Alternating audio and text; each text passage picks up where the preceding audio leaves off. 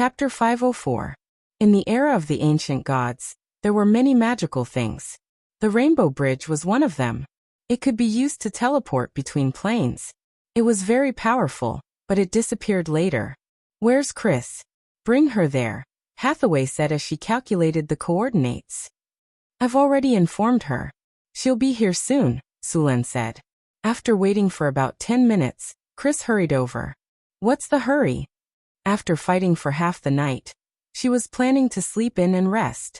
However, Sulan sent someone to inform her that there was something important. "I just received a message from the embroidered uniform guard.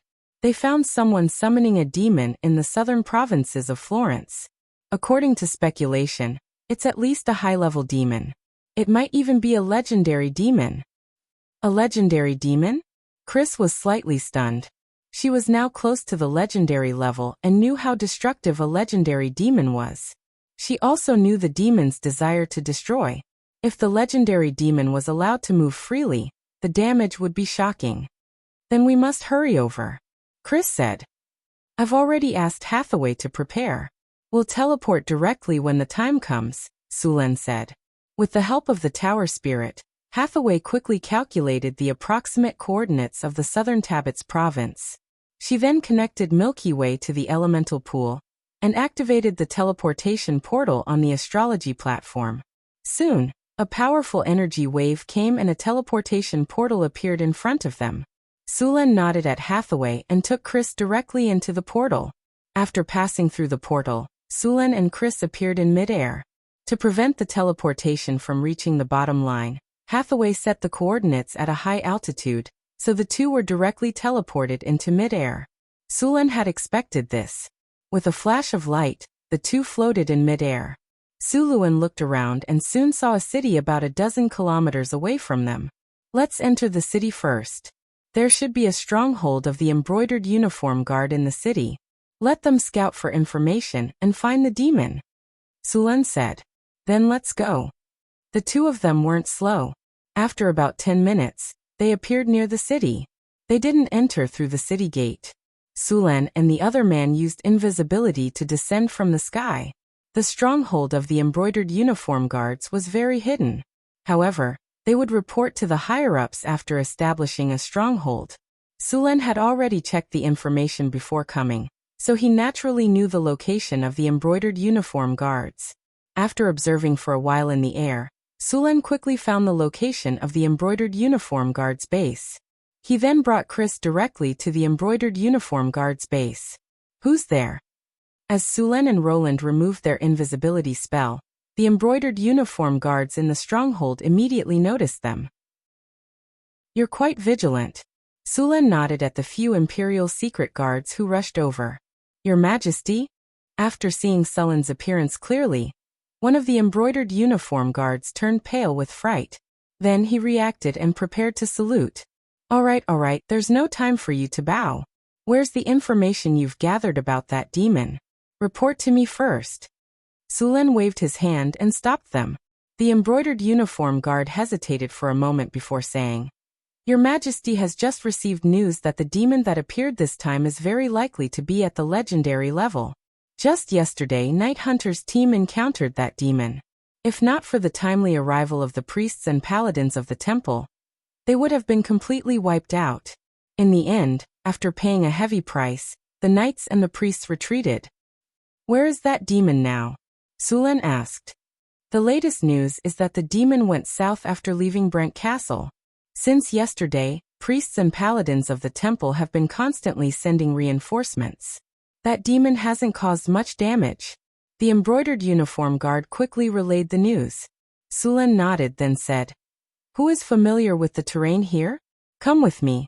This legendary demon is a bomb in the material world. We have to get rid of him as soon as possible.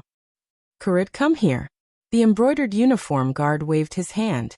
A young man with a thin and weak body and an ordinary appearance walked forward. However, his eyes were extremely lively. "Your Majesty, this is Kurid, a rogue. He's good at gathering information. He's very familiar with the terrain around Harvest City." "Yes, Your Majesty, I'm familiar with the surroundings," the skinny young man said with a fawning expression. "All right, it's you. We'll go now." You lead the way. Sulen didn't stop. With a flash of light, the three figures instantly disappeared. When they reappeared, they were already outside the city. Kurud was shocked when he saw the completely different scenery around him. He was even more in awe of his majesty. Kurud, what do you think we should do next? Sulen looked around and asked. Your Majesty, that demon went to a town in the south. We'll follow this road. After passing through 2 villages, we'll head west. Kurud said quickly. All right, let's go. With a gentle wave of his hand, a gust of wind blew and lifted the 3 of them up. Then they quickly flew into the distance.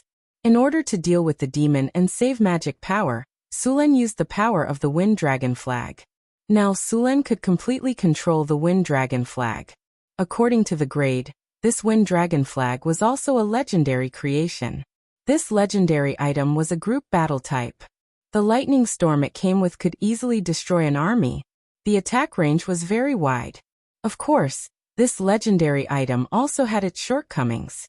If the attack range was large, the power would be reduced. The single target attack power was average. However, for Sulen, this wasn't a problem at all.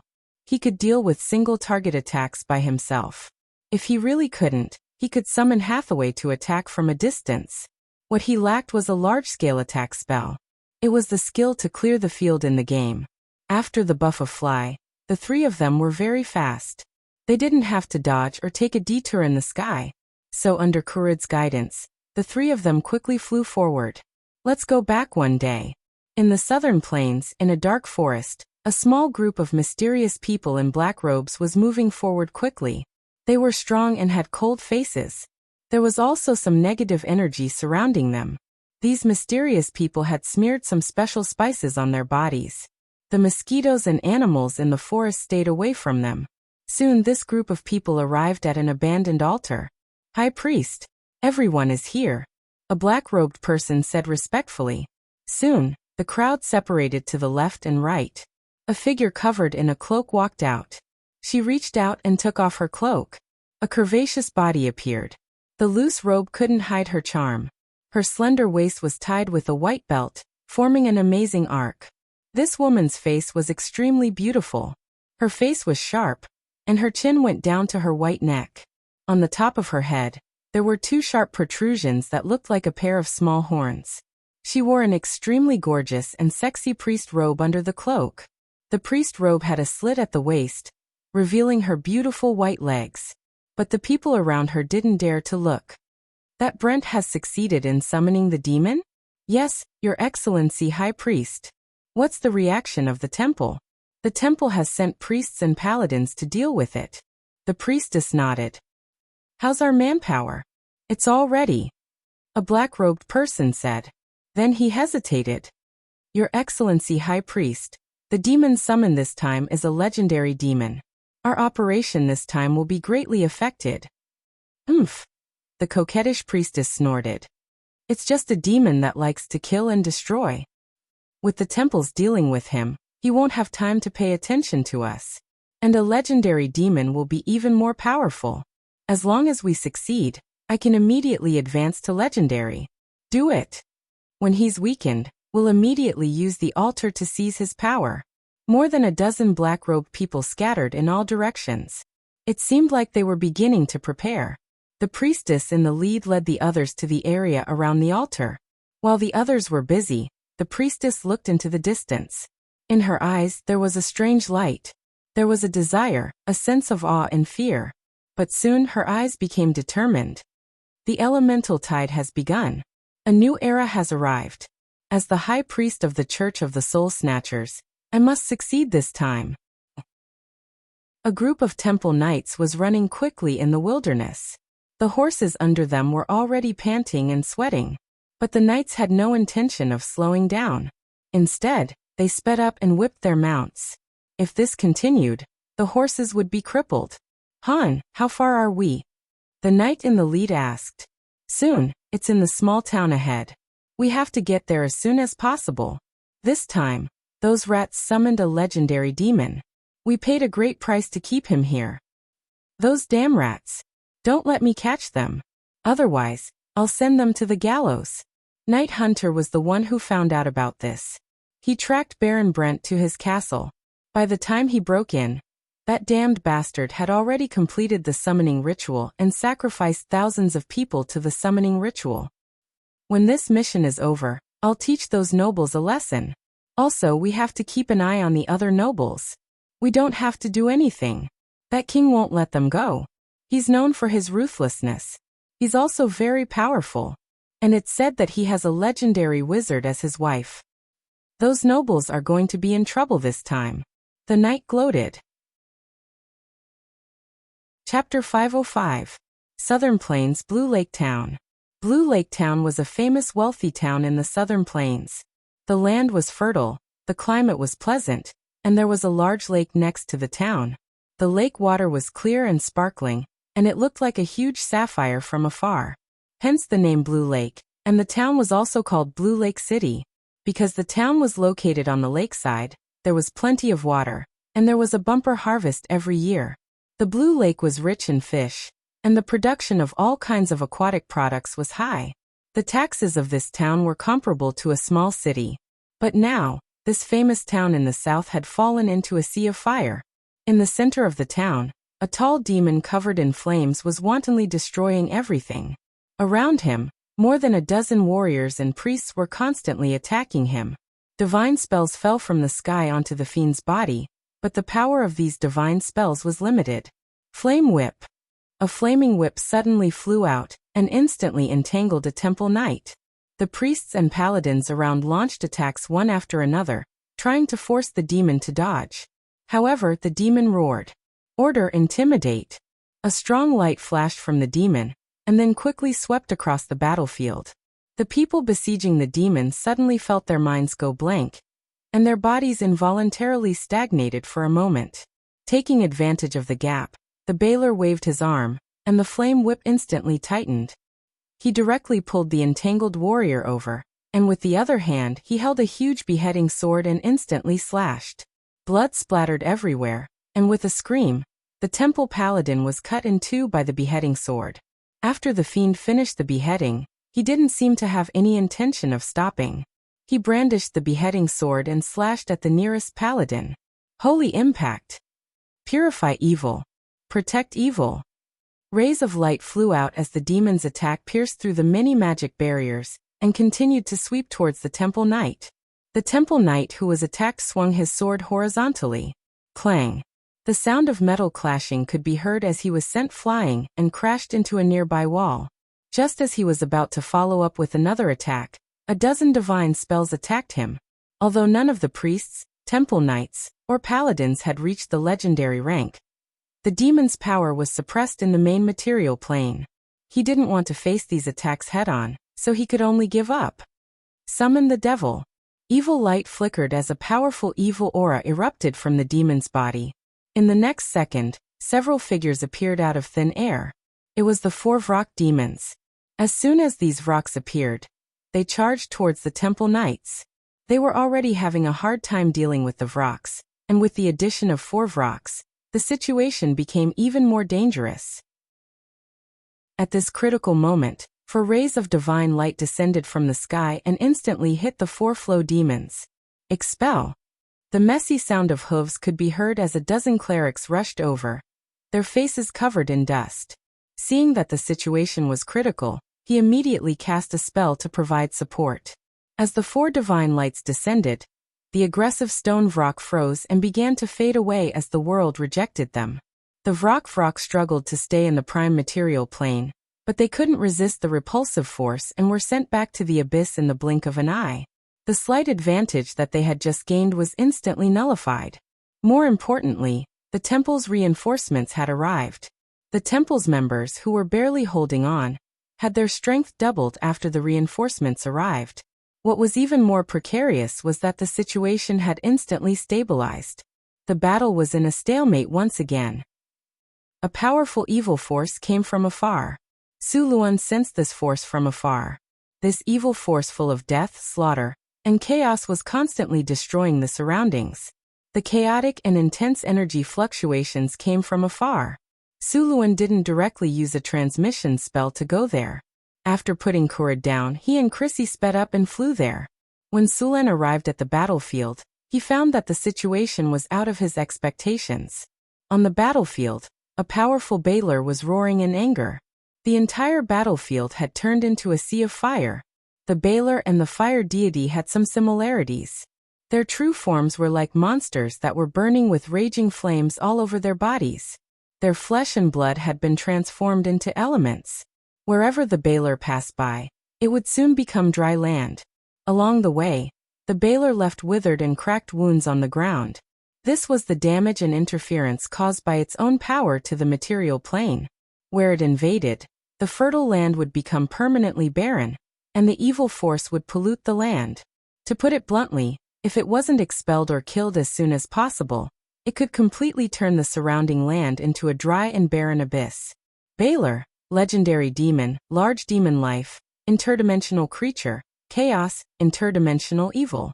Divine creature, challenge rating, 21. A high-level demon from the abyss. He was very familiar with the evil, destruction, slaughter, and chaos aura.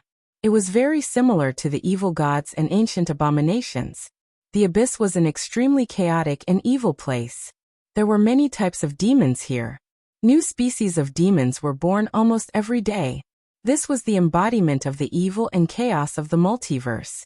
It was completely opposite to the good and orderly planes like Mountain Paradise. The original ruler of the abyss was the Orbis demons.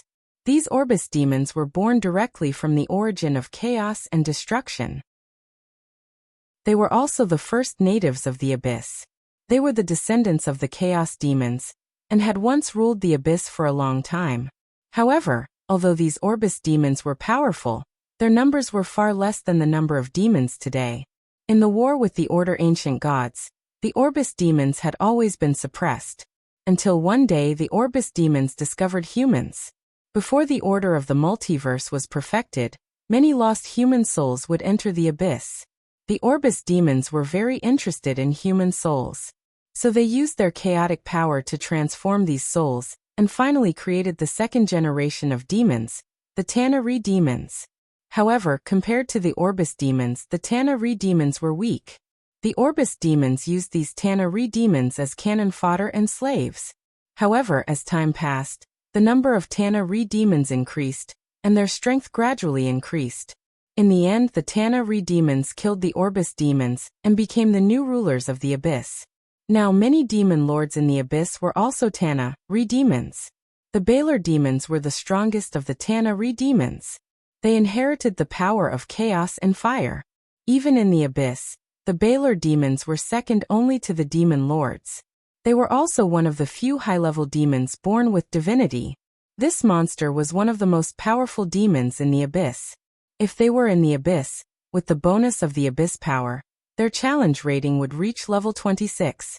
If it were not for the suppression of energy and the suppression of the power of the plane, this Baylor demon would have killed all the temple knights, priests, and paladins.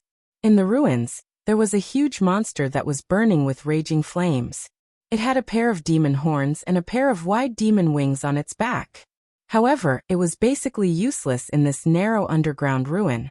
The Baylor demon was more than 12 feet tall, and weighed more than 5,000 pounds. It held a huge abyssal beheading sword in its hand, which was burning with flames. The Baylor demon was also a high-level demon that could fight with 2 weapons. Its other weapon was the level +3 abyssal flame whip. However, at this time, the Baylor demon did not seem to be having a good time. There were more than 20 clerics attacking it. At the same time, these clerics cooperated with each other, and used their energy to form pale golden chains that wrapped around the Baylor demon. These chains wrapped around the Baylor demon's arms, wings, and legs. Under the Baylor demon's struggle, the chains kept breaking, but soon new chains were condensed. The clerics wanted to forcibly seal the Baylor demon. The clerics looked miserable. Many of them had burns on their bodies. Compared to the Baylor demon, these clerics looked exhausted. If they continued to fight, they would be in danger. Seeing this, Sulen did not continue to watch. Powerful thunder energy gushed out of his body, and the storm halberd surrounded by endless thunder energy appeared in his hand. Damn mortals! The Baylor demon roared. and the pale golden chains that bound its body instantly tightened. The flames on the Baylor demon's body burst out in an instant. A powerful evil energy swept across, and the originally tight golden chains collapsed under this power. Seeing the collapsed chains, the clerics' faces changed drastically. They wanted to bind the Baylor demon again, but these clerics who were almost out of energy had no time to repair the chains. A flaming whip more than 10 meters long swept towards them with a whistling wind. The exhausted clergy were unable to resist, and were about to be killed. At this time, there was a thunderclap in the sky. Dazzling lightning flashed, and a figure wrapped in countless lightning bolts appeared in the path of the flame whip. Su Luan had no intention of dodging, and directly brandished the storm halberd to hack at the flame whip. Pale blue lightning appeared. The flame whip was directly knocked away. The power of the flame on it dimmed instantly, and then gradually extinguished. Chapter 506. The Baylor flicked its wrist and put away the flame whip. Its eyes were fixed on Sulen. It was very cautious of Sullen's sudden appearance. A demigod from the material plane? No, you're a human. The Baylor felt the divine power on Sullen's body, and there was a look of greed in its eyes. Divinity was very important to them. If they wanted to become a demon lord, they couldn't do without it. Originally, the Baylor came to the roof of the material plane to plunder a batch of souls and flesh. It didn't expect to meet a human with divinity. This was a delicious meal delivered to its door. In the previous confrontation, neither side used their full strength. It could only be regarded as a test. The Baylor in front of him wanted to snatch Sullen's divinity, but Sulen also wanted to snatch his divinity. Sulen would never complain about having too much divinity. Although the Baylor was suppressed by the power of the plane, its challenge level was as high as 21. If the paladins, priests, and paladins did not rely on divine power to suppress it, they would have been wiped out long ago. But even so, they had paid a heavy price. More than half of them were killed or injured. However, although the Baylor's strength was not bad, it was still far from Sullen's. If it was in the abyss, the Baylor could use its full strength to fight a few rounds with Sulen. Now that it was in the material plane, it was even less of a match. However, to prevent the Baylor from discovering Sullen's true strength and escaping back to the abyss, Sulen still had to hide his strength. He would give the Baylor a surprise after it had completely sealed the surrounding space. Baylor, since you're here, stay. Get out of the way. This is not a battle you can interfere in, Sulen said to the clerics. Whoosh! A strong gust of wind came, and the flame whips came with endless flames. The characteristics of demons made them naturally irritable and impatient. After seeing the divinity on Su Luan's body, they directly attacked and made up their minds to rob Su Luan's divinity. Crack! With a thunderous sound, the storm halberd blocked the flame whip. However, just as Sulen blocked the flame whip, the Baylor's other hand swung the giant beheading sword at Sulen fiercely. A shrill sound of wind was heard as the huge beheading sword slashed towards Su Luan with scorching flames. The heat it carried could melt steel. Su Luan's figure flashed, and he instantly dodged this attack. Boom! There was a loud sound, and the place where Sulen had been standing just a moment ago became a big pit with flames. Fire! Just as it dodged the attack, the Baylor suddenly revealed a sinister smile. Mind control. The Baylor, and he's. There was an inexplicable whisper in Sullen's heart, and an evil force attacked his brain. However, as soon as it appeared, Sulen directly drove it out. Sullen's will was easily immune to this attack. Without being affected at all, Sulen turned over and landed on the ground. The Baylor's expression seemed to be a little incredulous. After seeing that Sulen was not affected, it became even angrier. It roared and swung the beheading sword again. Bang! There was a loud sound of metal clashing. Sullen's storm halberd swept and easily blocked the beheading sword. Sulen did not just take a beating without fighting back. After blocking the beheading sword, Sullen's arm waved, and the storm halberd drew a circle and quickly slashed at the Baylor's head. The sharp halberd blade carried endless lightning, causing the Baylor's body to feel a slight sting. Thunder cut. The dazzling lightning instantly slashed. The Baylor's body turned, and the beheading sword in its hand was thrown. Dang! The lightning flashed, and the powerful force swung the beheading sword. Sullen's wrist turned, and the storm halberd quickly slashed again. Dang! Dang! Continuous collisions sounded, and the tall Baylor was beaten back by Sulen. The Baylor felt the power from the beheading sword and looked at Sulen in shock. The human in front of it was actually stronger than it. After realizing that it could not take advantage of Sulen, the Baylor's body flashed, and it wanted to use spell-like power to get rid of Sulen. Space imprisonment. Sulen released the spell that he had been preparing for a long time. The space was instantly locked, and the teleportation spell lost its effect. The teleportation light on the Baylor's body dissipated before it could rise. Sulen sneered. He came here to kill this Baylor. How could he give it a chance to escape? The Baylor's face was filled with disbelief. It flapped its wings, trying to get away. At the same time, it released several spells toward Sulen. Law, intimidate. Evil aura. Blasphemy. Continuous aura flashed from the Baylor's body, but whether it was law, intimidate, or evil aura, they quickly dissipated after touching Sulen. Sulen was directly immune to these two spells. The Baylor's mouth quickly uttered ancient blasphemy. This evil language had powerful magic, and the surrounding air was filled with evil power. Sulen suddenly felt a sharp pain in his body, causing his body to involuntarily twist. Seeing the effect of the spell, the flames in the Baylor's eyes rose, and it rushed towards Suluan in the next second. The beheading greatsword in its hand slashed towards him with a shrill sound, as if it wanted to cut Suluan in two. Thunder domain. Dazzling lightning burst out from Sullen's body, and the endless power of thunder and lightning filled the space around him. The evil power in his body was instantly purified. Seeing the Baylor rushing toward him, Sullen's body flashed, and he directly rushed toward it. Bang! The lightning and flames collided, and the loud roar shook the ears of the people around. The Baylor couldn't help but take a step back. The lightning on Sullen's body skyrocketed, and a thundercloud appeared in the sky. Countless lightning flashed in the thundercloud. With Sullen's attack, a bolt of lightning fell from the sky and hit the storm battle halberd in his hand. The weapon that was originally surrounded by lightning seemed to have completely turned into a bolt of lightning at this moment. Streaks of light quickly lit up one after another. Greater haste. Dragon strength.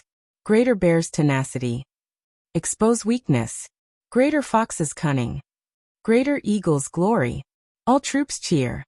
With more than a dozen spells on his body, Sulen waved the storm battle halberd and directly slashed toward the Baylor's waist. Clang, clang, clang.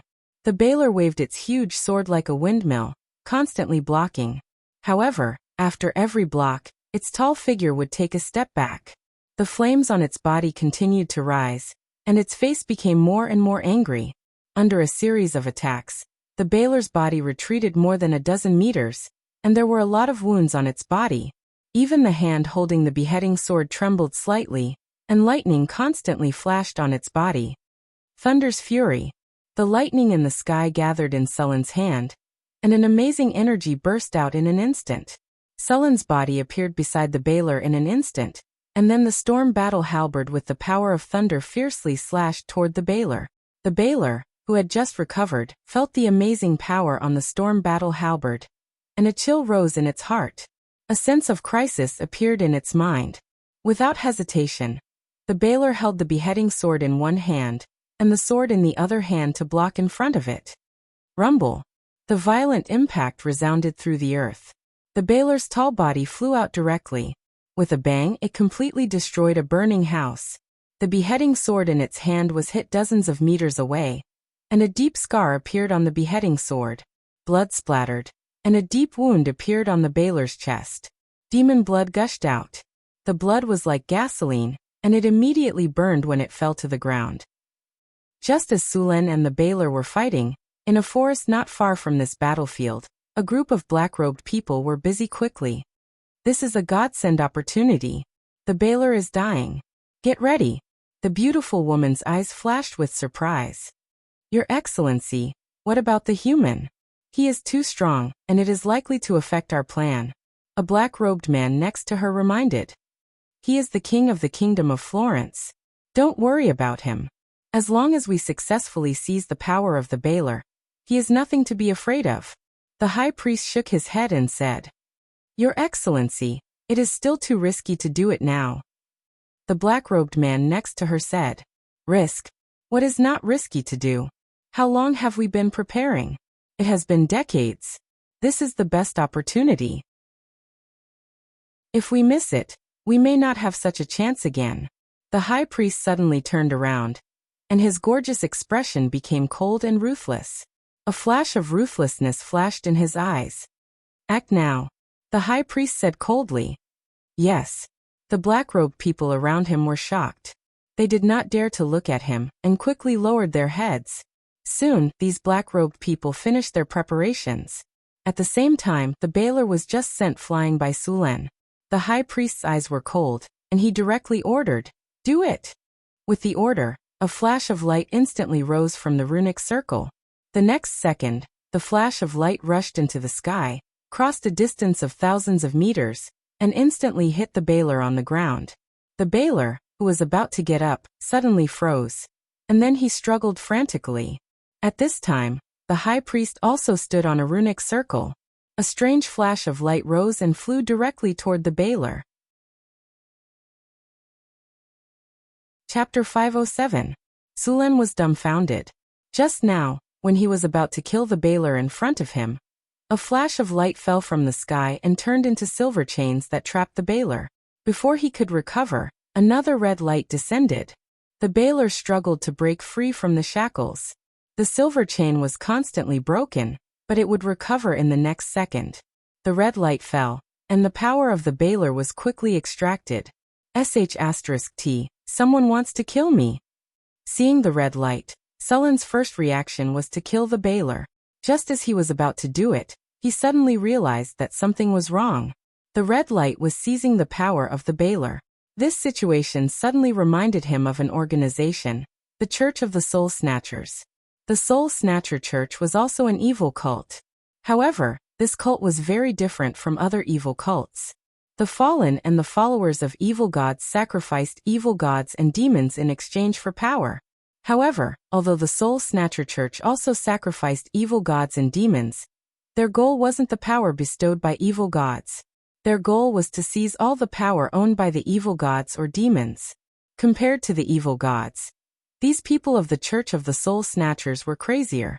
Usually, they would disguise themselves as fallen or evil gods and lure ordinary people to fall, and make them believe in evil gods or demons. They were hidden in the dark, but they were constantly making small moves in the dark. The origin of the Church of the Soul Snatchers was said to date back to the era before the Arcane Empire. Some arcanists wanted to seize the power of the gods and developed various methods. Later, a great arcanist invented the spell of ascension. Later he tried to become a god, but he was directly blown up by the divine power, and all kinds of information. After this incident, many arcanists gave up on researching ways to seize the power of the gods. However, there were also some who believed that the reason why the investiture of the gods failed was because the human body could not withstand so much divine power. Those people wanted to increase the strength of the human body, so that the human body could contain more divine power. However, they soon discovered that there was a limit to the improvement of the physical body, and the further they improved, the more difficult it became. Moreover, even if they improved to the limit, the human body could not contain the power of so many gods. Later on, some people proposed to seize the power of evil gods or demons. Later on, because of some turmoil, this sect disappeared. Of course, it was said that they had disappeared without a trace. In fact, these people had just hidden themselves even deeper. Spirit snatching had succeeded in history, but the side effects were huge. Evil gods and demons were different from humans. They had a strong negative energy. Many times, they would directly degenerate into evil gods or demons. Sulen knew about this cult, because he had found it in Hathaway's library some time ago. Sulen did not know how the Soul Snatcher Church had managed to steal the Bailer's power, but he figured it had something to do with the sacrifices they had made. The Bailer was probably the work of the Soul Snatcher Church. A cold light flashed in Sulen's eyes. These people dared to steal the Soul Snatcher Church's power. "Chris," Sulen called the little succubus through the telepathic link. "Master, I'm here." Chris's voice came. Come with me to take care of those guys who are here to take advantage of the situation. It didn't take long for Su Luan to find the location of those people on the map. His figure flashed and appeared beside Chrissy. Although Su Luan was furious that the Soul Snatchers had come to steal his kill, it was also an opportunity. Perhaps he could get a lot of benefits this time. Let's go. Su Luan grabbed Chris's hand, and a flash of light rose from them. The next second, the two of them appeared above a runic circle. Who is it? The energy fluctuations of the teleportation spell immediately alerted the Soul Snatchers below. They immediately shouted when Su Luan and Chris appeared. Su Luan ignored them and turned his head to look at the coquettish priestess who was standing in another rune circle and preparing to absorb the power of the Baler. This power is familiar. This is the power of a demon. As expected, the demon's descent this time is caused by you Soul Snatchers. Su Luan immediately sensed the aura of these people. A cold light flashed in his eyes. Group charm. The Soul Snatchers who were about to attack suddenly froze. They then looked at Chris with mesmerized eyes. Evil spirit. Blasphemous word. At that moment, two evil forces appeared in an instant. Lightning flashed on Sullen's body, dispelling the evil force field around him. The priestess that had been standing in the other runic array also disappeared. Hathaway's group charm hadn't been able to control her. A dark shadow suddenly flew over. Su Luan's figure disappeared in an instant, and then appeared near the priestess. Ambush! Eat my spear! The dazzling lightning suddenly released a powerful force and pierced through the priestess' body. Endless lightning exploded from her body. The priestess' body stiffened. The negative energy in her body was instantly purified by the lightning. Countless indistinct evil spirits entangled together flew out of her body. At the same time, her beautiful face quickly aged. Her body quickly lost water and life force. In just a few seconds, she turned into an old woman with dry and coarse skin and an old face. This was her original appearance. Her previous appearance was just a forced transformation with the help of magic. After the evil energy in her body was purified, she instantly returned to her original appearance. After losing her magic and being severely injured, her life came to an end. Her body tilted and fell to the ground. Chris quickly. Su Luan put away his Storm War halberd and pulled Chris to the altar where the priestess had been standing. Quickly stand there and absorb the power, Su Luan said, pointing at the runic circle. Okay. Chris naturally saw the energy contained in it. Without hesitation, her body flashed and instantly stood on it. By the way, order the disciples of the Soul Snatchers to cast spells with all their might and trap the Baler. Chris could no longer speak at this time. She could only nod to show that she understood and absorbed the power of the Baler with all her might.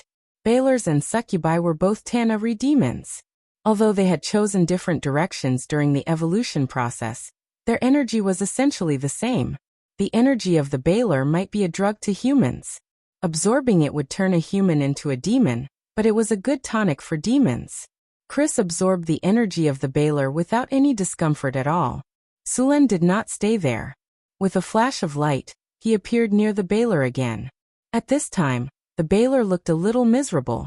In the battle just now, it was injured by Su Luan and then ambushed by the Soul Snatchers. Countless chains wrapped around it, making it unable to break free. Now the energy in its body was constantly being extracted. If this continued, it would be the time of its death when all the energy in its body was taken away. However, the chains had suddenly broken, allowing the Baler to grab them a few times. In order to survive, the Baler erupted with a strong will to live. It grabbed the many chains wrapped around its body and tried to tear them all apart. But at that moment, a playful voice came from the sky. Still want to run? In the next second, Sullen's figure instantly rushed down, the Storm War halberd in his hand sweeping over with boundless lightning, knocking the Baler back. In order to let Chris absorb the energy of the Baler, Su Luan did not kill it. With Su Luan blocking it, the Baler had lost all hope of escaping. Under the extraction of the soul-snatching circle, its energy was constantly being absorbed. With Sullen's protection, the soul-snatching circle operated quickly, constantly extracting the energy of the Baler and sending it into Chris's body. As the energy absorbed increased, Chris's aura became stronger and stronger. She was originally a Class 4 elite succubus, but now she quickly reached the peak. A lot of energy was needed to break through to the legend rank, but it was not a problem for Chris at all. A legend rank Baylor was more than enough for her to advance. Soon more and more energy was extracted. As the Baylor's energy decreased, the soul-snatching circle's energy absorption speed also increased. Finally, a powerful energy was extracted, and the flames on the Baylor's body disappeared. Its original legend rank aura also completely dissipated. At the same time, Chris's stagnant aura began to rise again. This time, she directly broke through the shackles of the legend rank and became a legend rank demon. After becoming a legend rank demon, Chris's strength did not stop. Instead, it continued to increase, but the speed of increase became even slower. Finally, the energy of the Baylor was completely drained by the soul-snatching circle, and Chris absorbed all the energy. After losing all its energy, the Baylor's life came to an end. The countless silver chains that originally bound it turned into specks of light at this moment, and the Baylor was blown by the wind and turned into a pile of ashes, leaving only the beheading sword and flame whip. A breeze blew, and the beheading sword and flame whip flew directly into Sullen's hands. As a legend-ranked demon, the weapons used by the Baylor were naturally not ordinary. The main material of the beheading sword was abyss magic steel, while the flame whip was made of abyss magic steel mixed with the tendons of the abyssal fire lizard. Although the two items were not legend rank, the materials were very good. The main reason was that the abyssal demon's craftsmanship was too rough. If these things were given to Hathaway, together with some other materials, it would not be difficult for them to become legend rank equipment. It just so happened that Chris still lacked a weapon to advance to legend rank. Chapter 508. With the death of the Baylor, the chaos had come to an end. However, there was still a lot of work to be done. Blue Lake Town had been destroyed, and it needed to be rebuilt. Other than the residents who had been killed by the Baylor, many had escaped to the surrounding wilderness. The town needed to be rebuilt, and the refugees needed to be settled as soon as possible. At the same time, because of the destruction of the Baylor, a large part of the farmland here was destroyed and needed to be replanted in time. The destroyed farmland also needed to be purified of evil energy. There were a lot of things to do. In addition to these, Sullen also had to summon the paladins and give them rewards. After all, when the Baylor was raging, these people helped stop him and reduce Florence's losses. As soon as the battle was over, Sullen found these people.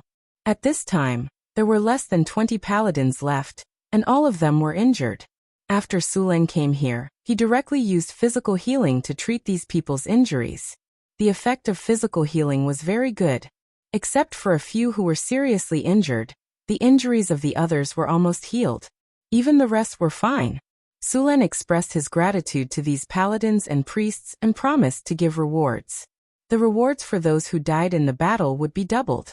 Then he found a relatively intact house in Blue Lake Town for them to live in. Among these paladins, except for 2 who had recovered and went back to report to the paladin, the others lived here for the time being. After arranging these people, Sullen went to check on Chrissy. Chrissy, who had just completed her advancement, had not yet controlled her power. Through the spirit-devouring array, she could at most seize about 80% of the energy. Chrissy had 80% of the Baylor's power. Not only the power, but also the divinity of the Baylor. Divinity was different from other energies. Chrissy did not directly absorb it now. There were still a lot of residual consciousness of the Baylor on it. If she absorbed it directly, it was very likely that the Baylor would take the opportunity to resurrect. This kind of thing was not unprecedented. In the multiverse, many gods had been resurrected through various methods. Chrissy was not a legendary demon before. Once she engaged in a battle of wills, the consequences would be very dangerous, so the best way was to temporarily seal this divinity. After she fully adapted to her own energy, she would try to absorb it slowly. The Baylor had a total of 7 points of divinity. If he had a little more, he would have been able to advance to a demon lord. But now all of this divinity had been obtained by Chris. Sullen took out a magic staff and used the power of thunder to seal all the divinity of the Baylor in one place. Endless power of thunder entered Chrissy's body, and then continuously squeezed the divinity of the Baler. This process was very painful, and the taste of thunder and lightning was not pleasant. However, the little succubus often enjoyed the treatment of plasma cannons, so her resistance to thunder and lightning had obviously increased. In addition, Sullen's lightning was not an attack. Although it was uncomfortable, it was still bearable. Soon, the Baler's divinity was all squeezed into one place. Then, a dozen lightning chains separated from Sullen's body and completely sealed the divinity. With a flash of lightning, a lightning rune appeared on Chris's arm. After all, the power seized by the spirit-devouring circle was not from her own cultivation. It would take some time to digest and master it. At the same time, the Baler's power had a lot of negative will, which Chris had to remove by herself. After Chris completed her advancement, Sulen looked around at the people of the Church of Soul Snatchers. These people were still under Chris's control. The charm of a legendary succubus was very powerful. Sulen did not plan to kill these people for the time being. They might be useful in the future. He ordered these people to pack up, and then let them return to Harvest City to wait for orders. After checking that there were no fish that had escaped the net, Sulen left with Chris. After returning to Harvest City, Sulen asked the Imperial Guard to pass on his orders, and then directed the City Hall to start the post-disaster reconstruction work. This time, the Baler's energy was sucked out by the spirit-devouring circle. Sulen did not get any experience, legendary skill points, or soul crystals from it. In the end, he only got a gold treasure chest and some experience from the people of the Church of Soul Snatchers. If Chris did not successfully become a legendary, it would be a big loss. Without the Baler's interference, the post-disaster reconstruction work went very smoothly. The nobles around all contributed money and manpower. The news of Sullen's appearance was heard by the nobles the next day. Some of them wanted to curry favor with Sulen, but they did not dare to neglect his orders. The first batch of supplies was quickly prepared. Then Sulen notified Sanfelto City and asked Phyllis to send some officials over. At the same time, he also began to settle the score for the Baler incident. This time, it was not just Baron Brent who was involved, but he was the most unlucky one. With his strength alone, there was no way for him to carry out such a legendary demon summoning ritual. Of course, the Church of the Soul Reaver was involved in this, but many of the nobles around Harvest City were also involved. During this time, Su Luan had ordered the Imperial Secret Service to collect all kinds of information. Although the Imperial Secret Service was not good at war, they were experts at collecting information. The nobles thought that they were doing things secretly, but in reality, the Imperial Secret Service had already investigated everything. After the investigation was completed, the people from Sanfelto City arrived and began to investigate the nobles. With the help of this demon incident, Sulen began to make a move on the nobles in the southern plains. After the last rebellion, Sulen wanted to clean up the area. However, considering that the nobles in the southern plains were already frightened at the time, if he was too aggressive, the nobles would very likely submit to the surrounding countries. At that time, it was very likely that the civil war would escalate into a war between Florence and several other countries. At that time, even if Sulen won, the southern provinces of the kingdom would be completely destroyed. Even the northern provinces that had just settled down would be in chaos again, so Sulen did not think too much about it. Now, with the demon incident caused by Baron Brent, it gave him a very good excuse. Of course, this incident was more to weaken the local noble's strength and increase his control over the south.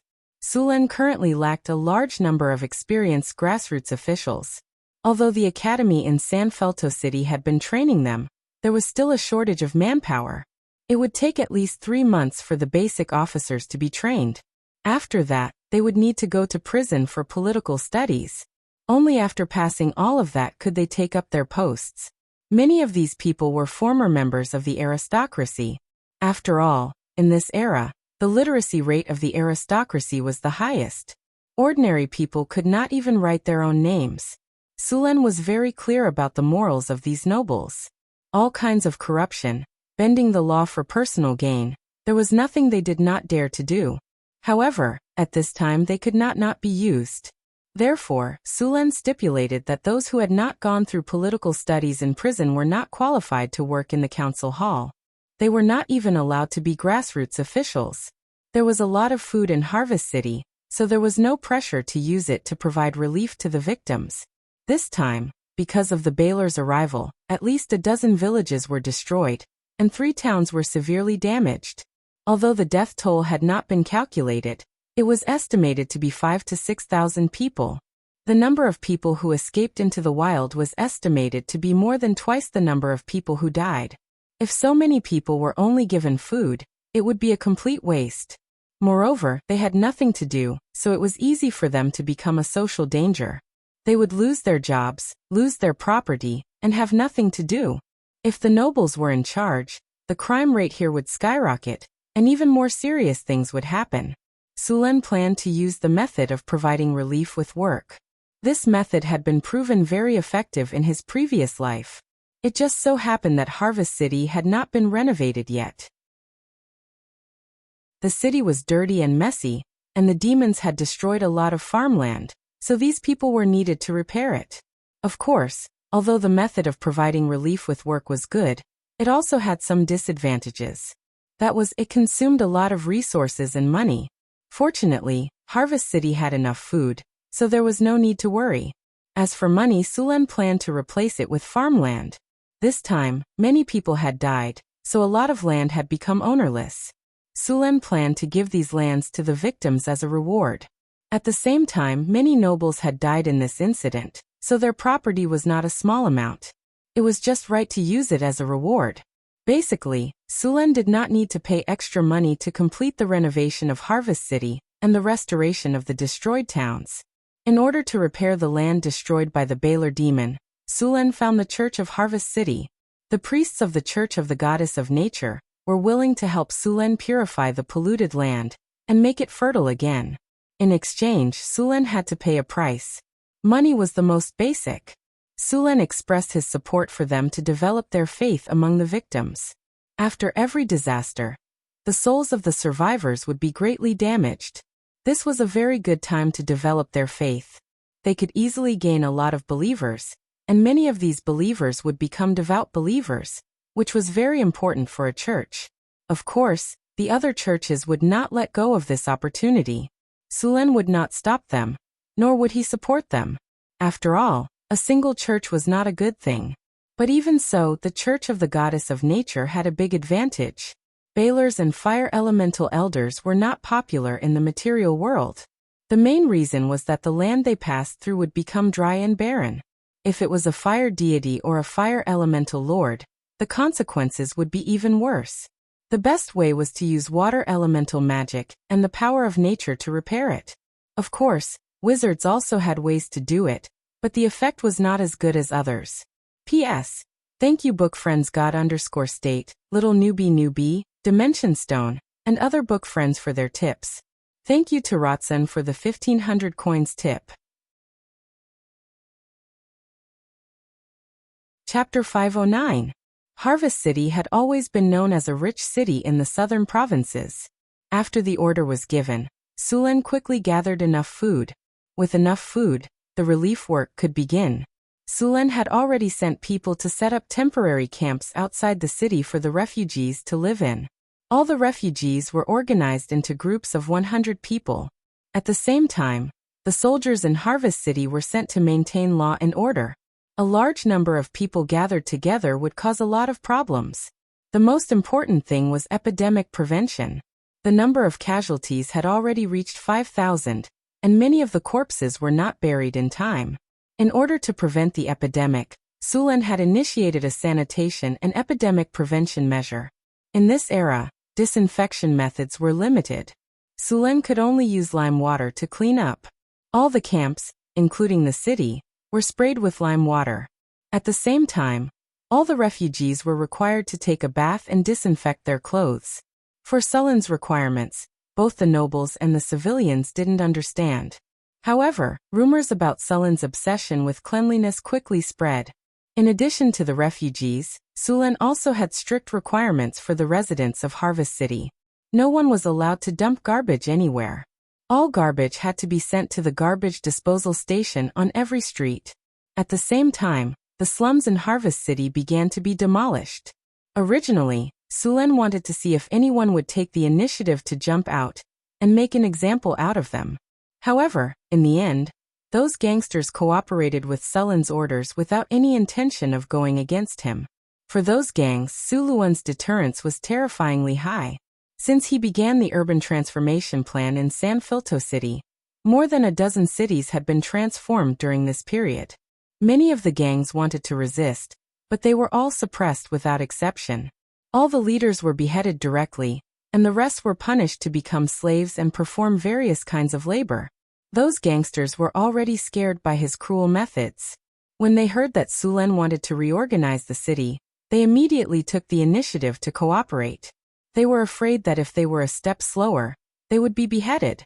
At the same time, under Sulen's oppressive rule, rumors about him were everywhere. Some said that he liked to eat human flesh, especially women and children. The evidence was that Sulen's caravans would buy a large number of female slaves and children. In fact, this was to balance the population of North City. Some said that Sulen was favored by the devil, so he could build a city in the wasteland in just a few years. Some said that he had signed a contract with an evil dragon, and the dragon gave him power, allowing him to command a large number of flying dragons. The flying dragons in North City was the evidence. Anyway, these rumors were demonizing him in North City. After the barbarians appeared in North City, there were rumors that there were a large number of lunatics and gays in North City. Sulen didn't know how they came to this conclusion. After the drows appeared, many people with bad intentions swore that Sulen had a huge harem.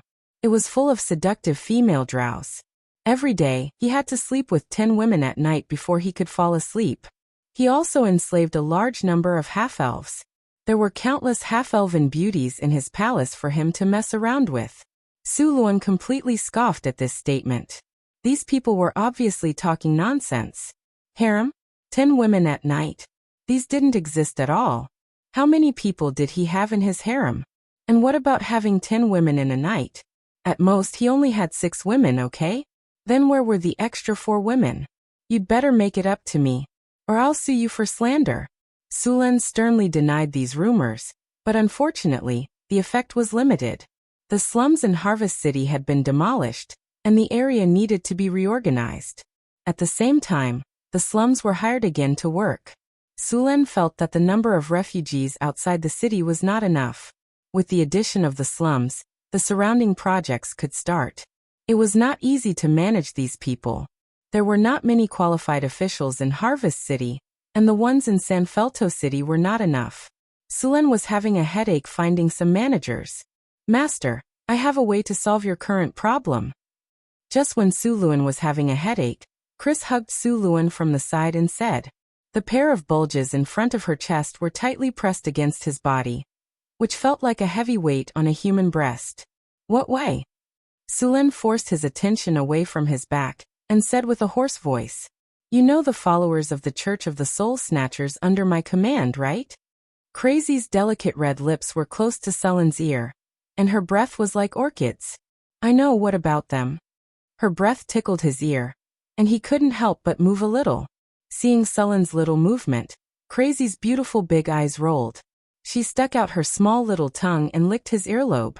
Then she said, The followers of the Church of the Soul Snatchers are literate, and they're quite knowledgeable. They're definitely qualified to be basic managers. Now that they're following my orders, Master, you can let them manage the refugees. Sulen suddenly felt a warm feeling in his ear, and a ball of fire rose in his heart. The Soul Snatchers? Don't turn the refugees into evil cultists.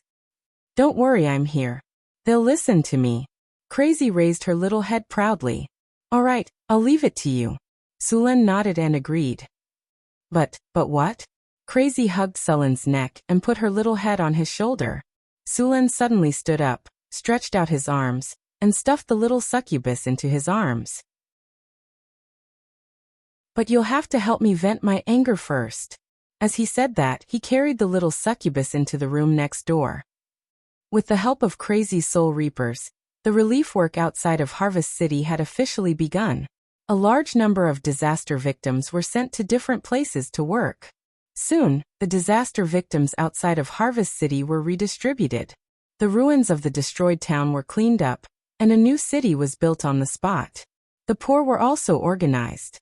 A large number of fields outside the city were destroyed, and the poor were sent to replant seeds. The land that was destroyed by the Balers was slowly repaired with the help of the priests of the goddess of nature. One had to admit that the soul snatchers under Crazy's command were very capable. The tasks that Sulen assigned were all completed. After some observation, Sulen found that these people were not only good, but also more knowledgeable than the nobles. The education they received was also very good. Even the evil cultists had such high standards these days. After the relief work was on the right track, Sulen began to deal with the nobles. This time, Baron Brent's problem was very serious. Sulen didn't trust the nobles. They were like ticking time bombs, and no one knew when they would explode. Next, Sulen carried out a mandatory inspection of the nobles, according to the information given by the Imperial Secret Service. It was easy to find a lot of people who were in cahoots with the Fallen and the Evil God's followers. The Evil God's followers and the Fallen loved to deal with the nobles. Although most of these nobles' ancestors were heroes, after hundreds and thousands of years of reproduction, a large number of nobles had long fallen. The dark side of the city was basically deliberately indulged by these nobles. The various gangs were actually the nobles' black gloves, responsible for dealing with some things that were inconvenient for the nobles to deal with. These were basically the unspoken rules of the nobles. Many nobles lived an extravagant and luxurious life. After enjoying all kinds of luxuries, they began to pursue more exciting things. Many evil cultists used this as an excuse to lure the nobles. There were also some nobles who wanted to obtain great power, extend their lives, or restore their youth. These nobles were full, and had begun to pursue pleasure. This was also why so many nobles cooperated with the evil cultists and gave them protection. These foolish nobles even naively thought that the evil cultists could only rely on them and be at their mercy. Little did they know that in the eyes of the evil cultists, these nobles were the real fools. After a search by Sulen, a large number of nobles were quickly caught. However, most of the evil cultists and fallen ones behind these nobles escaped. Even the main members were not caught.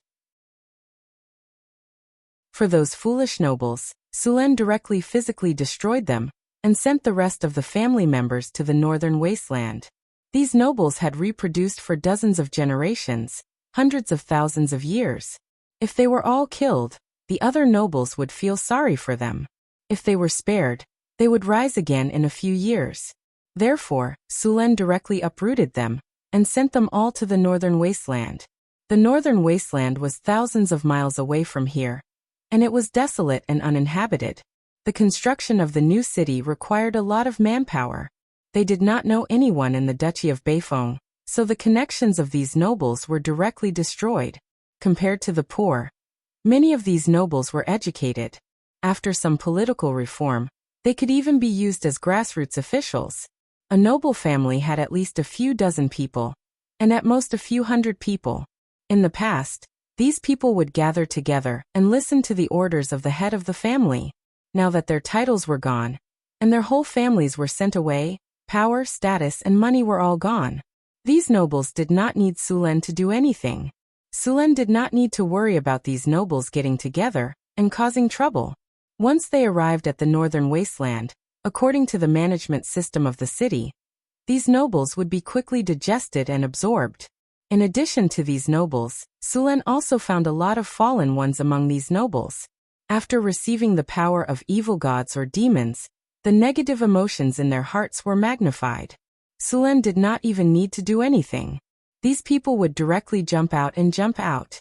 In the end, they were easily suppressed by the Imperial Guards and the army. In order to maintain the stability of Harvest City, Phyllis specially sent over 1,000 soldiers. With Sulen and Chris in charge, these nobles could not do anything. Chapter 510. After becoming a legendary succubus, Crazy's strength had increased a lot. Now when she used charm at full power, even Sulen was shocked. In addition to her original ability, Crazy also mastered the power of fire. This power naturally came from the Balrog. She could add fire to her weapons. Sulen tested the power of these magic flames, and found that they were no worse than those of the Balrog. At the same time, she also learned many fire spells. In addition to these, Crazy also awakened the blasphemous language. The blasphemous language was a power that spread among demons. It was the power of the oldest evil god, and one of the abilities that the gods of the evil camp were good at. This was the most ancient blasphemous language. Only some powerful and evil beings with divinity could master this ability. Otherwise, they could only master the lower level of the blasphemous language. Not long ago, when Sulen killed the priestess of the Church of the Soul Snatchers, she used the blasphemous language. However, the power of the blasphemous language was limited to Sulen. Sulen resisted it directly. Some priests who were favored by the gods also had this ability, but what they mastered was the word of truth. If one could become the chosen one or the favored one of the gods, they would be able to become the gods' chosen ones. This ability could be upgraded to the holy word. Under normal circumstances, the blasphemous language and the blasphemous language could only be bestowed by a powerful demon or evil god, whether it was a demon, a devil, or an evil god. An evil sacrificial ceremony was required. If it was a demon, it was simple. They could just kill brainlessly, as long as there was enough blood and chaos. Just like Brent, who killed thousands of people to perform the sacrificial ceremony. If it was a devil, then a simple bloody massacre would not satisfy them. They liked all kinds of conspiracies and betrayals, especially those melodramatic dramas where relatives plotted against each other and killed each other. For example, the fight for the inheritance of nobles, the son killed the father, the younger brother killed the elder brother. Conspiracies and betrayals were the devil's favorite. Of course, they could also choose other evil gods. After all, there were still many evil gods in the lower planes. They could be obtained by offering sacrifices to please them. For example, if Chris wanted to obtain this ability, she would have to offer a sacrifice to the succubus queen and please her. As the most dangerous and beautiful bitch in the bottomless abyss, she had mastered the divine concepts of lust, depravity, promiscuity, and so on.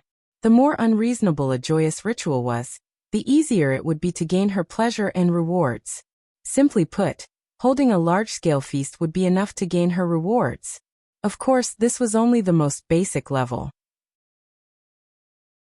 After all, as the succubus queen, what kind of extravaganza had she not played before? She was known as the biggest chicken coop in the multiverse.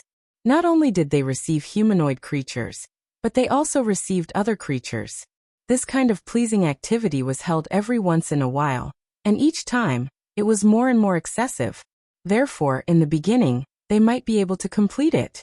However, after a few times, the difficulty would increase. Moreover, this kind of ability bestowed by the evil gods came with a price. Although it could increase their strength, it would also cause them to fall into the control of the evil gods. For example, the glorious nun of the succubus queen.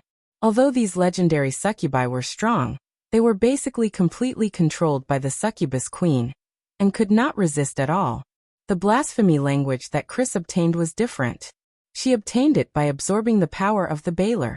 It was equivalent to awakening on her own, and was not restricted by other evil gods at all. She could now be said to have escaped the control of the succubus queen. She had also obtained divinity now. If she could absorb all the divinity of the Baler, her power would become even stronger. The divinity of the Baler was the power of slaughter, destruction, and chaos.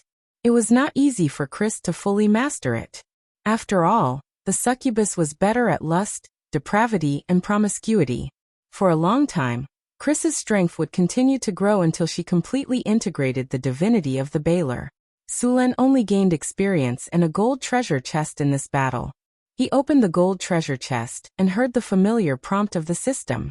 Congratulations, you have obtained the item Magic Gem X3.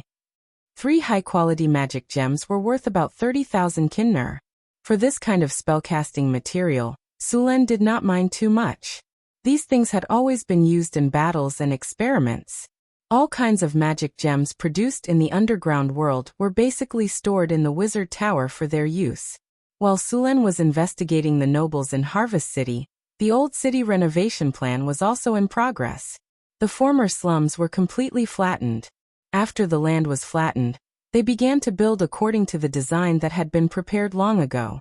The first thing to be built was still the housing. The housing style was uniform. All of them were 3-story buildings. This kind of house was not difficult to build and saved the land. At the same time, the first floor of the house could be used as a shop. In addition to the houses, Sulen also asked to build a prison and a college. He was going to build a college in Harvest City to train more grassroots officials. The teachers in the college were selected by Sulen from the nobles who were about to be exiled. These people needed to go through ideological and political education before they could become teachers. After everything else was on track, Sulen's investigation of the nobles became faster and faster. This time, about half of the nobles in Harvest City would be stripped of their titles and confiscated of their land. Not to mention other things, just the land was enough to make people speechless. 80% of the farmland around Harvest City belonged to the nobles. This time, the confiscated land took up more than 30% of the total land in Harvest City. Sulen did not plan to keep this much land. He planned to use some of it as salary. For the poor, if they had to choose between money and land, they would usually choose land. Very few people would choose money. After Sulen announced that the compensation for this work would be land, no matter if it was the refugees or the poor, they all worked hard. Even the commoners in Harvest City were jealous of Sulen's practice of using farmland as compensation. The farmland confiscated from the nobles were all good farmland. The land was fertile, and there was plenty of water around. Basically, there would be a bumper harvest every year. This kind of farmland used to be monopolized by the nobles. Now that it was being used as compensation, the refugees and the poor all wanted to get their hands on it. In this era, there was still a big difference between good farmland and normal farmland. Farmland that was close to a water source was good farmland. On the other hand, farmland that lacked water source was poor farmland. After all, there was no pump in this world that could pump water to irrigate farmland. A group of priests under the protection of 2 groups of knights came to a desolate land. Sulen looked at the land. The surrounding land was more or less green, but the land here was yellow. There was not a single plant on the ground. Sulen grabbed a handful of soil, and the yellow sand slipped through his fingers. It was obvious that the land here had been severely damaged. This was the trace left behind by the baler. Sulen threw down the sand and said, "Mr. Michel, I'll leave this place to you. Don't worry, Your Majesty. I will definitely restore this place to its original state." Pastor Mr. promised. Pastor Mr. was the bishop of the Nature Church in Harvest City. His position was second only to the Archbishop of San Felto City. After discussing the details with Sulen, he began to restore the land. Bishop Michel and a few other priests began to pray. Soon, a powerful force of nature descended from the sky. With the appearance of this force of nature, the evil energy on the originally deserted land was dispelled. The land also changed from desertification to soil. Green grass grew out of the soil. Soon, this desolate and withered land became fertile farmland. Sulen looked at the land and said in surprise, "The Nature Church's force of nature is indeed powerful. It can make deserted land fertile again." Michel shook his head and said, "Using divine power to change the natural environment is not the best way. I can turn this place into a desert mainly because the damage to the farmland here is not serious. As long as the residual power of the baler is removed, it can be restored with magic. But if it is a naturally formed desert, it will be very difficult to restore it with this method. The restoration effect is only temporary. Once the divine power dissipates and the surrounding environment does not change, this land will quickly become a desert again." Michel shook his head and said, "Many big druids have been working hard to restore the damage caused by the ancient war. In ancient times, the Arcane Kingdom and the Gods of Order broke out in a war that affected dozens of planes. Some planes even became barren and dead because of this war. Sulen's plane was also seriously damaged. Just like the Sea of Death in the center of the continent, it spread for thousands of miles and there was almost no life.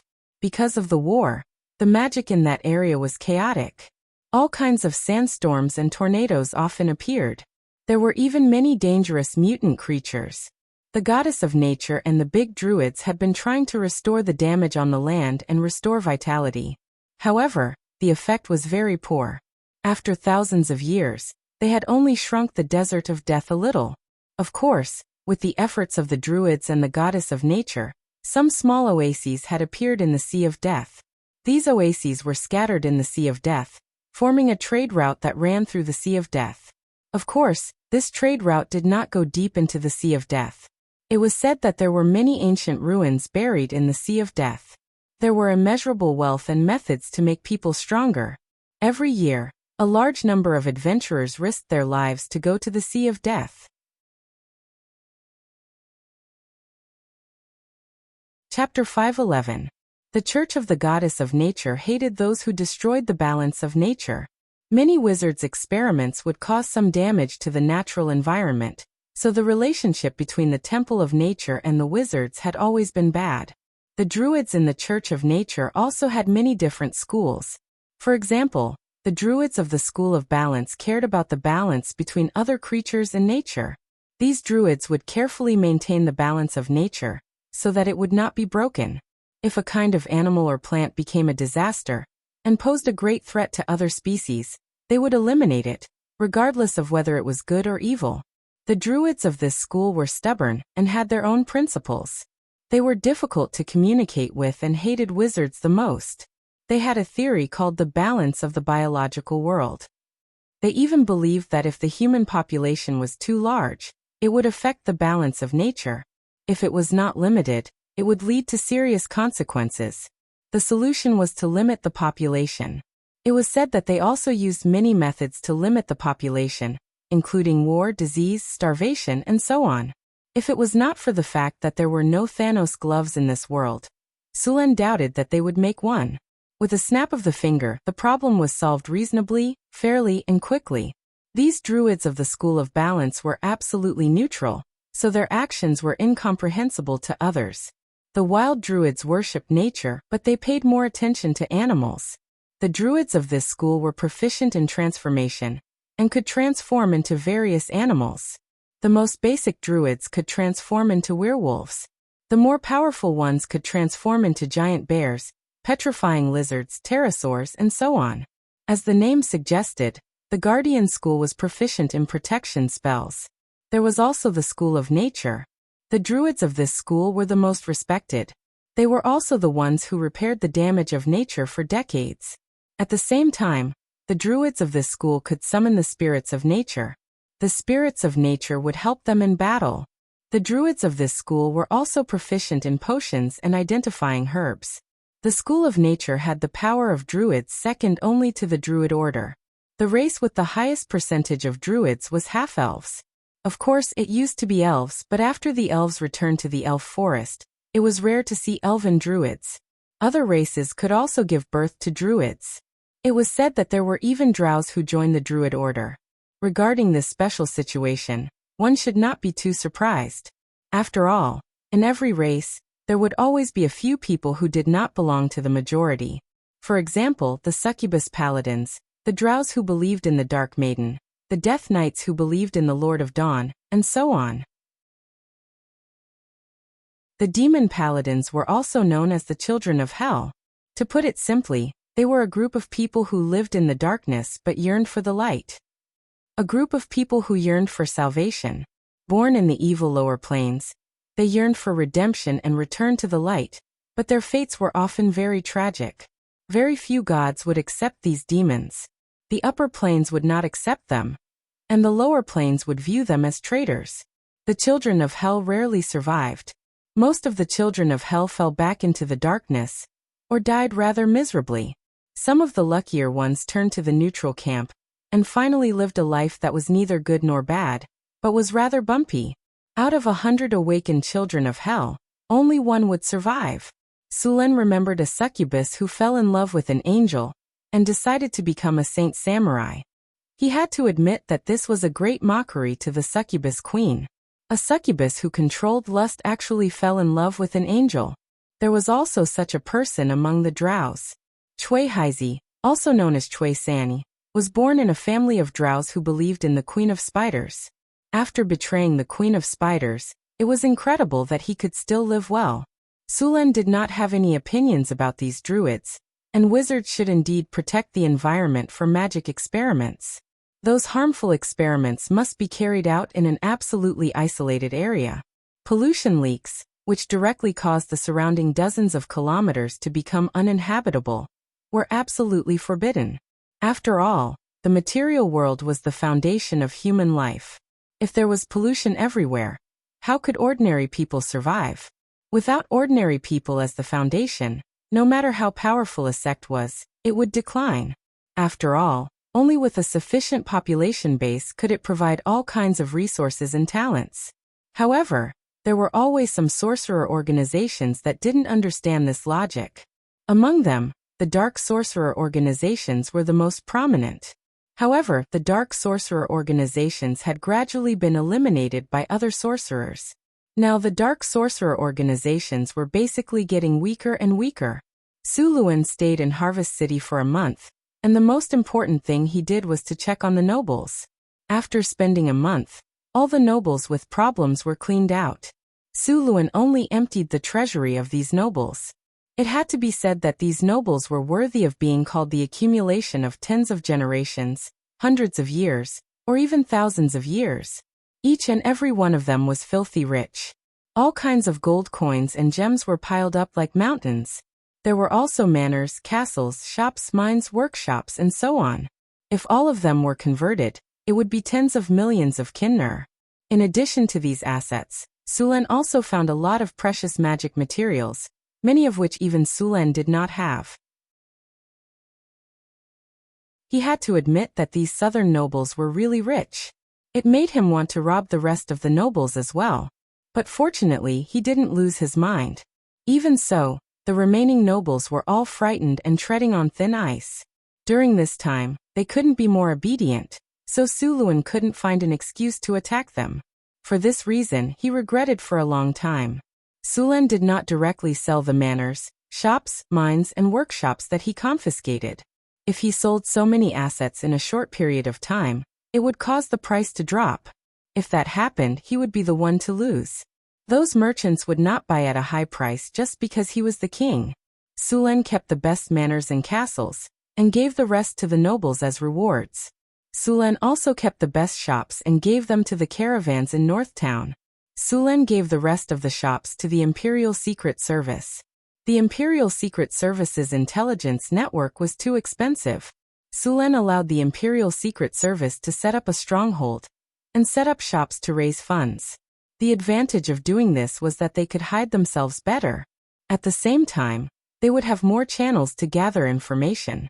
A part of the profits from these shops would be given to the Imperial Secret Service as subsidies, and the rest would be stored in the stronghold. At the same time, Sulan also left some shops for the local town hall. These shops were for the town hall to set up some daily necessities shops to stabilize the price of goods. This way, the price of goods would not be controlled by those profiteers. Sulan had been in Harvest City for a month now, so he knew a lot about the city. In the past, the nobles and merchants here would often work together to lower the price of food during the harvest season. Then when there was a shortage of food, they would raise the price. In this way, ordinary civilians would have their flesh cut off twice. If they were even more unscrupulous, items such as salt and cloth would be cut off once more. Therefore, although this city was called Harvest City, the commoners' lives were not good. It was not uncommon for the farmers to suffer when there was a good harvest. Of course, Sulan would not let those profiteers get away with it. Therefore, he planned to let the town hall come out and give them the lowest price for food. At the same time, he would set up a granary here to store food and sell it at a low price during the shortage of food. Sulan learned this from his previous life. In his previous life, there was a system like this in ancient times. Chongping Granary was specifically built for this purpose. However, no matter how good the system was, it still needed people to follow the rules. Unfortunately, there were not many people who could do it. Otherwise, there wouldn't be so many fire dragons burning granaries and ghost soldiers borrowing food. Even in his previous life, when modern information was so perfect, there were still people who took risks out of desperation. Sulen naturally did not trust the integrity of the officials. Therefore, he ordered all the officials to go to the prison every 6 months for ideological and political studies. At the same time, Sulen also ordered the imperial guards to supervise them. In order to make this system work properly, Sulen put in a lot of effort. Harvest City was the first southern city that Sulen renovated. It could be said that it was a benchmark, so he had to do it to the best of his ability. In addition to these, the mines that were confiscated from the nobles would be returned to the royal family. There were many types of mines, and many of them would produce some magic materials. Some of them would be sent to the northern city, and the rest would be sold to the royal family. Chris Hathaway, Alex, Phyllis, Karina, and his half-elf maid would all have a share. As for the workshops, Sulen was going to sell them to the merchants. If these workshops were handed over to the town hall, the output and expenditure would not be proportional. The town hall would also become bloated, so it was better to hand them over to the merchants. Of course, they would have to abide by the laws of the Kingdom of Florence and pay taxes according to the rules. In the past, these workshops were in the hands of the nobles, and those nobles had never paid taxes. Since Sulen ascended to the throne, he had arranged people to perfect the legal system of the Kingdom of Florence. Before this, the Kingdom of Florence did not have a perfect set of laws. A lot of times, it depended on the preferences of the nobles. Of course, this state was not good. A proper set of laws would make it easier to govern the country. This time, Sulen had obtained a lot of wealth in Harvest City, but it would take a while before he could cash it all out. He directly took away about 8 million kinner, and there were still about 1 million kinner left. Sulen handed these over to the Imperial Guard in Harvest City. The Imperial Guard stronghold in Harvest City had been upgraded by Sulen, and the money would be used to build the strongholds of the Imperial Guard in other southern cities. Sulen and Chris left Harvest City together. After his investigation, Harvest City was completely under his control. All the things that needed to be done were arranged. The rest of the officials only needed to follow Sulen's plan and build the stronghold.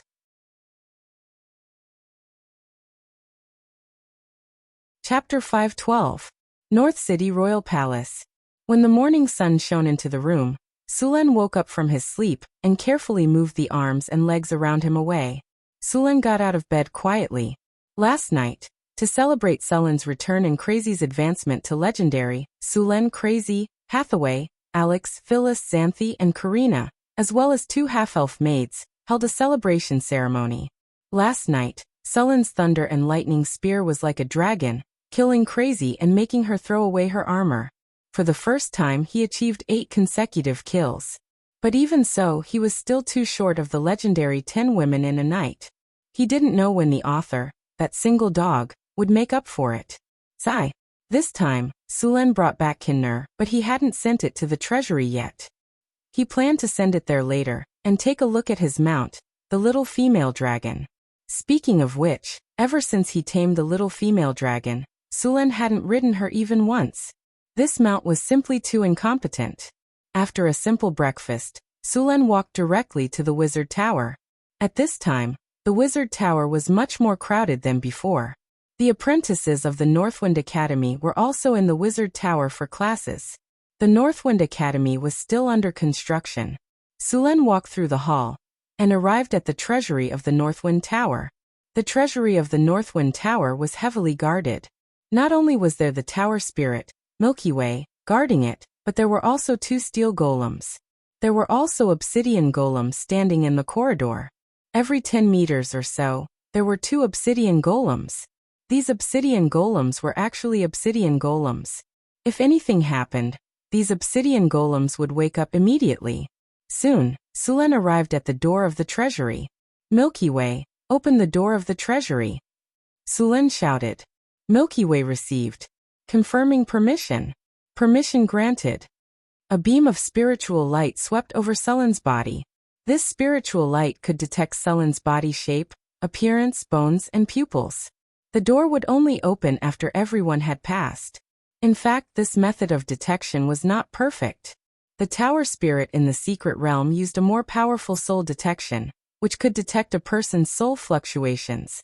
After all, There were ways to change one's appearance and bones, but not soul fluctuations. Everyone's soul was different, and everyone had completely different soul fluctuations. This kind of detection method couldn't be faked, and it was very safe. The Northwind Tower hadn't installed this technology yet.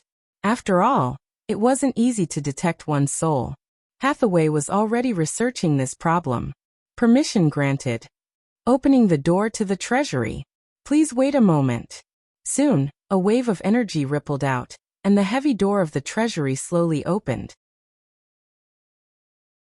The dazzling golden light flickered, and the light reflected by the large amount of gold blinded Sulen for a moment. After quickly regaining his vision, he saw the pile of gold that looked like a small mountain. And on the mountain of gold, there was a ferocious-looking, dark red beast sleeping soundly. Sulen walked into the treasury, and the red dragon Onyxvia's nose subconsciously sniffed. As if it was a familiar smell, the red dragon Onyxvia didn't wake up. She was still sleeping soundly, and there was even a trace of sparkling liquid at the corner of her mouth. Sulen looked at the little female dragon expressionlessly, and went directly to the other side of the treasury. He opened the storage space and cleared out all the gold inside. Sulen's series of actions didn't wake the little female dragon. This red dragon was sleeping soundly on a large pile of gold, and seemed to have sensed some movement. Her body subconsciously grabbed the gold with her claws, and at the same time, she muttered to herself, "Mine, this gold is all mine. And that Sulen, just you wait. When I become an adult, I will hang you up and whip you every day." The little female dragon seemed to have dreamt something that made her excited, and she laughed out loud in her dream. Sulen's mouth couldn't help but twitch after hearing this. It seemed that he had been too relaxed with her recently, and she finally spoke her mind in her dream. "Humph." Sulen sneered. His body flashed, and a trace of coldness appeared in the surrounding air. In the next second, countless ice fog appeared, and before the little female dragon Onyxvia could react, her entire head was frozen. Bang! "Who is it? How dare you sneak attack the great Lava King and disturb my beautiful dream? I'm going to." The moment the Crimson Dragon was frozen, she immediately woke up. After a shiver, she broke the ice in an instant. The Crimson Dragon, who was disturbed from her beautiful dream, roared angrily and wanted to teach the guy who dared to sneak attack her a lesson. But after seeing Su Luan standing in front of her, her anger disappeared in an instant, and her roaring throat seemed to be stuck at this moment. "Speak, continue speaking. What are you going to do to me?" Sulen said expressionlessly, his cold eyes sweeping across the red dragon's body. "I will lift you up and spread your wings to fly," the red dragon Onyxvia quickly said, trying to please him. Her mountain-like body also crouched down, looking very obedient. Her expression seemed to be saying, "I am a good baby." "Is that so? Then who was it that said to hang you up and whip you?" Sulen glanced at her and said. Hearing Sulen's words, the red dragon Onyxvia broke out in cold sweat. How did her master know the scene in her dream? Was he so powerful that he could peek into other people's dreams? The red dragon didn't have time to think. She immediately said loudly, "Who is it? How dare you be so unreasonable?" "Master, tell me who it is, and I will capture him immediately for you to punish," the red dragon said righteously. If it weren't for the obvious red dragon characteristics on her body, Sulen would have thought that she was a gold dragon. Speaking of which, Suluan also liked gold royals very much. His whole body was shining with gold, which was the standard of a nouveau riche. Sulen sized up the red dragon in front of him. How long had it been?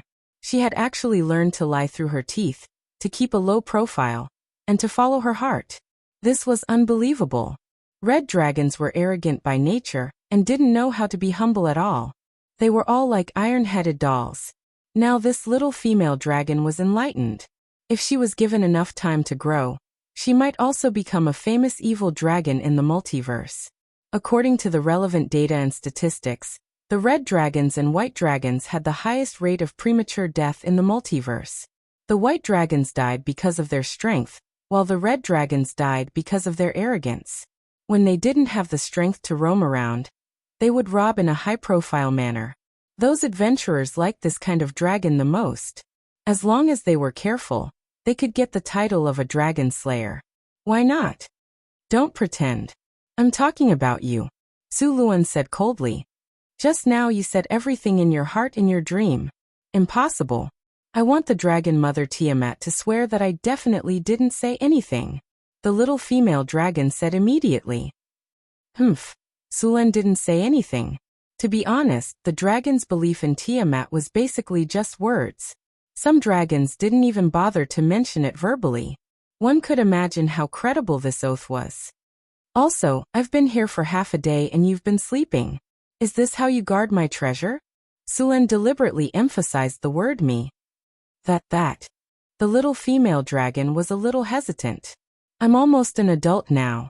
I'll be a little sleepy during this period. Also, master, didn't you say that my original wealth still belongs to me? You remember this very clearly. Sulan said with a cold smile. During the time you were guarding the treasure, a lot of gold was lost. As the guard of the treasure, you didn't fulfill your duty, so your gold was confiscated. Ah, the little female dragon's body instantly straightened up. Master, you can't do this. That's the wealth I've painstakingly accumulated for decades.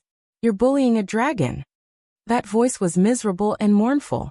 It was as if one would cry when one heard it. However, Sulan didn't have any reaction at all. Are you done crying? Are you done? After crying for a while, and seeing that Sulan didn't have any reaction, the little female dragon finally stopped her performance. Then let's go, Sulan said and was about to turn and leave. With a flash of light, the little red dragon's huge body disappeared, and a beautiful girl with red hair and an enchanting figure appeared in front of him. Master, where are we going? Didn't you say you were going to carry me and spread your wings and fly high? Sulan looked back at her and said, I'll give you a chance to show off. Onyxvia hung her head and followed Sulan out of the treasure trove dejectedly. When she thought of her gold being gone, the little female dragon couldn't wait to spit out a mouthful of dragon's breath. However, when she thought of the difference in strength between the two sides, she could only stare weakly at Sulan. That expression made her look like a punching bag. Then Sulan let the little female dragon take him to the sky. The red dragon's huge body was very conspicuous.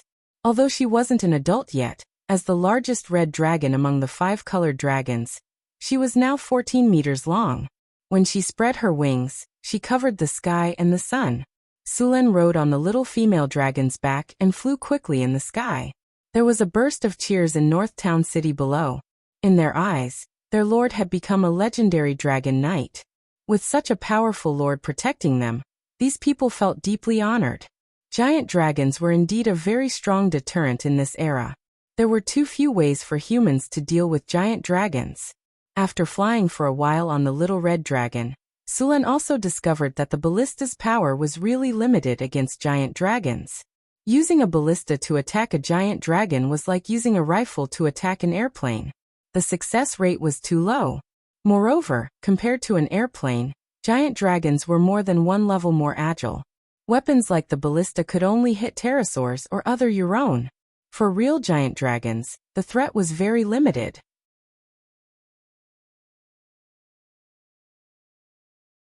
Chapter 513. Sulan rode on the little female dragon and flew around in the sky. Then he brought her back to the palace and taught her a lesson. This red dragon was a troublemaker, so she needed to be taught a lesson every once in a while. Sulan was happy to see the little red dragon make mistakes, because as long as this was the case, he would have a legitimate reason to train and teach the little red dragon. After all, as an upright king, how could he train and teach a red dragon without making any mistakes and without any reason? Teaching a giant dragon was a very interesting thing. The northern city had been accepting people. Sulan sent many nobles to the North Wind Kingdom. After a period of training, these nobles began to enrich the North Wind Kingdom. Unlike the Kingdom of Florence, the northern city was completely built by Sulan. He had absolute control. These nobles could not do anything here. They could only contribute to the construction of the North Wind Principality. However, for these nobles, working for the North Wind Principality was a very good way out. These people were sent here and lost all their wealth. Many of them did not have any skills. If the northern city did not train them, at least half of these nobles would have starved to death. North Wind Tower, Hathaway's laboratory. Sulen was doing a simulation experiment with Hathaway. With a flash of light, Sulen took off his magic glasses. This time it looks good. It should be a success. I don't know. Let's test it first, Hathaway said as she moved her body. As she spoke, Hathaway picked up the crystal on the experiment table and began to test it. The machine used for testing was very large. After Hathaway put the crystal in, she turned it on. A powerful energy wave came. Then the machine started up. An irritating sound was heard. The machine was like a train. It was very noisy. Finally, after 5 minutes, the machine stopped. Hathaway turned on the machine. The crystal, which was originally bright and clear, had become damaged. It was full of cracks. It seemed that the crystal would shatter completely with a gentle touch. Looks like the experiment didn't succeed, Sulen said as he glanced at the crystal. Hathaway shook her head and said, "We've made great progress in this experiment. The hardness and magic resistance of this crystal have already reached 80% of the data we needed. As long as we continue our research, I believe we will be able to obtain the crystal we want very soon." "All right. You've indeed improved." Sulen checked the crystal and said. Although the crystal looked cracked, Sulen looked at it carefully and found that it was still very hard. Sulen and Hathaway were experimenting with the creation of arcane crystals. These crystals were hard, tough, and had high magic resistance. They were the main materials used to create diamond golems. The diamond golem was a legendary golem. Sulen and Hathaway had been trying to craft it for a long time. Northwind Tower didn't have all the information on the diamond golem, so they could only research it bit by bit. Although it was called a diamond golem, this legendary golem wasn't made of diamond. It was just that this material looked like diamond and had the hardness of diamond. In fact, this golem used a kind of arcane crystal. Although diamond was hard, it wasn't suitable for making golems. This material had very low toughness. Although it was hard, it was easy to shatter after being hit by other hard objects. Moreover, diamond wasn't resistant to high temperatures. After the temperature reached thousands of degrees Celsius, it would melt, so it wasn't suitable for making golems. Although diamond was produced in large quantities, it had no advantage over crystal. Hathaway's requirements for the arcane crystal were very high. The arcanists had long mastered the craft of artificial crystals. Even artificial diamonds were the same. However, the magic affinity of artificial diamonds was quite different from natural diamonds. After dozens of adjustments, this artificial arcane crystal was close to being used to make diamond golems. The arcane crystal required for diamond golems had to have a molar hardness of at least level 8. At the same time, the requirements for magic resistance were very high. If the required arcane crystal was successfully produced, then the work of building the diamond golem would be almost half done. Sulen was still looking forward to having these diamond golems in his golem army. Only with diamond golems could the golem army participate in battles above the legendary level. The golem army in the floating city was based on a steel golem, mixed with some diamond golems, mithril golems, adamantine golems, arcane guardian golems, and spellbreaker golems. Even the demon army of the bottomless abyss couldn't resist this level of golem army. This was also the powerful force that the great arcanists used to colonize many planes. Afternoon. Alex returned to the Wizard Tower with good news. Some of the workshops in Harvest City in the south had been sold, and the supplies needed by the Northwind Duchy were also being delivered. The Northwind Duchy caravan was in charge of the transportation, led by Xion. The Northwind Duchy caravan was now several times stronger than before. With Sullen's support, Xion's caravan had a large number of soldiers from the Northwind Duchy. These soldiers were very powerful. Even the local nobles' armies were no match for them, let alone bandits. If this caravan turned into bandits, they could easily plunder a large number of nobles' territories.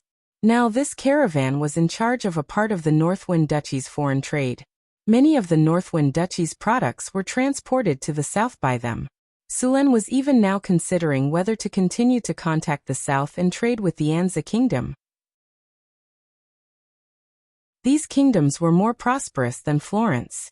These southern countries were close to the sea and had prosperous maritime trade. Although the Red Dragon Queen had cut them off, they were still very rich. If Sulen wanted to build a floating city, he would need hundreds of billions of kinner. If he didn't plunder these countries, how could he build a floating city? What about the cultists? Sulen asked as he sat in front of his desk. Alex sat on the sofa next to him and ate some snacks. As his power and territory continued to expand, so did the number of things he had to deal with. Sulen didn't want to be tied up in the study every day, so he would leave some things to his women. Alex now had some information and caravans. He was also tracking down the cultists in the Florence Duchy and the Northwind Duchy. After swallowing the biscuit, Alex picked up the honey fruit tea next to him and took a sip. Ever since the Church of the Soul Snatchers was taken care of, the other cultists have become much more secretive. They still have many spies in the south. These people are just hiding temporarily. When things calm down, they will appear again. Sulen nodded. They really are like dog skin plasters. Send people to keep an eye on the cultists. The Imperial Secret Guards will listen to your orders. Once you find their nest, report it immediately.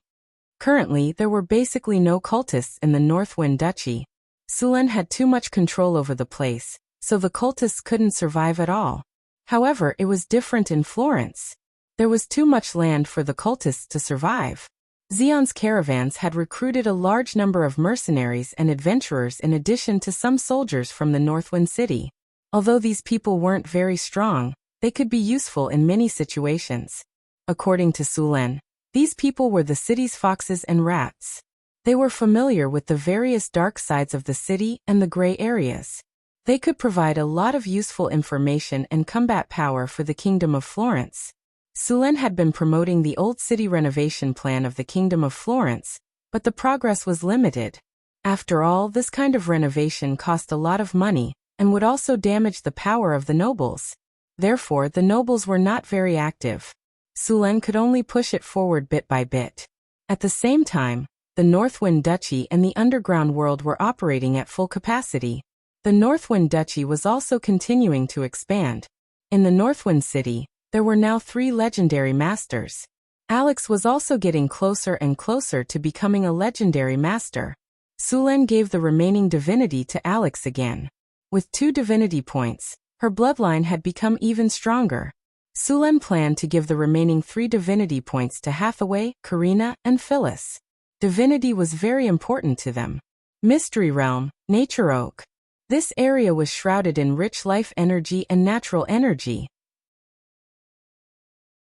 Sulen had sealed this area, so the outside world couldn't sense any life energy. This was the forbidden area of the entire Northwind Duchy. Even Alex and the others couldn't enter at will without Sulen's permission. The nature oak here already had its own consciousness. After absorbing the nature crystal, this nature oak had become a divine plant. It even had the possibility of becoming a tree of life or a world tree. Of course, the time and resources needed to become a tree of life or a world tree were extremely shocking. Sulen couldn't afford to raise it now. With such a plant, if he found a lifeless realm in the astral plane, he could use it to transform that realm into one full of life. Of course, it would take a long time to do this. The entire area was shrouded in rich life energy and nature energy. Sulen planned to wait until the tree stabilized, and then arrange for some half-elves to come in. The power emitted by this tree could slowly purify and change the bloodline, making the original elven bloodline richer. Now this tree had grown to more than 30 meters. It was considered a big tree outside, but it was just the beginning in the nature oak.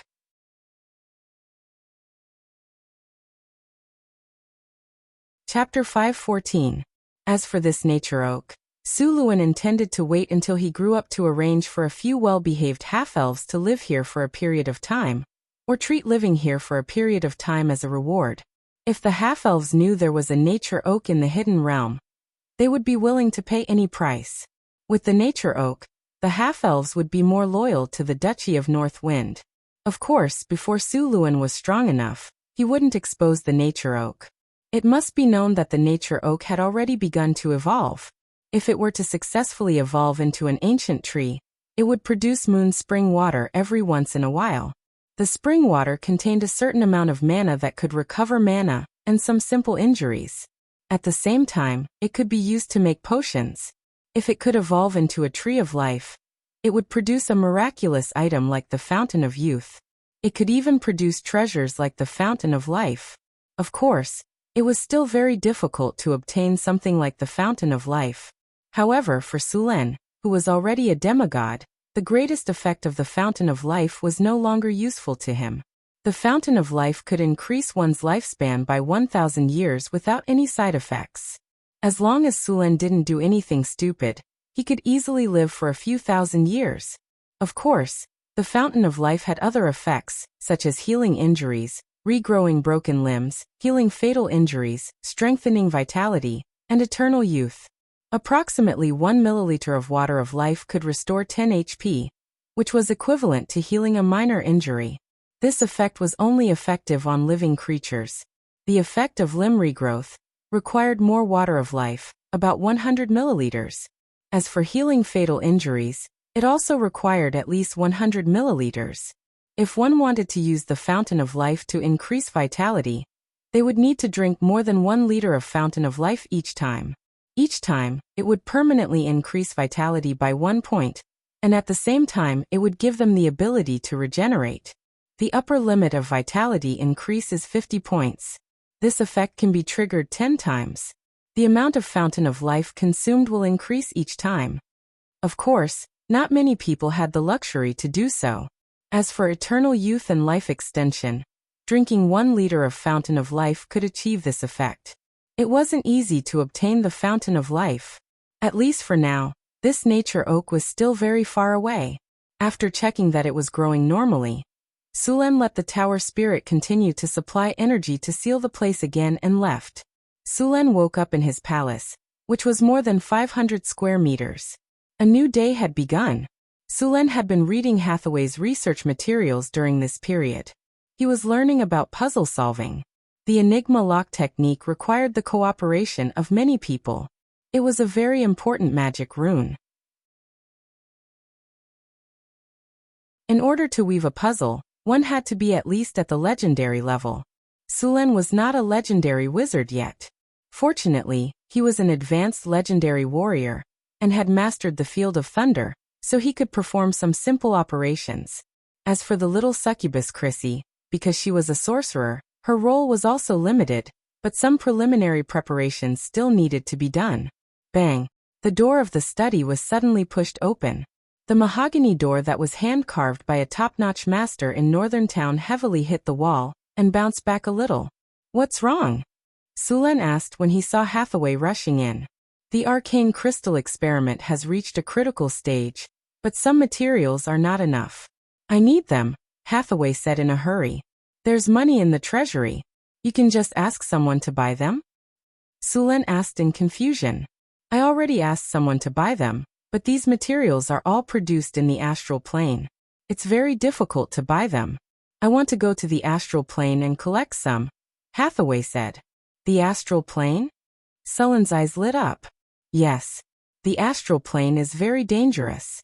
I want you to come with me," Chrissy said without noticing Sulen's expression. "Sure. I've never been to the astral plane before. Let's go." Sulen put down his notes and quickly sat up from his chair. The two went to the wizard tower. The astral plane was a very dangerous place. Wizards would not risk their lives there before they were fully prepared.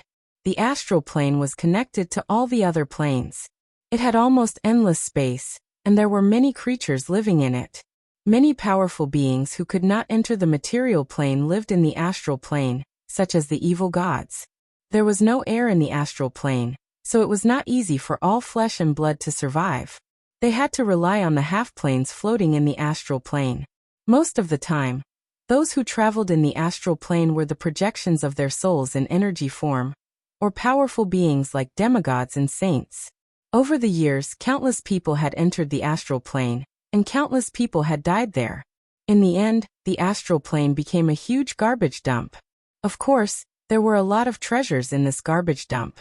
If you were lucky, you could even find the bodies of ancient gods, hidden half-planes, the capitals of fallen gods, broken floating cities, interstellar battleships, and so on. Hathaway came to the astrology platform. It was not easy to enter the astral plane. There was a protective layer around the main material plane. Wizards called it the Earth membrane. This Earth membrane was actually a manifestation of the plane's will. It prevented powerful creatures from entering the main material plane, but at the same time, it was not easy for people to leave, but it was much easier than entering. A rune circle was quickly set up on the astrology platform. Sulen and Hathaway did not plan to go to the astral plane with their physical bodies. They planned to use their soul projections. In fact, there were many ways for wizards to travel to the astral plane. Other than soul projection, some wizards also liked to use cloning to create clones. Some wizards would create powerful golem puppets, and let a part of their soul control the golem puppets to enter the astral plane. Sulen and Hathaway planned to use soul projections to enter the astral plane this time. After the rune circle was set up, Hathaway and Sulen stood in the middle of the rune circle. Milky Way opened the energy channel, and light blue elemental energy rushed out. Soul projection. Astral gate. Powerful magical energy gathered, and a door emitting a strange light appeared in the middle of the rune circle. Then a soul projection appeared in front of them. Sulen felt his body suddenly become light. And then he saw a familiar body. It was his body, and the body next to it was Hathaway's. It was a strange feeling to see your own soul projection. After inspecting his own body, Sulen did the same. A soul flashing with a light golden brilliance appeared in front of him. There were flashes of lightning in the soul projection, and at the same time, there was a soul fluctuation that made people's hearts palpitate. Hathaway's soul projection was not as powerful as Sulen's, but it was still extraordinary. A large number of runes could be seen flashing on her soul projection. After a while, the two directly entered the astral gate that was already opened. A dazzling light flashed, and the two soul projections instantly turned into a ray of light and rushed into the sky.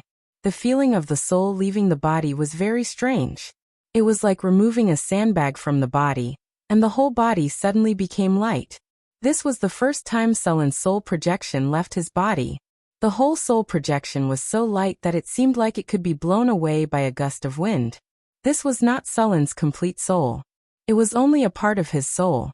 After being shaped into a soul projection by a spell, it went through the astral gate and went to the astral world. The soul projection was not the whole soul. It was only a small part of the soul. If the soul projection died in the astral world, it would not cause the body to die together with it. Instead, it would cause some damage to the soul, and the consequences would be a splitting headache, a trance, and a serious impact on the intelligence. Of course, if the soul was slightly damaged, it would recover after a while. However, if the soul was severely damaged, it would need a priest to cast an advanced repair spell. Of course, it could also be done by a wizard, but the wizard would need to use soul crystals to do so. The soul projection was only a part of the soul, so the strength of the soul projection would be lower than before. There was also another reason. The soul projection could not bring the original equipment, unless the item was a legendary creation. Then, the soul projection could use a spell to shape a projection, and let the soul projection use it. Sulen's soul projection inherited about 70% of his strength. This was mainly because Sulen's body was too strong. Hathaway's soul projection inherited about 90% of his strength. After going through the astral gate, a feeling like a fish in water was transmitted from the body. The abundant energy in the astral world entered the body.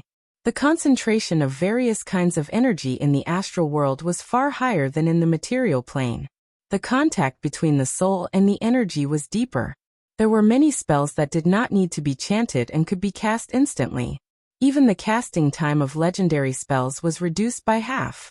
Sulen and Hathaway held hands tightly. It was the first time they came to the astral world. In the past, they had only seen descriptions of the astral world in books. Since it was their first time here, the two of them were very curious. At this time, there was a huge plane under their feet. It was the world they were in.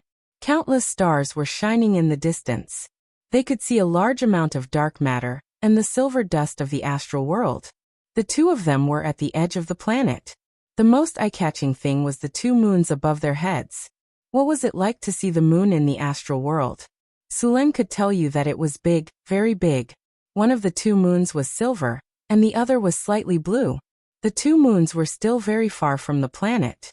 It was not easy to go there. Sulen looked at the planet they lived on. He had to admit that the planet was very big. Sulen roughly calculated its diameter. It was half the diameter of the Earth in his previous life. Standing in the astral world, they could clearly see the entire terrain of the planet.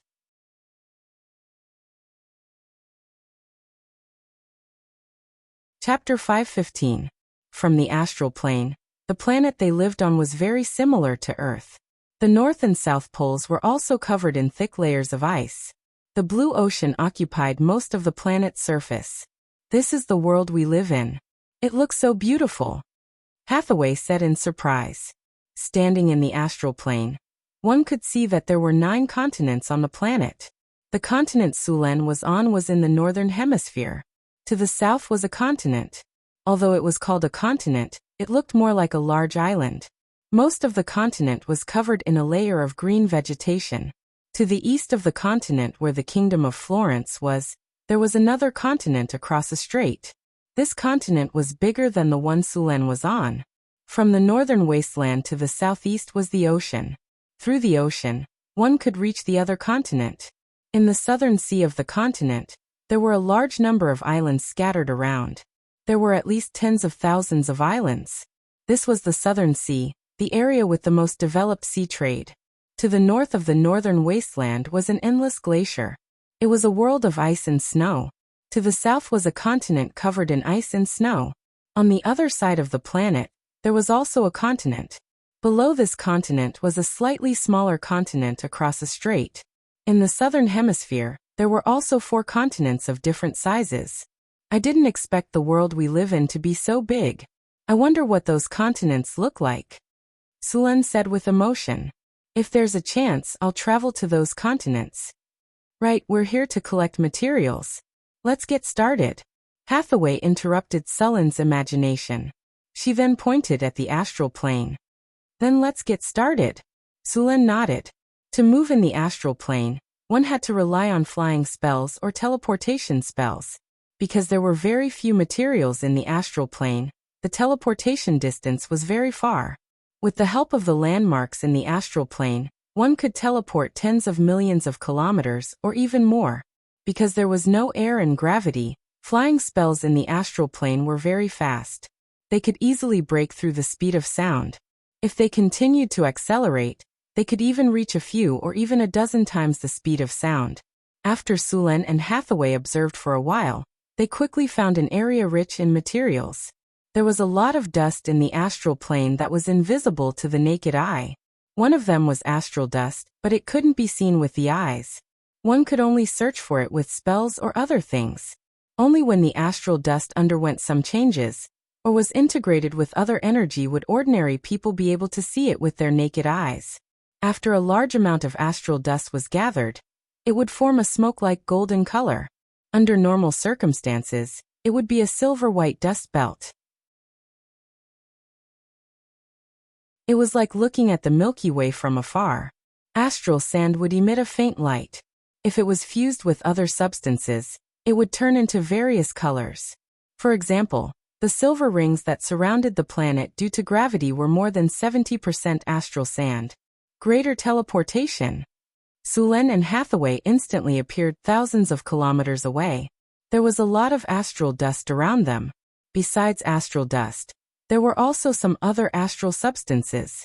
Hathaway gently waved her hand. A light flashed, and the surrounding silver substances began to gather in the middle. Hathaway took out a crystal-clear bottle. Then, the silver substances began to gather in the crystal bottle. After seeing Hathaway start to collect materials, Sulen also took out the crystal bottle. A large amount of astral substance was collected in the bottle. The crystal bottle was a space bottle that Hathaway specially made. It had about 10 cubic meters of space inside. Although the astral substance seemed to be a lot, it was actually very small. Soon, all the surrounding silver dust ribbons were collected in the bottle. After collecting the astral substance here, the two continued to collect in another area. There was a lot of astral dust, but it was all scattered in the astral plane. It was very troublesome to collect it. After collecting it, they had to go back and use runic circles to refine and purify it. In the end, they could obtain the silver astral sand. Just as Sulen and Hathaway were collecting astral substance, in the deeper astral plane, a light quickly approached. After a while Sulen noticed it. "What's that?" Sulen asked, pointing at the rapidly approaching light. "Could be a comet or a half-plane." Hathaway glanced and said, "Maybe if we're lucky it's a half-plane?" Sulen said with a smile. Hathaway rolled her eyes. "Even if we encounter a half-plane, we won't be able to catch it if we're not prepared." Just as the two of them were talking, the beam of light quickly approached them. When it got closer, Sulen finally saw what the light was. It really was a half-plane.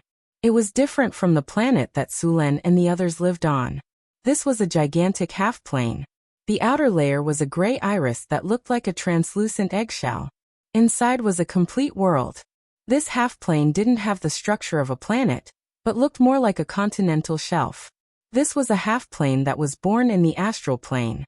If no one disturbed it, after decades or even centuries, with the endless energy of the astral plane as a supply, this half-plane would grow land, rocks, mountains, seas, air, plants, and so on. In the end, it would evolve into a half-plane that could support intelligent life.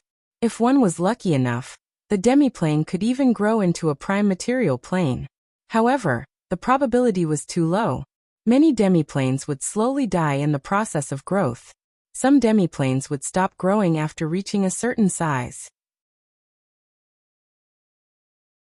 Only a small number of demiplanes would continue to grow into prime material planes. This gigantic half-plane flew by not far from the two of them. Like a comet, it flew by in front of their eyes and then quickly disappeared from Sulen's sight. However, this half-plane didn't leave nothing behind. It left a large amount of silver dust in its wake. Sulen and Hathaway immediately teleported over and continued to collect there. The space of the astral plane was almost endless. It was an almost infinite space. If you kept going up in the astral plane, you would encounter a layer of crystal wall. Around the crystal wall, you could see countless divine kingdoms. Those divine kingdoms looked like stars from the outside. The projections of these divine kingdoms would also appear in the night sky of the material plane. Of course, only the divine kingdoms of gods with faith in this plane would be projected. If you saw stars falling from the sky in the material plane, it was very likely that a god had fallen. In addition to these, there were also some space-time storms and space-time turbulences. Some space-time turbulences could affect a very large area. Being caught in a space-time turbulence was equivalent to being attacked by dimensional slash at all times. Even legendary wizards would die if they were caught in it. In the endless time, countless people had died in the astral plane. There were also many people who were lost in the astral plane. Although the astral plane was said to be connected to all the planes, it was too vast. Even if you entered, you might not be able to find the passage to other planes. Without a half-plane, wizard tower, or floating city to rely on, once you were caught in the space-time turbulence, you would be like an ordinary person being washed away by a flood. Therefore, the level requirement of an astral plane explorer was above level 30, and an astral plane traveler was level 35. As for the top astral plane traveler, the level requirement was level 40. Only the strong of this level could travel in the astral plane. When traveling in the astral plane, one had to be careful of several creatures. The most dangerous one was the evil gods, but these evil gods usually lived in the lower planes and rarely came to the astral plane. Next were the abominations and ancient evil creatures. There were many corpses of gods in the astral world, and many abominations were born from these corpses. They were full of hatred for all life from the moment they were born. They were powerful and very dangerous. Then there were the Githyankis, the indigenous people living in the astral plane. They were a kind of humanoid life. They were aggressive and quite warlike, and there were a lot of them. The chances of encountering evil gods or ancient evil creatures were very low. Most of the monsters were sealed by the ancient gods of order. The Githyankis were born with powerful psionic spells. This race was enslaved by the spirit-sucking monsters a long time ago.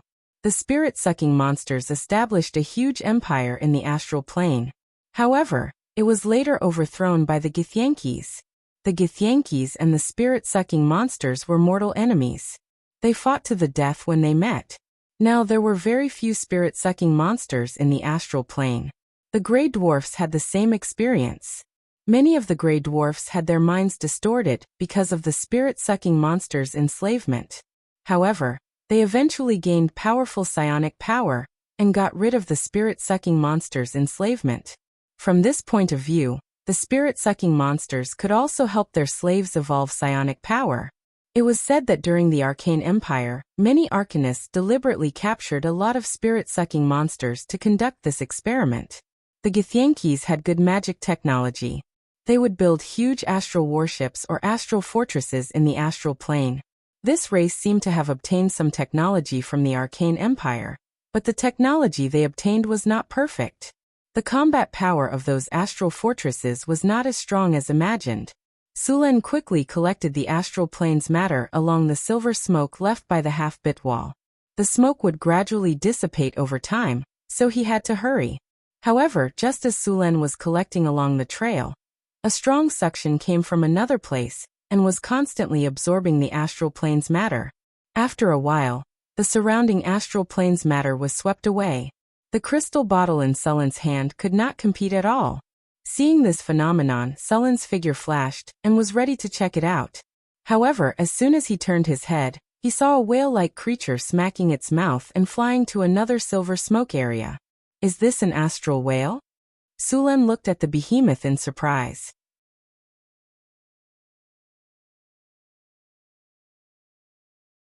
Chapter 5:16. In the dark void, specks of starlight twinkled, and in the distance, silvery white smoke was like ribbons, looking magnificent. A huge monster shook its head, and then its huge mouth, which was big enough to swallow a small mountain, quickly sucked the surrounding astral matter into its mouth. In just a few breaths, the surrounding astral matter was all swallowed up.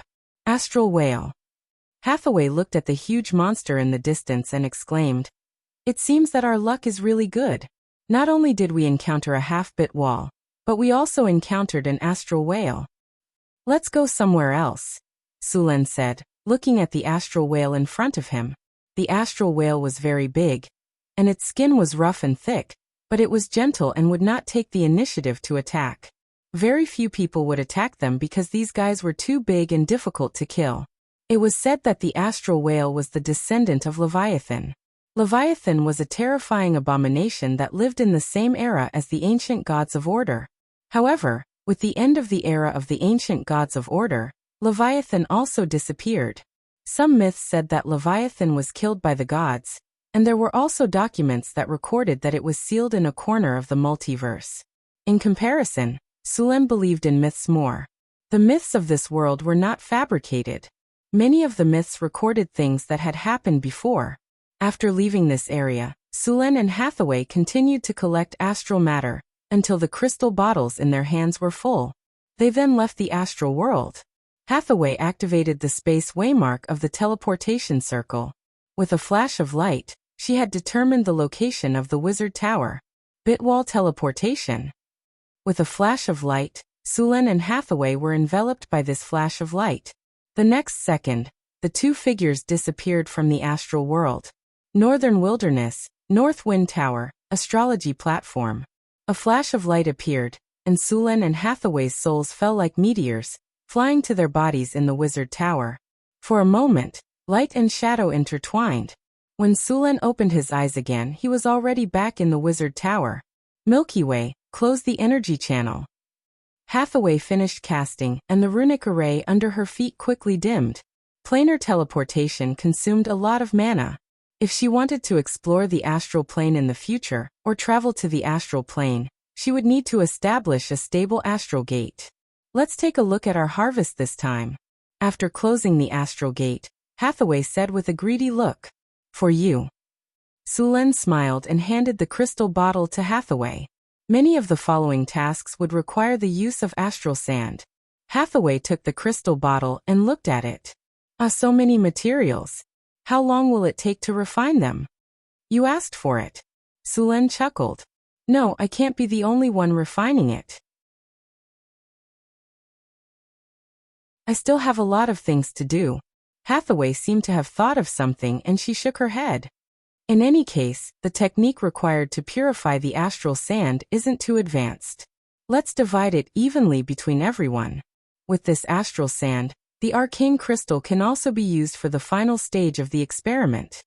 In that case, the materials for making the diamond golem are almost complete. Haha. We can consider making the diamond golem now. With the diamond golem, the golem legion will be officially established. But the diamond golem technique is still lacking. Whatever, I'll just try a few more times.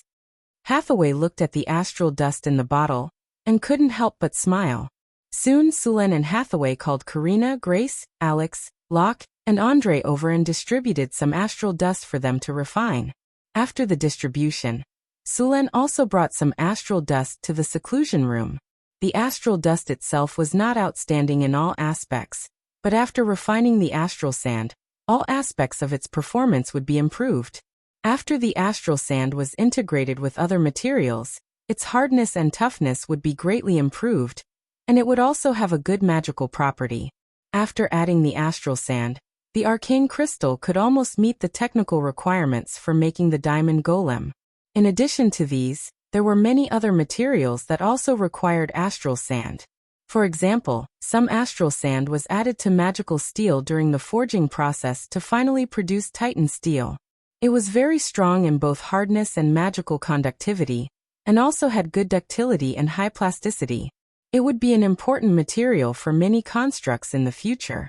Titan steel was a bluish-silver metal that was used in large quantities in the process of making arcane guards and spell breakers. A crystal bottle contains 10 cubic meters of astral dust. If you want to smelt astral sand with this, you'll need to use elemental fire to refine it. 20 cubic meters of astral dust can be smelted into about 20 kilograms of astral sand, which will be enough for a while. It seems that I'll have to make time to collect astral dust in the future. Sulen and Hathaway did not find any astral sand in the astral plane that had taken shape. The two of them collected the astral dust scattered in the astral plane. This dust contained a lot of impurities, but these impurities were not all useless. They could still be refined into other things, such as astral crystals. This was a kind of dark blue crystal-like thing that had very good magical conductivity, and was an important material for making many enchanted constructs. In the laboratory, Sulen opened the elemental channel, activated the runic matrix inside, and summoned the elemental fire. A swaying dark blue flame appeared above the runic matrix. Then Sulen took out the crystal bottle. With a flash of light, wisps of silver smoke slowly flowed out of the bottle. Under the influence of an invisible force, the smoke and dust quickly came to the elemental fire and burned. The smoke and dust in the crystal bottle flowed out continuously like a trickle. As the elemental fire burned continuously, drops of silver liquid appeared in front of them. With a flash of light, the silver liquid instantly flew to the outside of the runic matrix and condensed into silver particles that were smaller than sesame seeds. This was astral sand. The purification of astral sand was not difficult. What needed to be paid attention to was the temperature of the elemental fire and the smelting time. After 2 days, Sulen finally smelted all the astral dust in his hand into astral sand. Sulen finally weighed it and found that it weighed about 5 kilograms. After giving the refined astral sand to Hathaway, Sulen prepared to go to San Filto City. He had been very busy during this time, and had not been to San Filto City for more than a month.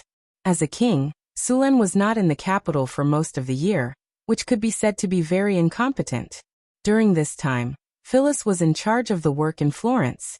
When Sulen came here through the teleportation matrix, it was already night time. Phyllis and Sulen had not seen each other for a while. This time, part of the time was to deal with the affairs of the Kingdom of Florence, and the other part was to gradually get to know Phyllis and Sandy. After all, they were newlyweds, and they could not always be separated. Thinking of this, Sulen's heart was burning. After all, when an eel starved to the end, there would always be a abalone. Sulen came to the palace and walked directly to Phyllis's bedroom. Without any delay, Sulen soon arrived at Phyllis's palace. When he entered the palace, Phyllis and Sandy were chatting. Seeing Sulen suddenly come, they were very surprised. When they were about to say something, Sulen had already carried them up. Then, the surrounding maids immediately retreated outside the palace. The entire bedroom was sealed, and no one was allowed to come close. Then, the sound of rain-breaking banana leaves came from the palace. Between the valleys, the bottom of the flowers is slippery, and the spring water flows hard under the ice. A poem began to be recited, and Phyllis and Sandy followed along to learn. After the silver vase breaking, the water splashing, and the cavalry charging out, the poem finally came to an end and entered a harmonious state. After cleaning up the battlefield, Sulen asked the maids to bring some food. Is everything going well in San Filto City during this time? Did anything happen? Not bad, those nobles are very obedient. The city renovation plan you made has been progressing steadily, Phyllis said while panting. She had the blood of the red dragon, so her physical strength was very good. Among Sulen's women, she was only second to Chris and Alex. How about Harvest City? Did anything happen during this time? Sulen asked while chewing the barbecue. Phyllis rolled her eyes and said, You just killed a lot of people there, and exiled so many nobles. How long has it been? Now those nobles are all as obedient as babies. Why would they dare to cause trouble? Those nobles are all greedy by nature, and they don't want to make progress. They also hindered my reforms, rebelled against the country, and some even joined evil cults. Killing all of them is too easy for them, Sulen said without a care. If those people don't teach them a lesson, they won't know how to behave. It is indeed a bit outrageous. Phyllis had almost recovered. She got up and put on a bathrobe to wash her body in the hot spring. She was sweating all over and felt very uncomfortable. I just sent a batch of new graduates from San Filto Academy to Harvest City. Harvest City is almost on the right track now, Phyllis said as she got up to take a bath. Sulen reached out and took off the towel. Long legs, a slim waist, and a jade bowl in front of her chest. She was very beautiful. Let's take a bath together. No, I can't take a bath with you. Phyllis knew Sulen's personality very well. She didn't even think about it and rejected him. However, she was no match for Sulen. A spear move like a dragon, Overlord Spear Thrust, followed by 7 Snake Spear Coiling Spear. Phyllis's Red Dragon Warlock's Flame Breath was also blocked. Sulen stretched out his arms and picked up Xanthi, who had not recovered yet. The three of them went to the hot spring nearby to take a bath.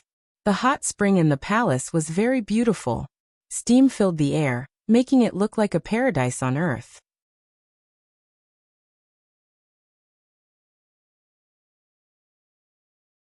Chapter 517.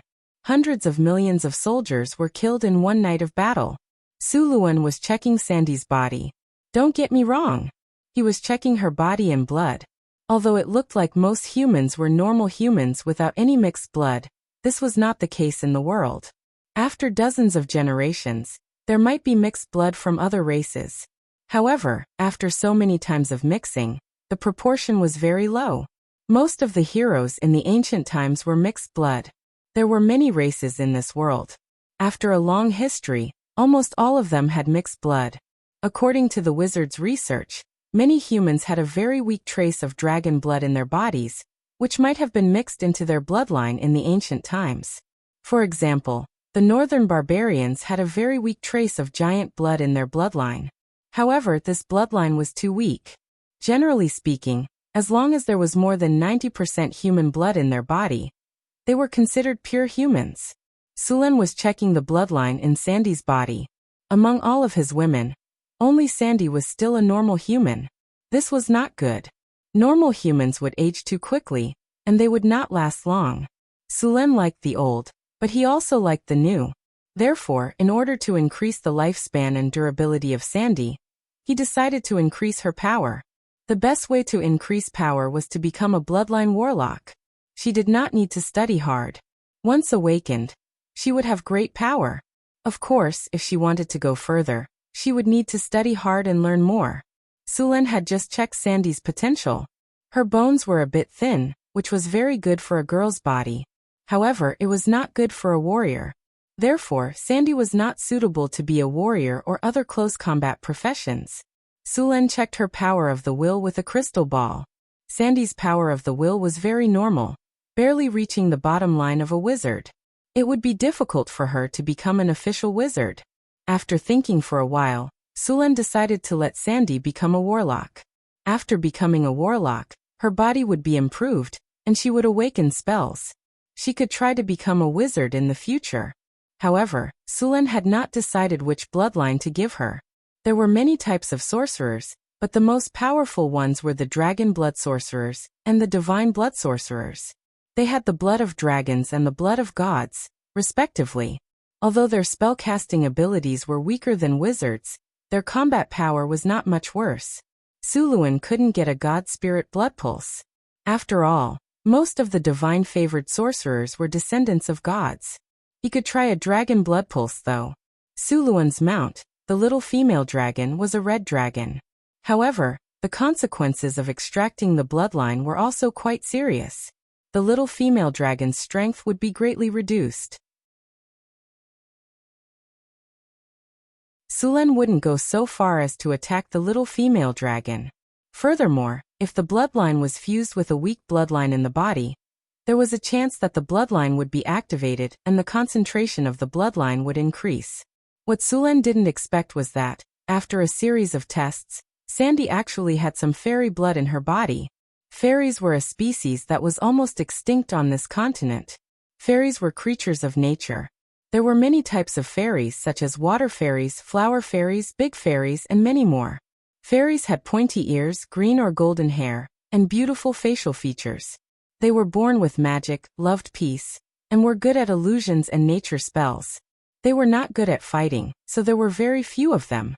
However, for various reasons, many of these fairies were captured. For example, flower fairies. They were also called flower fairies or little fairies. They looked like humans, but they had a pair of transparent wings on their back.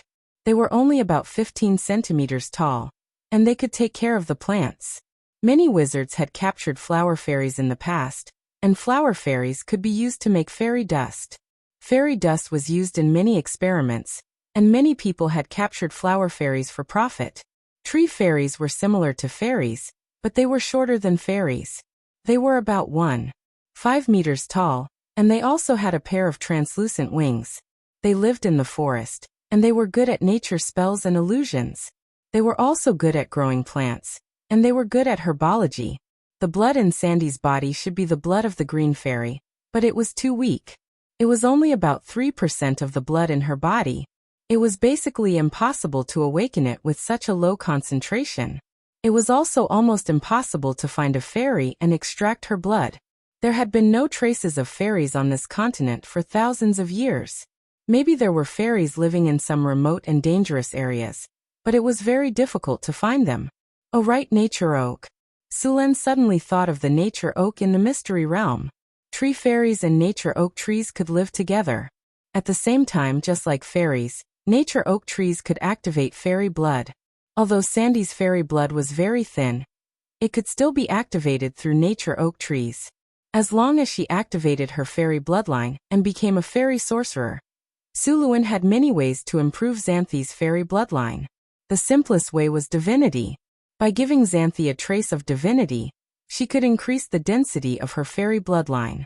It would take time for nature oak trees to activate Sandy's tree fairy blood. The main reason was that nature oak was still too young and had not fully grown.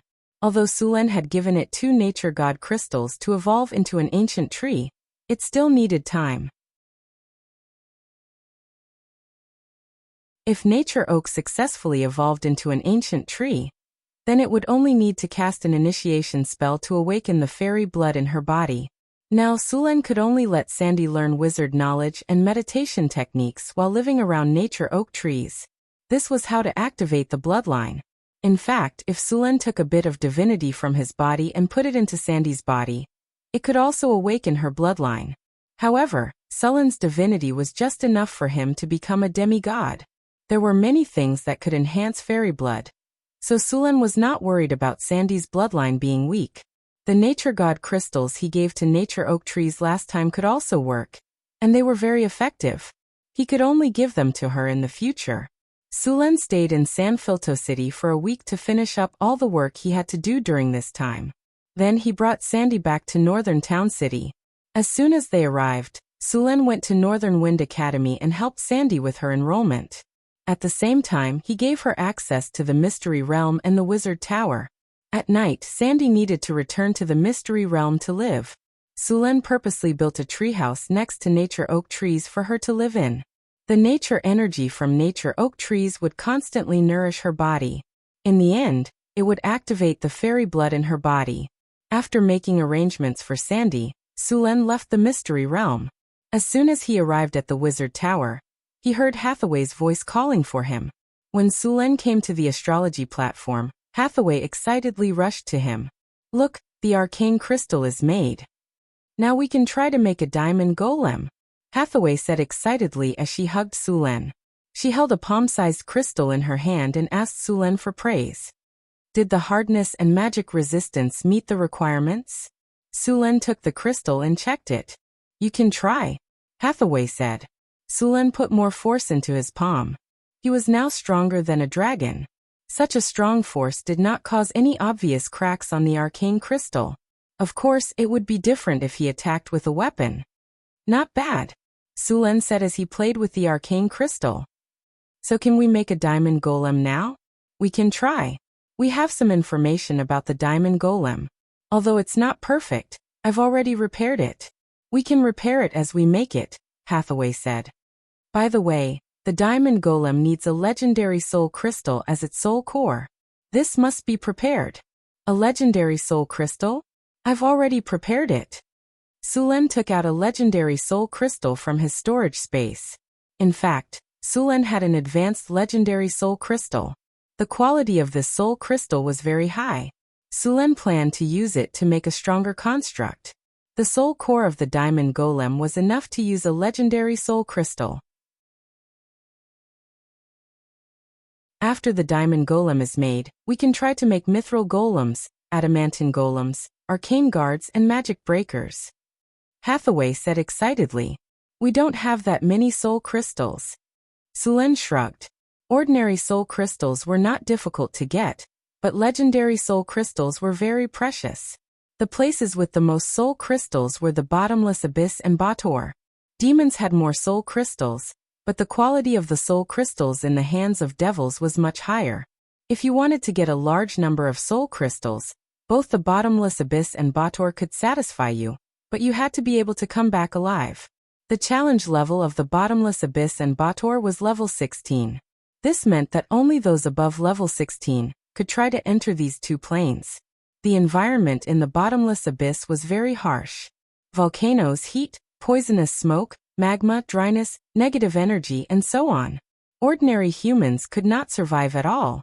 Only those above level 16 could move around here. "It seems that we need to make an astral gate to travel between planes," Hathaway said as she got up from Sulen's arms. "The souls of those demons can also be made into soul crystals. Also, they have divine power." Sulen blinked. It was obvious that Sulen had his eyes on those demons. They were at least at the legendary level. By the way, the Church of the Soul Snatchers has a way to summon demons. We can let them try. Sulen suddenly thought. The Church of the Soul Snatchers had dealt with demons too many times. He could rely on these cultists to summon demons.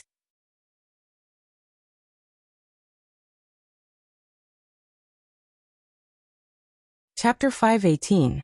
Sulen had arranged for the members of the Church of the Soul Snatchers to stay in Harvest City. Phyllis had sent many of her men there, including a few high-ranking members of the Church of the Soul Snatchers. Since Sulen wanted to deal with the demons, it was necessary for him to learn more about the situation from these high-ranking members of the Church of the Soul Snatchers. "Sir, the members of the Church of the Soul Snatchers have arrived. Are you ready to meet them now?" a servant asked respectfully in the study. Sulen nodded and put down the documents. "Let them in. Please wait a moment." The servant bowed and took 2 steps back before leaving. Soon 2 middle-aged men were brought in by the guards. "Your Majesty, they are here." "Understood. You may leave." Sulan nodded at the guard. After the door to the study closed, Suluan looked at the two higher-ups of the Church of the Soul Snatchers. Both of them were in their 40s, and their hair was neatly combed. Their eyes were deep and lustrous, and they had a scholarly aura. They looked like scholars. No one would have thought that these two were actually cultists, and cultists who dared to scheme against abyssal demons and demon gods. Now that you have acknowledged Hathaway as your master, I will not pursue the matter from before. But without my orders, you are not to perform any sacrificial rituals for demons and demons, Sulan said in a low voice. Yes, your majesty. The two men did not hesitate. After all, Phyllis had already told them to do so. By the way, other than the method you used last time, do you have any other way to summon a demon? Sulan asked. You mean we don't have to perform a blood sacrifice to summon a demon? The tall, skinny middle-aged man asked. Yes. Sulan nodded. We do, but we need something else as a sacrifice. The man glanced at Suluan and said embarrassedly, ordinary intermediate demons have to pay intermediate soul crystals, while higher demons have to pay advanced soul crystals. Also, we don't know which demon will be summoned.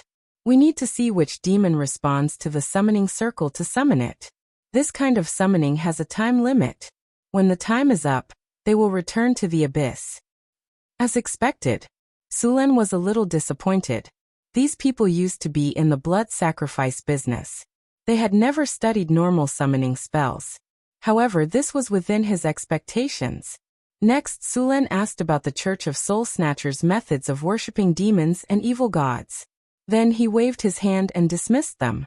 Sulan did not find a simpler way to summon demons.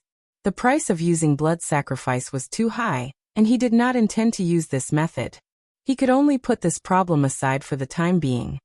Maybe I can do it again like how I trained the kobolds? Sulan thought to himself. I wonder if those demons are picky. If they don't like the flesh and soul of the kobolds, then this sacrifice would have been for nothing. After thinking about it for a long time, Sulan finally decided to give it a try on a small scale. It was better to leave it to the spirit snatchers. After all, they were professionals. If he could not rely on blood sacrifice to summon demons, he would have to go to the abyss himself if he wanted to obtain a large number of soul crystals. Sulan was very curious about the abyss. After all, although it was a dangerous place, it was also rich in resources. Many legendary wizards and other legendary powerhouses would travel to the abyss. The first layer of the abyss was the 10,000 abyss plane. It was the closest to the material plane and bordered the Hell of Bator. Since ancient times, the war here had never stopped. Every once in a while, the demons would launch a bloody battle to attack the demon fortress. Many legendary demons had been honed in these bloody battles. Sulan was now an advanced legendary. It was not difficult to go to the abyss. As long as he did not provoke the demon lords, he would not be in any danger. After hesitating for a while, Sulan decided to go to the abyss. After all, he was preparing to build the steel golem production line. He needed a large number of high-grade soul crystals. If he wanted to obtain a large number of soul crystals, the abyss was the easiest place. In fact, soul crystals were the currency in interplane transactions. Small transactions would use gold and jewels, but large transactions would usually use soul crystals. There were many planar merchants in the multiverse. These merchants formed caravans and traded with each other in various planes. The basic currency they used was soul crystals. Of course, if they didn't have soul crystals, they could also use other precious materials to exchange for them. For example, high-quality magic gems, earth crystals, natural divine crystals, and other precious materials.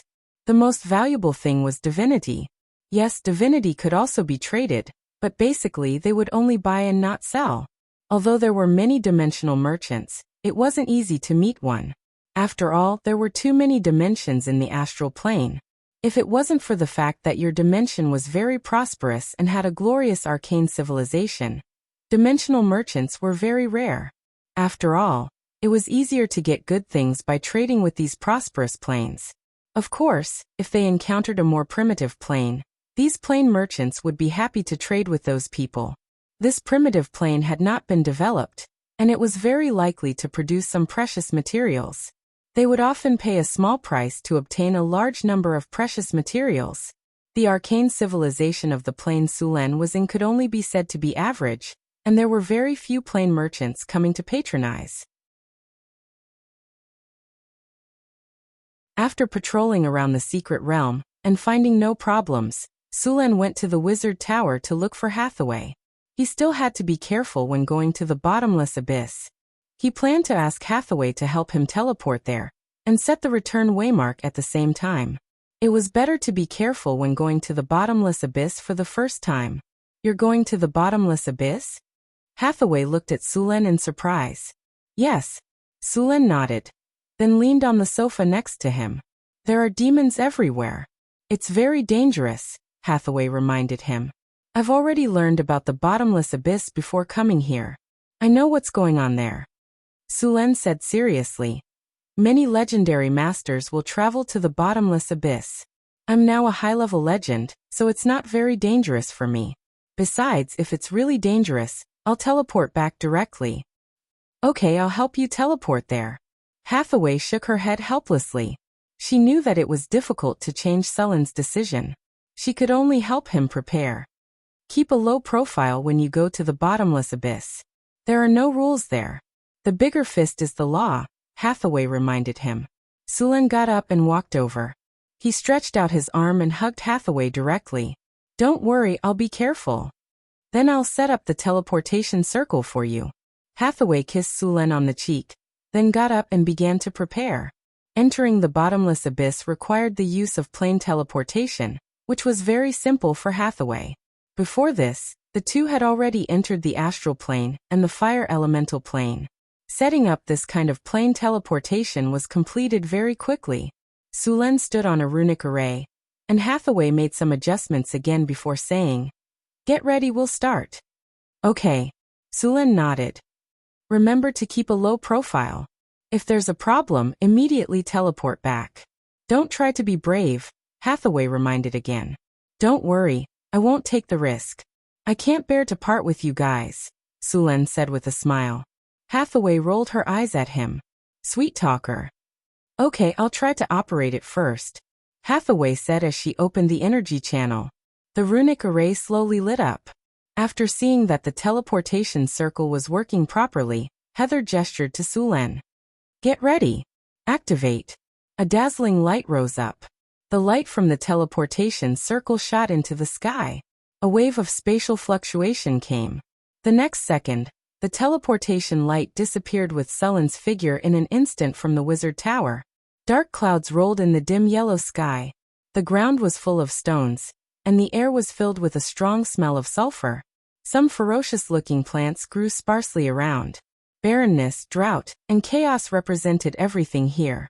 There were very few living things here, and animals were even rarer. Occasionally, a mouse would run out of those ferocious vines and quickly disappear. The animals here had been demonized. Even the mice had dark red eyes and sharp fangs. They were very aggressive. A dretch was hiding in the weeds. Its prey was an abyss lizard. Food was very scarce in this desolate land, so it had to be careful. The lizard did not realize that danger was coming. It lay motionless on the rock. Its yellow scales were its best camouflage. Its two eyes were constantly looking around. It was looking for prey. At this moment, on the other side of the mound, a dretch was quietly approaching. Soon, when it was less than a meter away, the dretch suddenly rushed over and grabbed the lizard that was trying to escape. The dretch was very excited. It grabbed a stone and smashed the lizard to death. Then it began to eat. At this time, a light suddenly fell from the sky, and then a figure appeared in this desolate world. This is the abyss? It's really bad. Sulen looked around and said.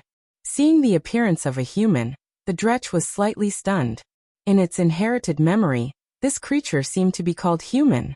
Their flesh and soul were very delicious, and they were very weak. The dretch quickly swallowed the lizard, grabbed a rusty blade next to it, and rushed towards the human. The welcome ceremony of the abyss is a bit special. Seeing the dretch rushing over, Sulen smirked and waved his hand gently. A green wind blade instantly formed, then flew over. Blood splashed everywhere. The dretch was directly cut in half by the wind blade.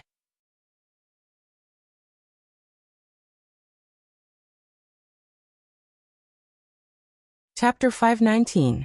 The Plane of 10,000 Abyss was the first layer of the abyss. The area here was very vast, and the environment was harsh. Because of the frequent bloody battles, there were many cannon fodder here. Demons were not as orderly as demons. The Abyss Legion was chaotic. Every Abyss Legion would have a large number of cannon fodder. The dretches always liked to swarm around. They bullied the weak and feared the strong. They would only take the initiative to attack when they had an absolute advantage in numbers. They were afraid of strong enemies, but they liked to bully weak enemies. Finally, under the cruel law of survival of the fittest in the abyss, they gradually grew into cannon fodder that could set foot on the battlefield. Usually dretches existed as coolies. Occasionally, they would be driven to the battlefield by high-grade demons to consume the enemy's magic.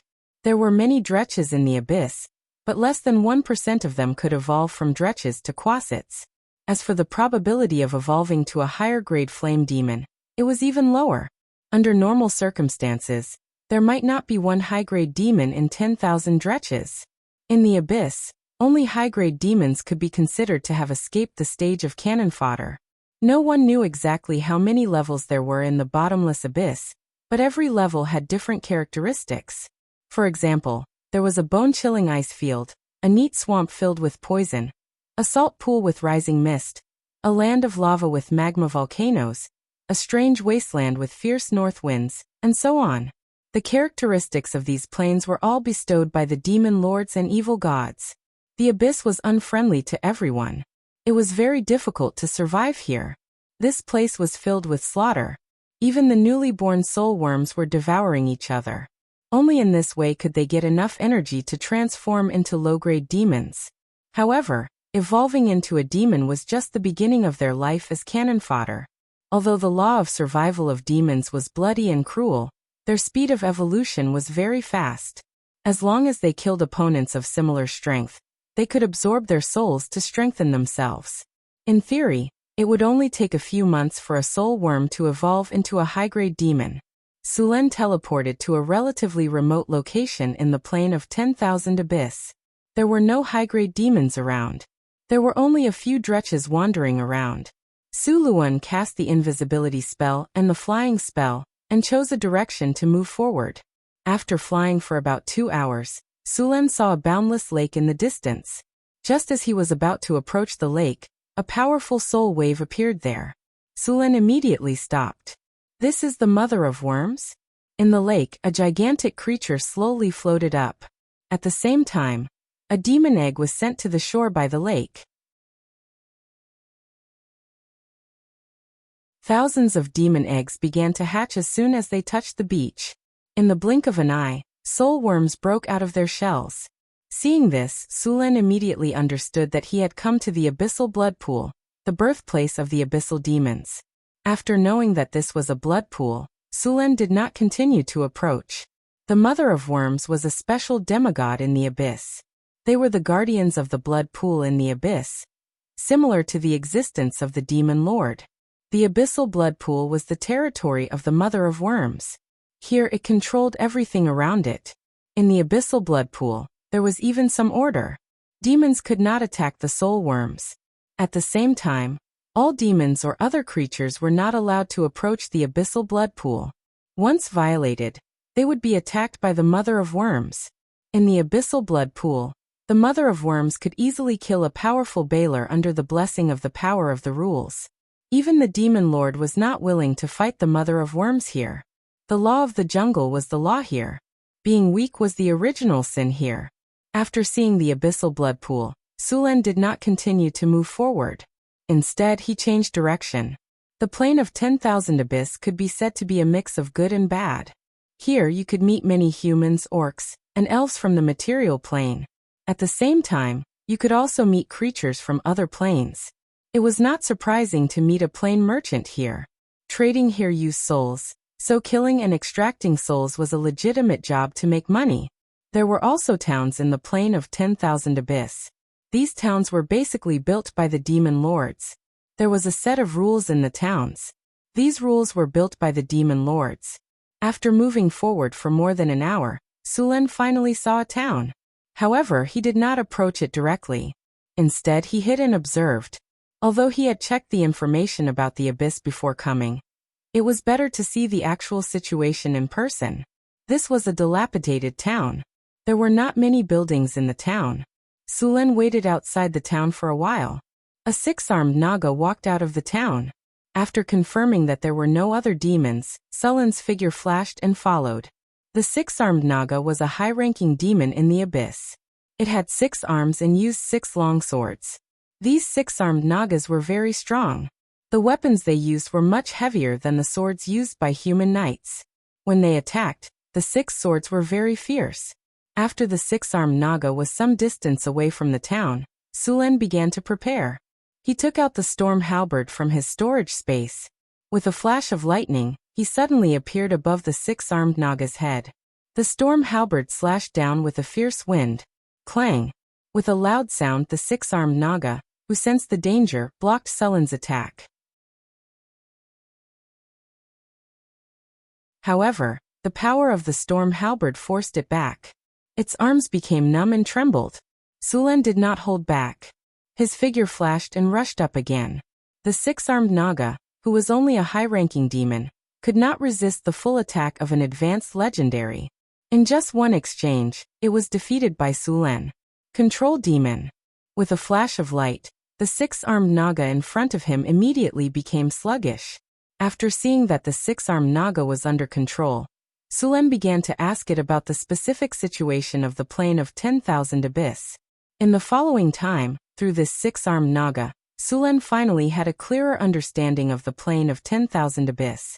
The lord of the plane of 10,000 abyss was a powerful succubus warlock named Red Shroud. Sulen was confused about this race, and did not understand why it was called this. The largest city in the plane of 10,000 abyss was the Broken Zone. It was also the largest trading area. Basically, all the people and other creatures that came to the plane of 10,000 abyss would come here to trade. Sulen had the Naga tell him everything it knew and then had it draw a map. However, the 6-armed Naga's drawing skills were limited. The map was very abstract and could only be used as a reference. After all the information was obtained, the 6-armed Naga lost its value. Sulen's storm halberd gently slid and beheaded the 6-armed Naga. Soul assimilation. A gem flew up. The 6-armed Naga's soul was instantly bound by a chain, and then absorbed by the gem. The originally colorless and transparent gem also turned purple. A high-grade soul crystal. Sulen reached out and played with it for a while. There are indeed a lot of souls in the abyss. With the information given to him by the 6-armed Naga, Sulen began to go to the Broken Zone. Along the way, it was a barren land with no sign of human habitation, not even a blade of grass growing, and a deep red sun scorching the earth. Some demons wandered in 2s and 3s. When Sulen found a high-grade demon, he would secretly sneak over. When they were not paying attention, he would launch a sneak attack. Those high-grade demons were not his match at all. Along the way, Sulen had more than a dozen high-grade soul crystals on him. The Broken Zone was built near a huge pit in the abyss. Around the Broken Zone was a collapsed tower. The rocks next to it were bright red with blood. The blood-red walls were traces of bloody battles in the abyss. Even now, the remains of high-grade demons were inlaid on the walls. The largest building here was the underground tomb, which had a large number of undead creatures. Assassination in the abyss was completely legal. As long as the guards did not discover it, it was not considered murder. Many adventurers who had just arrived here were here. In the underground tomb, there were also many shadow liches. They usually lurked in the underground tomb. Only the Lord here could command them. At the same time, this was a good place to dispose of corpses. A large number of corpses were sent here every day. Those shadow liches had created a large number of ghouls here. It was very dangerous. Sulen entered the town. As soon as he entered, he felt many malicious gazes fall on him. Sulen coldly snorted. A flash of lightning flashed in his eyes. Those people and demons who had been staring at Sulen suddenly felt their eyes ache. They knew that they had met an expert and hurriedly looked away. There was no such thing as hiding one's strength here. The humans and demons did not hide their auras. After observing the town for a while, Sulen walked towards a market. As soon as he entered the market, he saw many demons. The demons here were all merchants. Of course, as soon as they left the town, these demons would become bandits. In addition to these demons, Sulen also saw some orcs, grey dwarves and many succubi. The succubi here were quite exposed. They barely covered 3 vital parts. The rift plane had the most succubi except for the territory of the succubi queen. The main reason was that the lord here was also a succubi. One had to be careful when trading here. The merchants would cheat, and the transaction had to be settled in person. Once they left, they could only blame it on their bad luck if they were cheated. Of course, if they were discovered during the transaction, the consequences would be very serious. Even now, the corpses of those who dared to court death were still hanging outside the market to be air-dried. Sulen's eyes kept scanning the surrounding succubi. He had to admit that the succubi were really beautiful and full of temptation.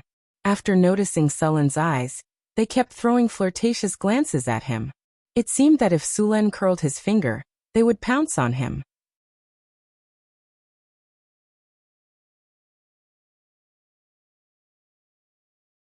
Chapter 520. The slaughterhouse was the largest trading market in the entire abyssal region. There was nothing that couldn't be traded here.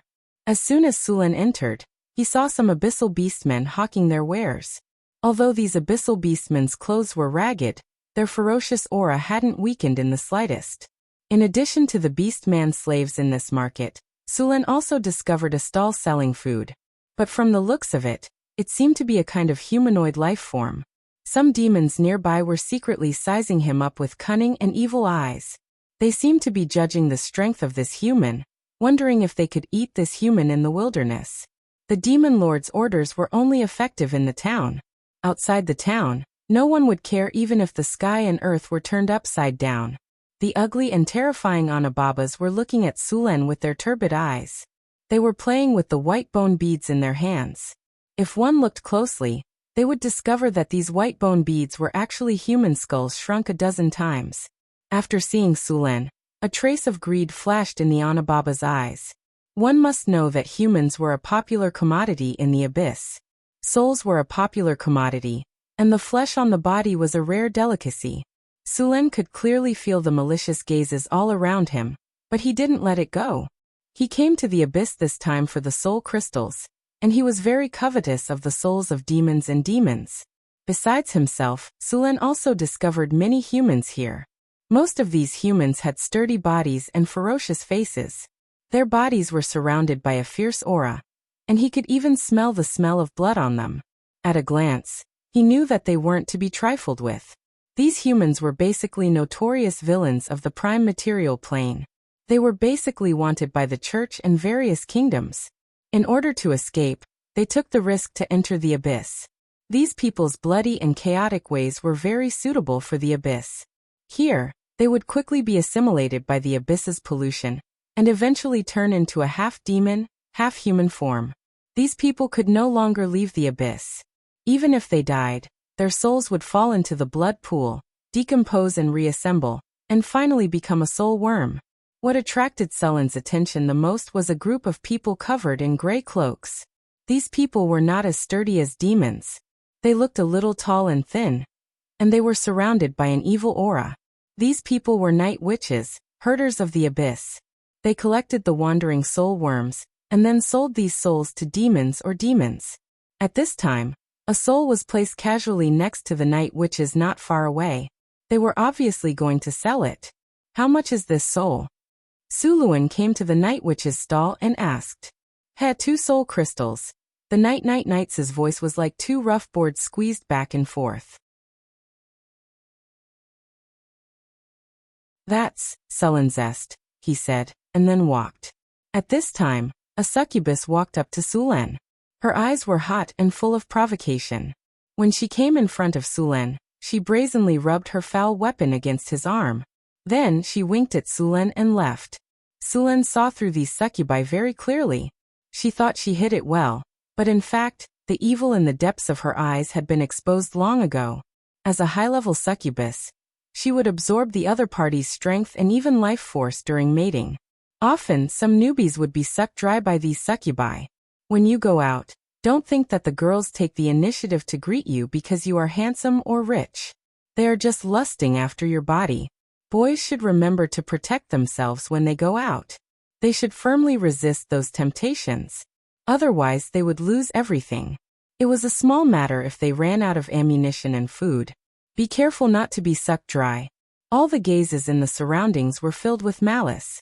According to the laws of the material plane, it wouldn't be enough for all of these guys to die 10 times over.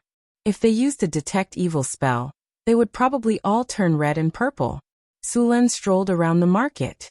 He had to admit that there were many products in the market. Even he was a little jealous of many of them. Unfortunately, he did not have the money to buy them. Sulen glanced around with some regret and left the slaughterhouse. Just as he left, a dozen little tails appeared behind him. Sulen was well aware of these tails.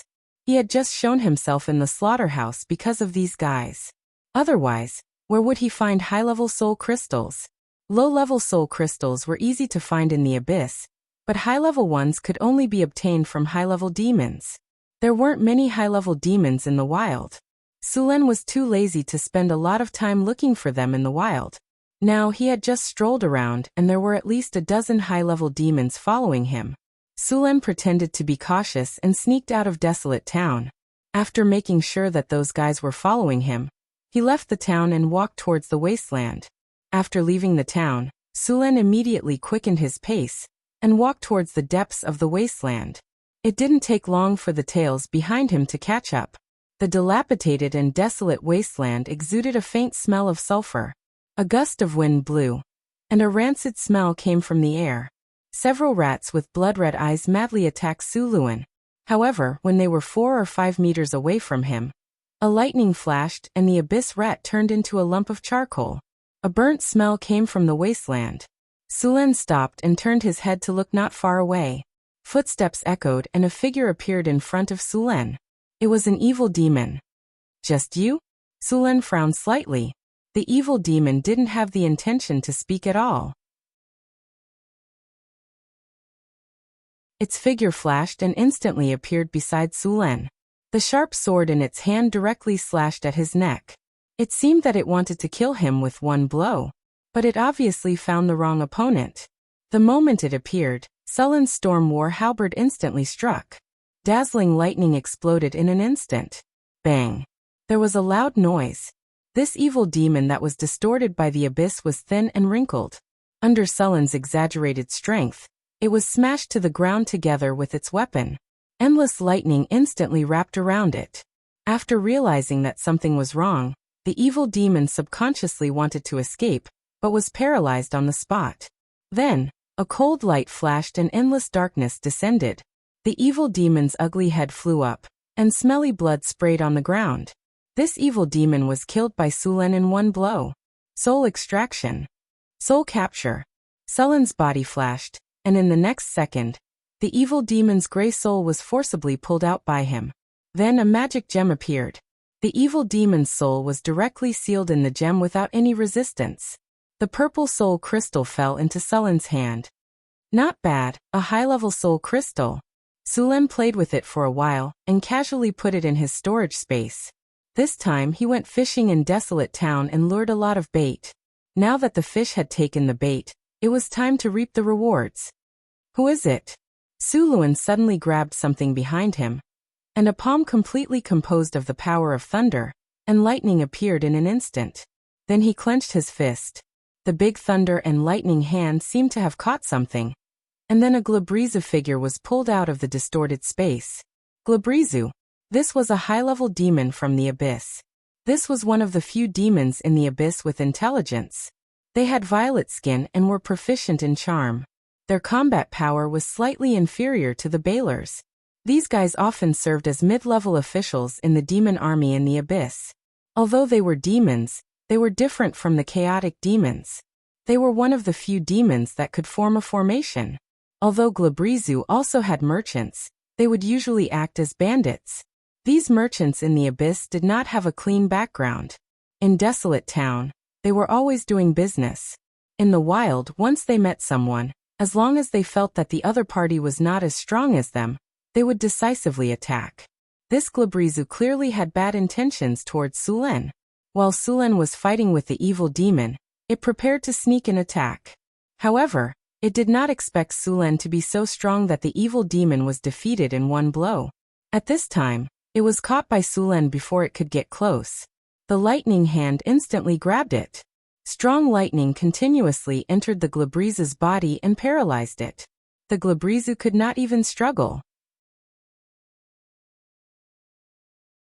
At this time, even the stupid demon knew that it had provoked a powerful enemy this time. Sulen's hand tightened. The Glabrezu in front of him did not even have time to speak before it was squeezed into a ball of meat. Endless lightning flashed, and the Glabrezu's body instantly turned into a pile of charcoal. There was a bloody smell in the air. Soul extraction. Confinement. 2 flashes of light flashed.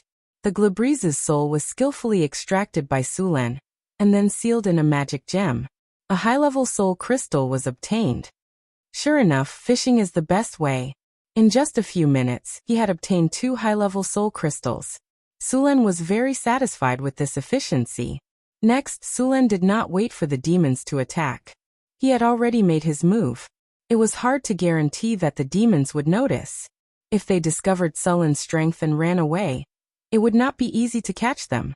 Sulen's body flashed. In the next second, he appeared near an old guy wearing a tattered robe. Lightning shrouded him. The storm battle halberd instantly broke the energy shield on the surface of his body. Perhaps it had triggered an accident, but the old guy's body flashed continuously. However, as soon as the light appeared, it dissipated. Su Luan immediately cast an anti-magic spell. These guys who had not yet reached the legendary realm could not cast any spells at all. With a flash of lightning, the shabby robe was directly shattered into countless pieces, and the withered and ugly head was directly cut off. Then 2 flashes of light rose, and a purple soul crystal quickly appeared in his hand.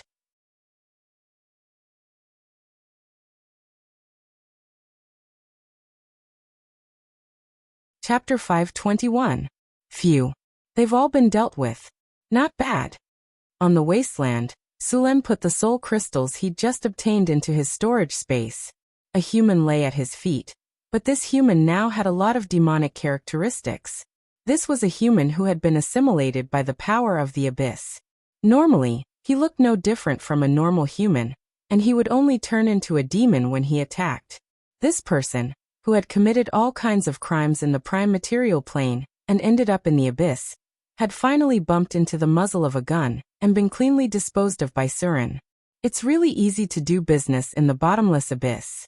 I've earned more than a dozen high-grade soul crystals in just a short while. Sulen chuckled.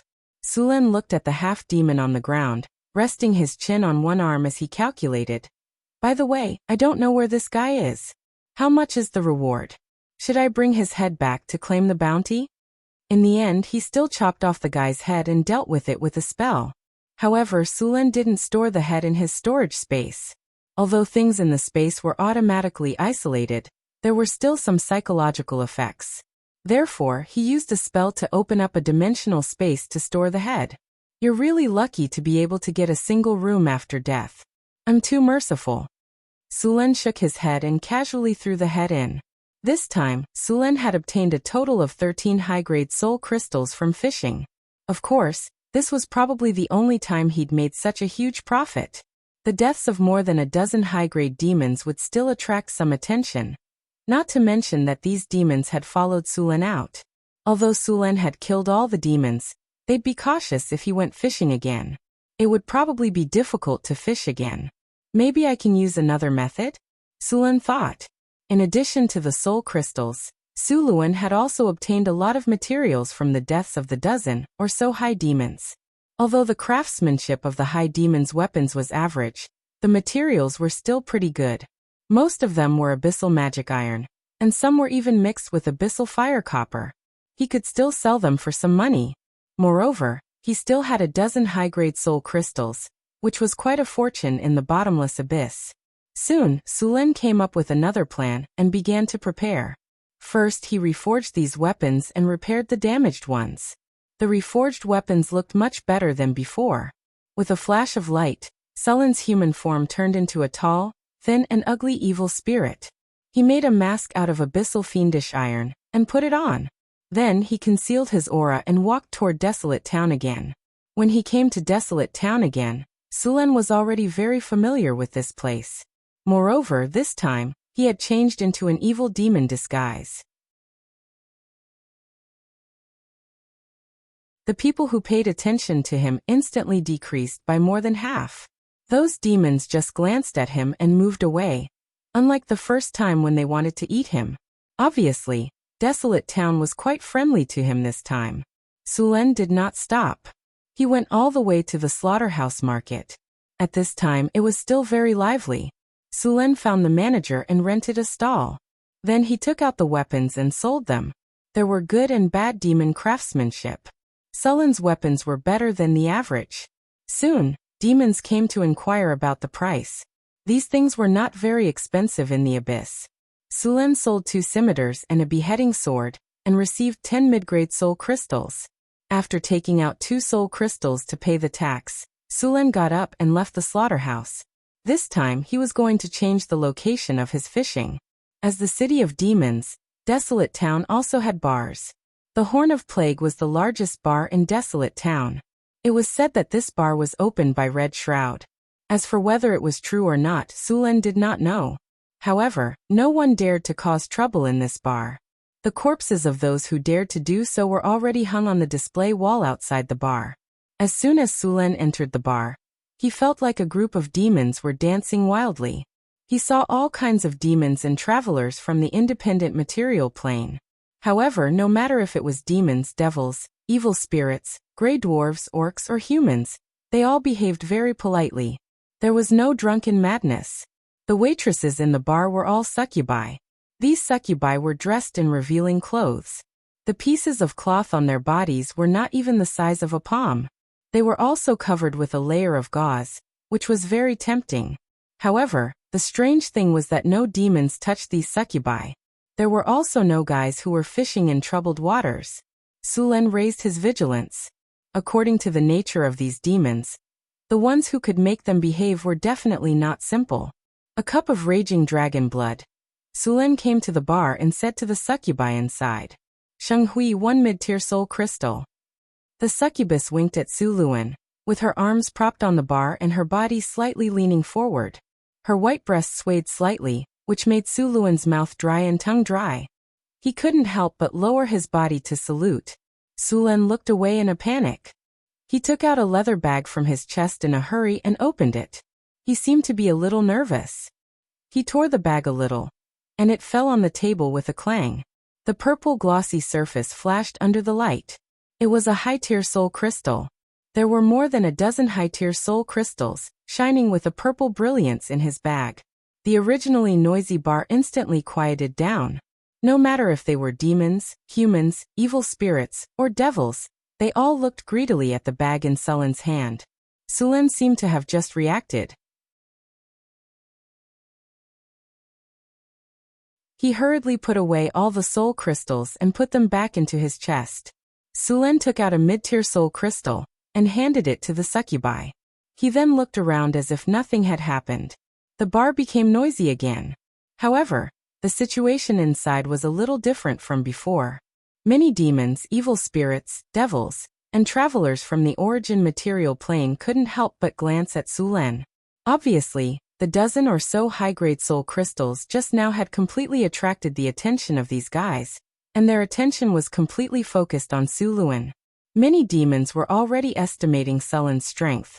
They wondered if they could kill him in the wild and take the soul crystals for themselves. In the corner of the bar, the eyes of some assassin demons shrouded in shadows flashed. It was clear that they were also tempted. These assassins among demons loved to hide in the shadows and launch sneak attacks. They were thin and weak, but their attacks were very strong. They were very good at hiding themselves. Even high-tier demons could be killed by them if they weren't careful. There was a clear distinction between these demons. It was clear that the surrounding demons didn't want to get close to them. Sulen clearly felt the eyes from around him. He purposely acted like he was sitting on pins and needles. The devils around him were also secretly discussing something. These devils who were good at scheming and plotting were also tempted.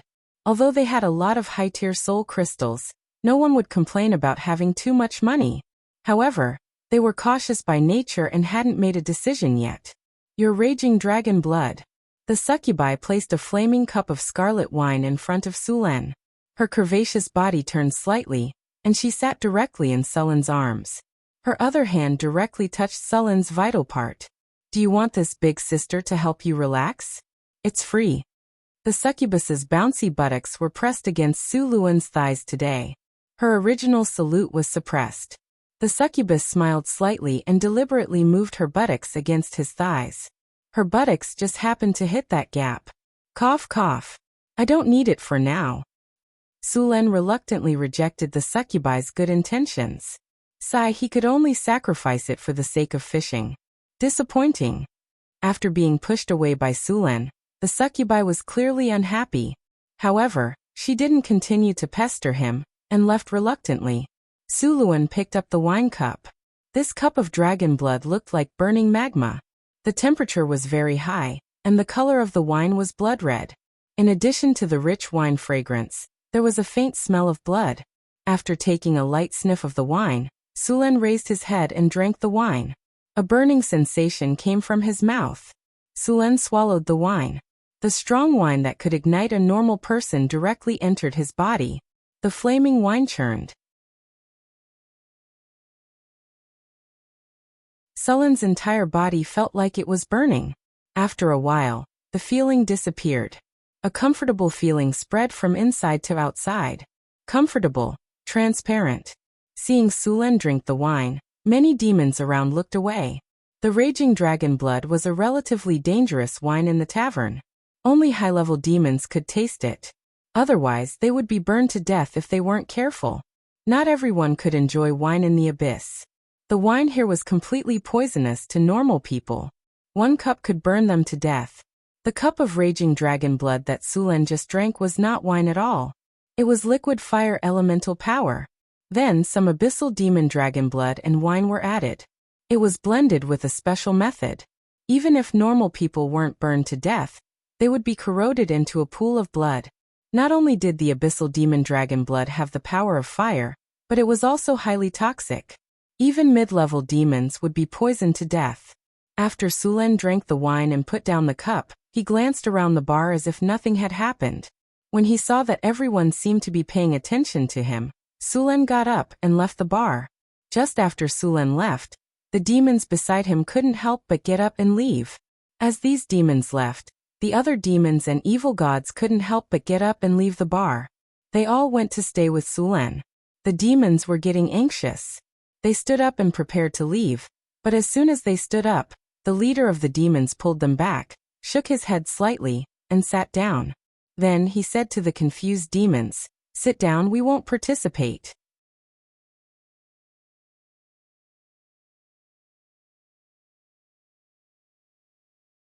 Chapter 522. In the dim yellow sky, an evil sun shone on the earth. The evil sun was constantly radiating the evil and chaotic power of the abyss. The streets of Desolate Town were filled with a strong smell of sulfur, mixed with a faint smell of blood. Although killing was forbidden in Desolate Town, it was only on the surface. As long as one was not discovered, the guards would not interfere. Therefore, it was not as safe as one imagined. Sulen walked on the street expressionlessly.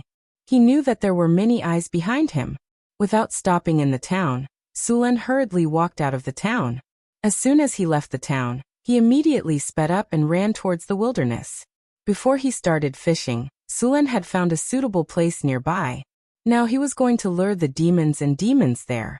Seeing Sulen fleeing, the demons behind him were not anxious at all. Instead, they vigilantly looked at the demons who had the same idea as them. In their opinion, Sulen was a fat sheep on the chopping board. They could eat him however they wanted. The only problem was that many demons had their eyes on this fat sheep. A dozen high-grade soul crystals were enough to tempt these high-grade demons.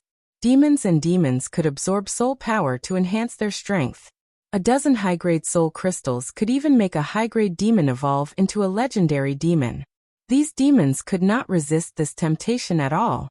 About half an hour later, Sulen stopped at a call, and then quietly waited for the fish he had caught. "They're here." Sulen's eyes flashed. Then he suddenly pointed to a place not far away. Anti-magic field. A strange power descended from the sky and instantly shrouded the surrounding area. At this moment, the area seemed to have been sealed. All demons, and humans seemed to have been isolated from the abyssal plane at this moment. The original spell-like abilities had all lost their effect. At this moment, no matter how stupid these demons were, they knew that the guy they had treated as a fat sheep was actually a peerless beast. 17. Seems like we have a good harvest this time. Sulen's voice sounded in the ears of these demons. Upon hearing Sulen's voice, the expressions of the demons changed drastically. Without thinking, they turned around and tried to escape. However, as soon as they moved, more than a dozen lightning bolts fell from the sky and struck them instantly.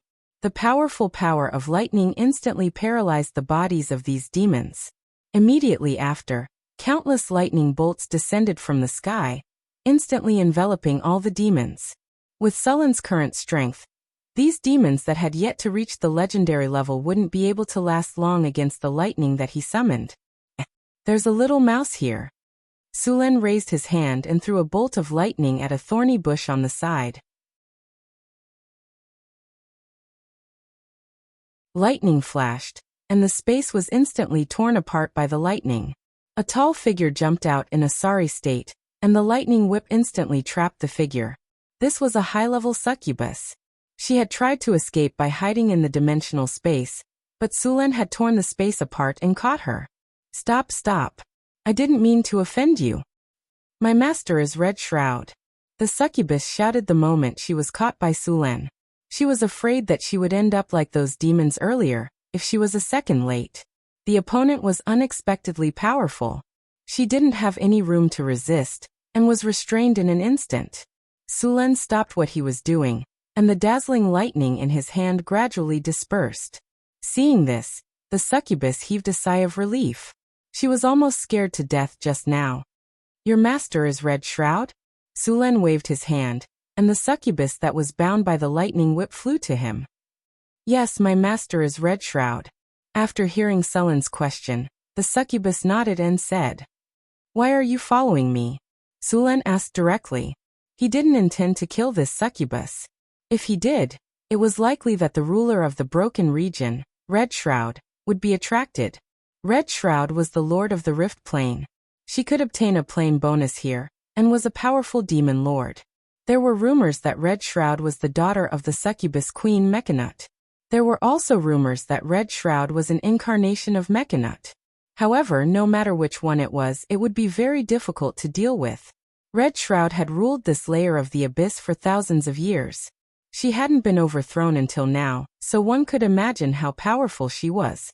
Sulen didn't want to offend her so easily, not to mention her relationship with Mechanut.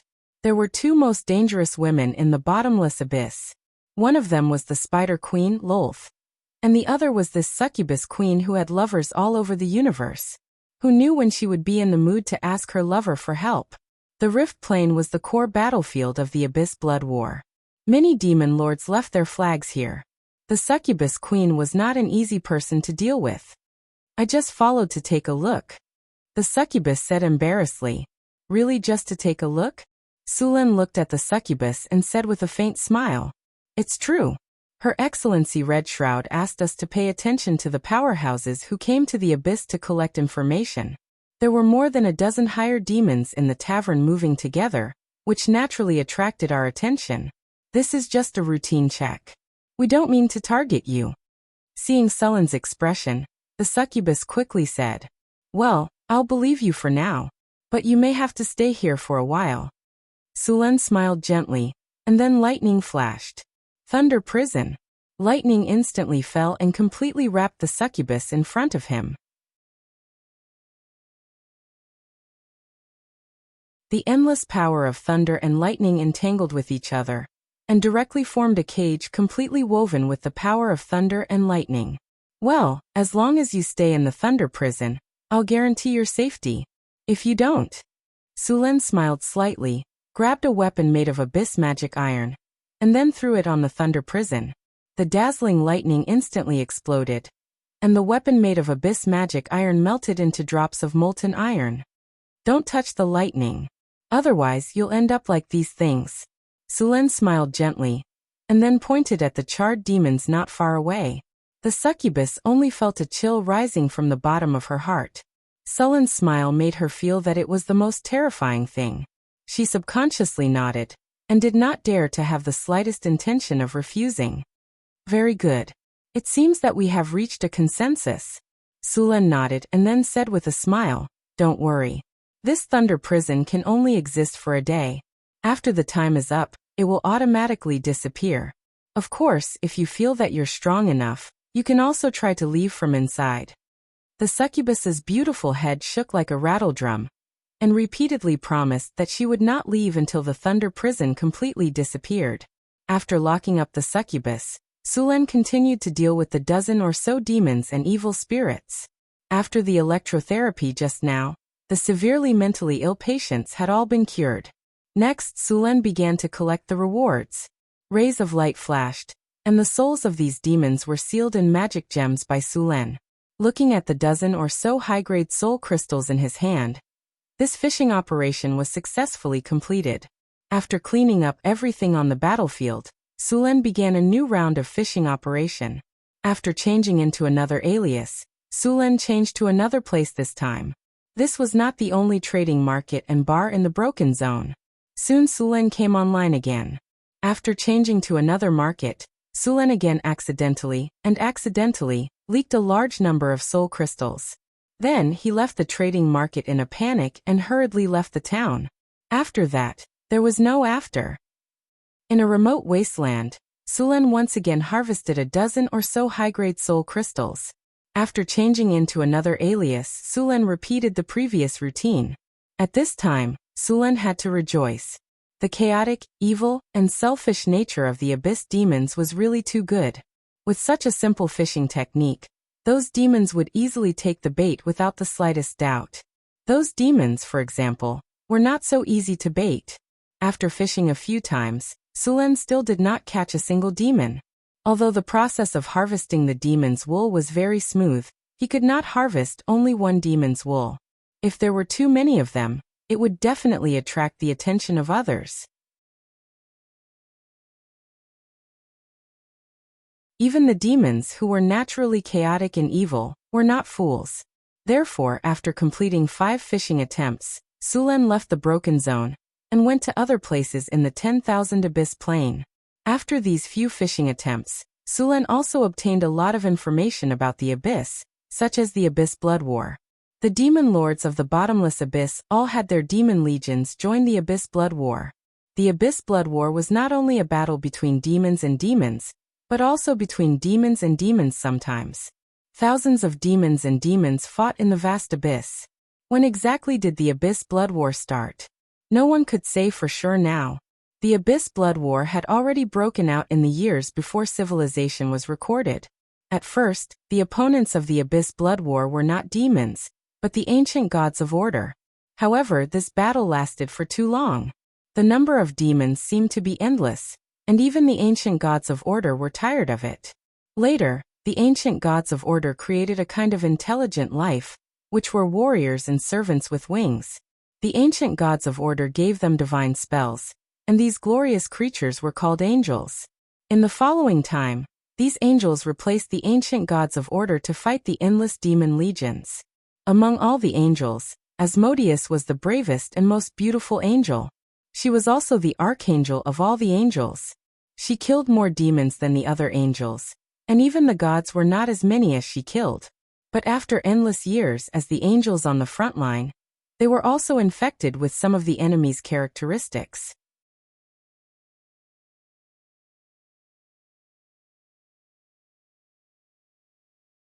Chapter 523. After fighting with the demons for a long time, these angels began to be infected with some of the characteristics of the demons.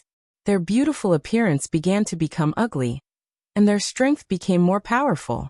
The gods of order and other angels were also afraid of them. In the end, under the request of the residents of heaven, the gods of order expelled Asmodeus, and Asmodeus was asked to be judged in front of the god of valor. Asmodeus gladly accepted the accusation, and then he found provisions from the Book of Order that were helpful to him, and he used these provisions to defend himself. In the end, he succeeded in getting what he wanted with his own cleverness, and the gods of order could only accept it. From then on, this former archangel, the bravest warrior of the gods of order, became the master of the 9 hells of Bator, the archdevil. Of course, as a condition, the demons led by Asmodeus had to stop the demons. This was also the origin of the Abyss Blood War.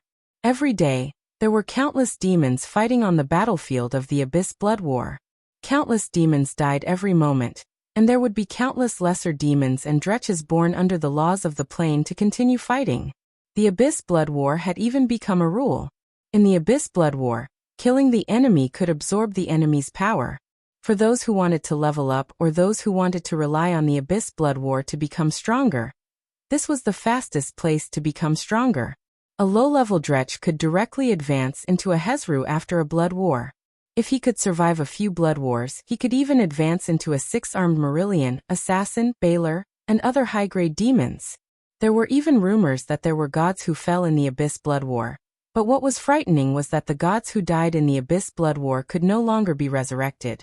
So basically, all the gods chose to withdraw from the Abyss Blood War, and at most, they would only send some believers to participate. This strange rule made many powerful beings cautious. Even the demon lords and the archdevils of hell rarely took the risk to go into battle. The Abyss Blood War was the place with the most high-grade demons and high-grade devils, but Sulen did not even have the slightest idea of getting close to the Abyss Blood War. Although his strength was not bad, he was still far from the gods. Even the gods could fall, so he did not feel that he was stronger than those gods.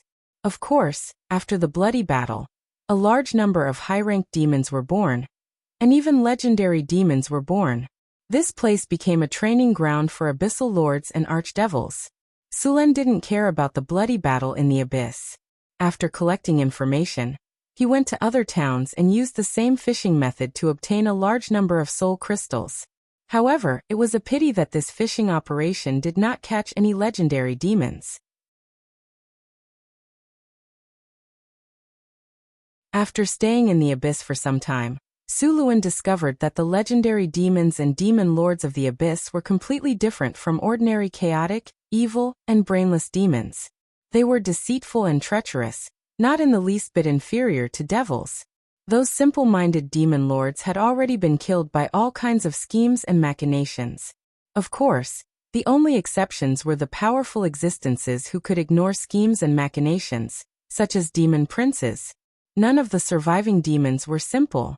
Finally, after another fishing operation, Sulen had accumulated about 500 high-grade soul crystals in his hands. After this period of fishing, even the chaotic demons finally realized that there was not much left to do. Next, Sulen went fishing again, but the profits were obviously much lower. He knew that this fishing operation was about to end. After leaving his coordinates in the abyss, Sulen activated the teleportation coordinates that Hathaway had left for him. A teleportation light soared into the sky, and in the next second, Sulen's figure disappeared from the bottomless abyss. Northern Wilderness, North Town City, North Wind Tower, Astrology Platform. A beam of light descended from the sky, and Sulen's figure appeared on the astrology platform. Phew, I'm finally back. Sulen let out a long sigh of relief. Welcome back. Hathaway, who had hurried over, said with a smile, looking at you, you must have had a good harvest. I've asked someone to prepare food, and it will be sent over soon. Also, do you want to take a bath and rest first? Sulen looked at his body. Although there was no dust on him, the thick sulfuric smell unique to the abyss was unpleasant. He nodded and said, I'll go take a bath first. Prepare the food, I'll be back soon. With that, he teleported away and went to the bathroom to wash up. When he reappeared, he had changed into a neat linen bathrobe, and was preparing a feast meticulously prepared by the halfling human chef Frodo. I haven't eaten this food for a few days, I'm really craving it. Sulen came to the table and quickly picked up food with his chopsticks. During this time in the abyss, he had only eaten some dry rations. There was very little food in the abyss, and how could you expect a demon to have good cooking skills? There were also those strange ingredients. Sulen had no appetite at all. Once he saw their top-notch delicacies in a tavern in a town. A pot of soup cooked with eyeballs made Sulen's scalp tingle, but those demons ate very happily. Since then, Sulen had a psychological shadow of the so-called abyss delicacies. This thing was really not something that ordinary people could enjoy. After enjoying a sumptuous feast, Sulen drank a cup of green tea with a relaxed expression. This time, we have obtained a total of more than 500 high-grade soul crystals, which is enough for the time being. I think we can try to build the steel golem production line. More than 500 high-grade soul crystals. As expected of the abyss, the souls are really rich. Hathaway was surprised by Sulen's harvest this time. With so many soul crystals, we can indeed use them for a long time. The steel golem production line indeed needs to be built. Hathaway nodded and said. The golem factory was a large-scale project. In fact, all kinds of golems were produced independently by different production lines in the golem factory. Very few golems could share a set of production lines. Clay golems were molded into a ceramic-like substance, rock golems were carved, and steel golems were forged from various metals, so they required different production processes. However, they also had something in common, and that was the inscription of magic patterns. All golems needed to be inscribed with mageweths. However, the techniques used to inscribe mageweths differed from one golem to another. After all, clay, rock, and steel were made of different materials, so the carving knives and materials needed to inscribe mageweths were also different. The Magic Pattern Inscription Workshop now only had one magic pattern inscription equipment, which could inscribe 6 golem parts at a time. Sulen did not intend to continue producing magic pattern inscription equipment for the time being. The production of one magic pattern inscription equipment required a legendary soul crystal, and the legendary soul crystal in his hand was prepared for the diamond golems. Sulen intended to make 2 diamond golems, and with the addition of more than 500 steel golems, as well as more obsidian and rock golems, he could form a powerful golem army. With such a large golem army, even dealing with a demon army would not be a problem. After all, magic constructs like magic golems had far too many advantages. They were immune to diseases, lethargy, aging, mental attacks, poison, paralysis, instant death, intimidation, heavy blows, crippling, bruising, attribute absorption, and energy absorption. They also had dark vision, didn't need to eat, drink, or breathe, and could work 24/7. Compared to them, the demons couldn't use many of their methods. Abilities such as evil aura, blasphemous words, and stinking cloud were directly useless. Compared with the chaotic command of the demons, the golem army would strictly follow orders. That was why the Arcane Kingdom could rely on the golem army and the floating space city to conquer the multiverse. Not long ago, Sulen learned in the Abyss Blood War that compared with the demon army, the number of the devil army was usually only 1/10 of the demon army. However, when the gap was 10 times larger, the devil army would basically win the final victory. One of the reasons was discipline. The devil army had very strict discipline, which was completely incomparable to the scattered demon army.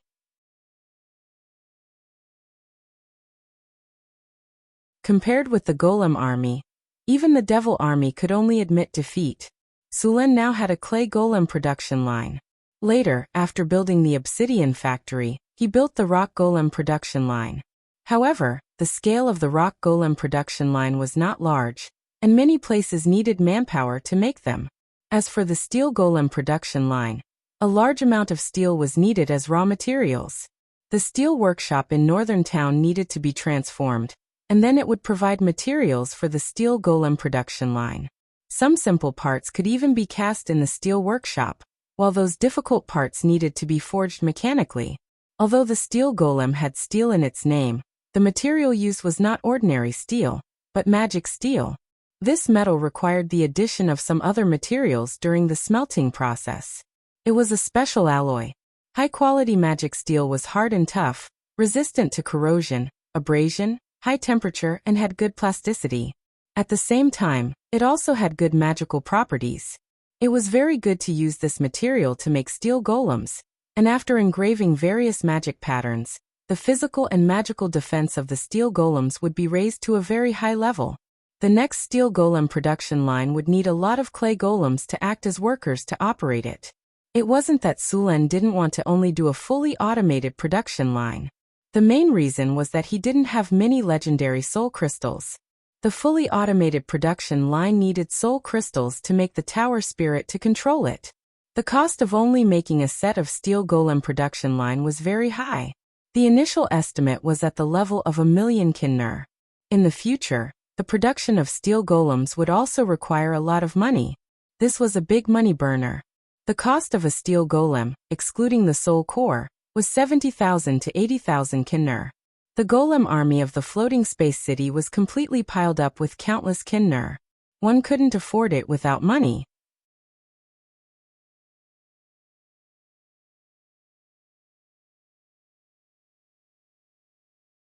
Chapter 524. Some people said that arcanists were just throwing money at others, and it did make some sense. Whether it was the floating city or the golem army, they were all built with money. A steel golem cost 80,000 kinner, and a diamond golem cost more than 1,000,000. According to the standard of the golem army, each of the 500 steel golems cost 80,000 gold coins, which would add up to 40 million gold coins. 2 steel golems would cost around 2 million to 3 million gold coins. The remaining 1,500 stone golems cost around 30,000 gold coins each, which would add up to a total of 45 million gold coins. In total, the entire golem army would cost an astonishing 100 million gold coins. The Florentine kingdom's annual revenue was barely 8 million gold nars. It would take the Florentine kingdom 13 years of tax revenue to barely reach 100 million gold nars. Among these, high-grade and legendary-grade soul crystals were things that couldn't be bought with money. The materials needed to build a floating city cost at least 100 billion kinner. It could be said that if it weren't for the minerals found in Sulen's territory and the rich resources of the underground world, he wouldn't even be able to build a wizard tower, let alone a golem army. Although the golem production line cost a lot, most of the materials were produced in the northern city, so it didn't really cost that much. Similarly, the materials used to build the golem army were basically provided by the northern city.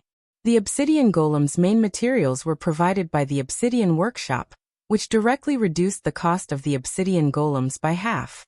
In addition, most of the other materials could be obtained from the secret realm and the underground world, which ultimately reduced the cost of the obsidian golems by 80%. If it weren't for the various resources in the underground world and the secret realm, Sulen wouldn't even be able to build the golem army, and even the construction of the wizard tower would have been delayed for a long time. He had to admit that it was a wise choice to build a city in the northern city. Who would have thought that he would find a passage to the underground world here? In addition to these resources, the northern city also built a large number of factories. Originally, there were pottery, brick kilns, wine, sugar factories, and other factories in North City. Now Sulen had also opened a porcelain and glass factory. Now the goods in North City were very popular in several kingdoms around Florence. In addition to these, the perfume and soap factories proposed by Sulen had also begun to be put into production. Perfume and soap products could be said to be the favorite of those noble ladies and ladies, who were even crazy about these daily necessities. These daily necessities weren't cheap at all. They were all consumables. It could be said that northern garrison cities' income had been steadily increasing.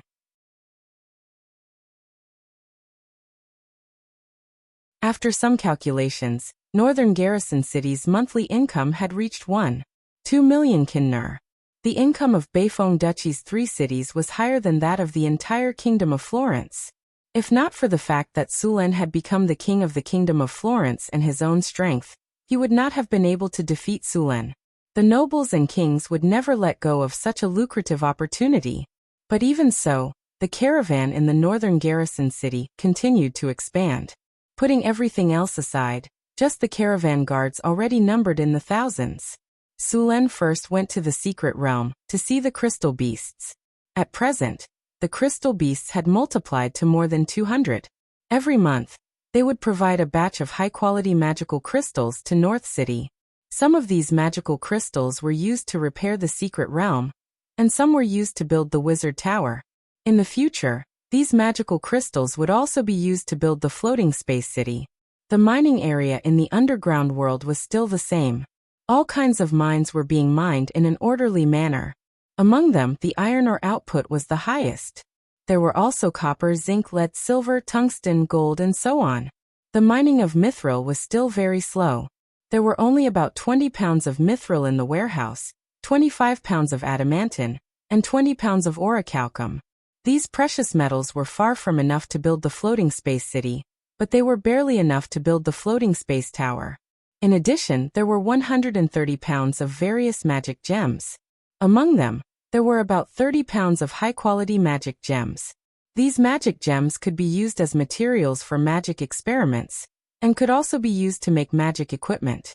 Sulan even considered equipping the students of North Wind Academy with some magic equipment in the future. There were also many miscellaneous things that Sulan handed over to others to take care of. As a king and a wizard, he did not have the time and energy to pay attention to these trivial matters. After dealing with the matters here, Sulan and Hathaway set off for the obsidian factory together. He went there this time, on the one hand, to transport the obsidian back. On the other hand, he needed to start a large-scale construction of the iron golem production line. The iron golem production line consumed a lot of energy. He had to find a way to build an energy transmission pipeline. The clay golem production line could be used in this way. When the iron golem production line was built in the future, an independent elemental pool would have to be built in the iron golem production line to provide energy. Tower Spirit Number 1. Show me the design of the iron golem production line that I drew last time. Hathaway looked at the iron golem production line and the obsidian factory in front of her, then frowned slightly. I always feel that these places that were designed and built last time are not beautiful enough, and the planning is a bit messy. I think this iron golem production line can be adjusted again. Tower Spirit, list out all the problems that have occurred in the production line during this period. Soon, the factory Tower Spirit showed all the problems that had occurred in the production line and the obsidian factory during this period of time. Soon, a lot of text and images appeared on the display screen. Hathaway began to solve these problems one by one, and at the same time, upgrade the production line. Everything in the obsidian factory was normal. This area was directly isolated by Sulan, and no one was allowed to enter. In the deepest part of the volcano, in the huge magma pool, 2 large lava elementals were still working hard. They were like fish in water in this magma environment. The Tower Spirit scanned the obsidian factory with its aura. All the clay golems were operating normally, and the obsidian produced was regularly placed in the warehouse. The upgrade plan of the wizard tower had not stopped. Hathaway was ready to upgrade the wizard tower into a floating space tower, but there was still a shortage of materials, and obsidian was one of the materials that she lacked the most. Hathaway wanted to use obsidian to cover the entire foundation. Because obsidian itself had the ability to conduct magic, simple runes could become a carrier of magic power, and at the same time, its hardness was very high. This was an important energy channel for the construction of the Enigma in the floating space tower in the future. The construction of the Enigma could enhance the defensive power of the Northern Citadel and the Wizard Tower, and at the same time, it could greatly reduce the difficulty of casting spells, so that the wizard apprentices in the floating space tower could also rely on the Enigma to obtain simple casting abilities. If the Enigma could continue to be upgraded into an artificial magic net, then it would be more useful, and even ordinary people could cast spells.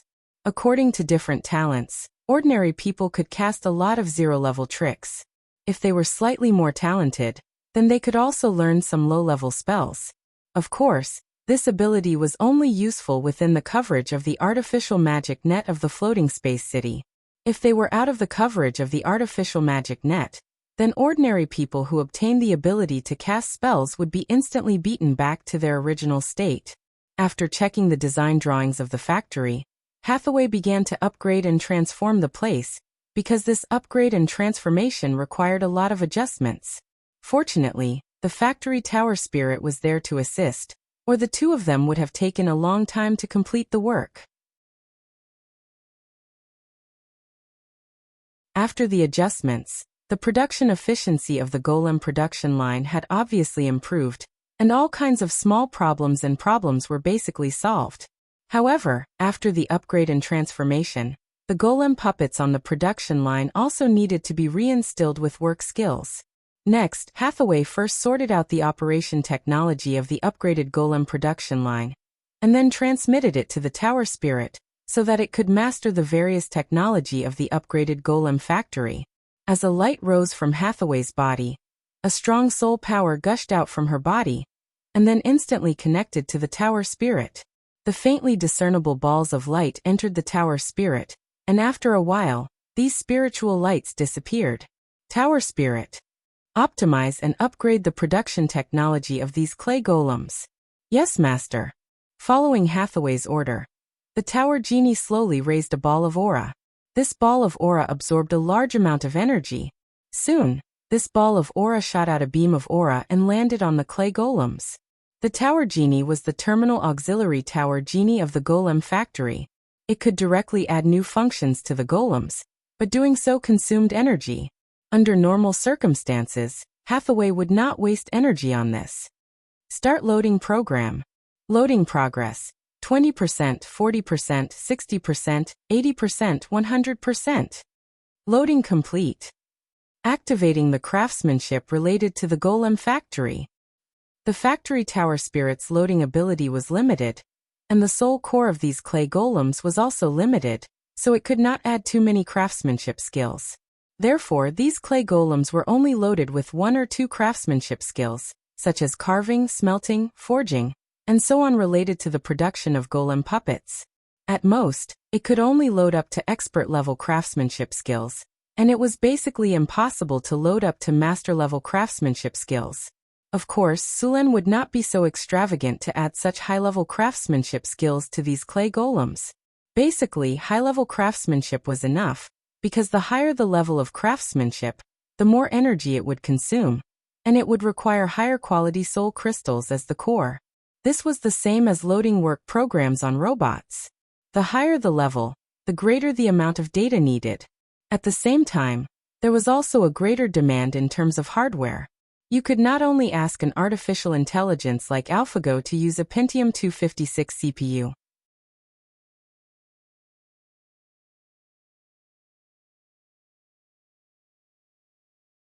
Chapter 525. The soul core of an ordinary clay golem was made of low-level soul crystals. If the legendary tower genie was compared to a quantum supercomputer, then the soul crystal of this clay golem was at most the CPU of a Pentium 512. The difference could be said to be like heaven and earth. In fact, the difference was even greater. After upgrading the production line and the Obsidian workshop, Sulen and Hathaway began to expand the factory. The 2 production lines originally took up more than 1,000 square meters of space. This time, the steel golem production line needed even more space.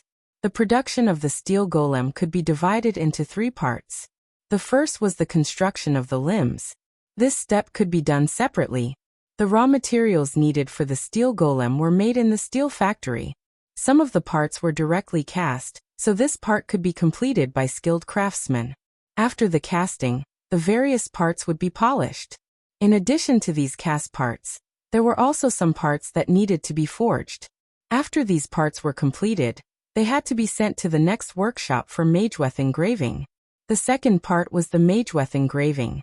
This part was very critical, and there could not be the slightest deviation. Otherwise, it would cause the entire golem to not operate smoothly, stop working, and so on. The third part was the assembly of the body structure. This step was like piecing together toy models to assemble the complete structure of the golem. The fourth part was the activation of the spell. This part could not be automated at the moment, so Hathaway had to do it herself. Because there was already an automatic inscription machine for Mageweth engraving, the main work of the steel golem production line was the first 2 parts. A steel golem required about 10 tons of steel. This steel was called black magic steel, And it was the steel used for steel golems. There was basically no problem with this. With the construction of the steel factory in Northtown, there were now 4 50-ton furnaces in Northtown. With full production, they could completely meet the needs of the steel golem production line. Black magic steel was ordinary steel with some other metals and enchanted materials added to it. Finally, it was smelted into a special alloy. The main craftsmanship to make a steel golem was pouring and forging. These required the craftsman to polish the parts. The Mageweth engraving part could be done by the automatic Mageweth engraving machine controlled by the Tower Genie. Mechanical constructs mainly use forging equipment, quenching equipment, and assembly equipment. Hathaway could easily take care of these. In the end, the completed steel golem would be stored in the warehouse, and there would be no soul crystals installed as its core. The soul core of the steel golem was made from high-grade soul crystals. This kind of soul core required Hathaway and Sulen to personally make it. Of course, Alex and Karina couldn't escape from this task as well. They couldn't make legendary-grade soul cores. Only Hathaway could. Although making a soul core of this level was difficult for the few of them, it was still manageable. If he wanted to activate the steel golem, he would need to put in a soul core, and then cast a spell to activate the life of the construct. This step would have to wait until the golem factory had accumulated a certain amount of stock, before letting Hathaway complete it in one go. Although all of this sounded simple, it was very difficult to actually do it. After all, if this wasn't a magical world with extraordinary powers, it would take months or even years to complete a production line with just 2 people. The two went back and forth between the Wizard Tower and the Obsidian Factory almost every day. It took him nearly a few days just to lay the energy transmission pipes. During this time, 80 to 90% of the magic crystals stored in the Obsidian Factory had been consumed.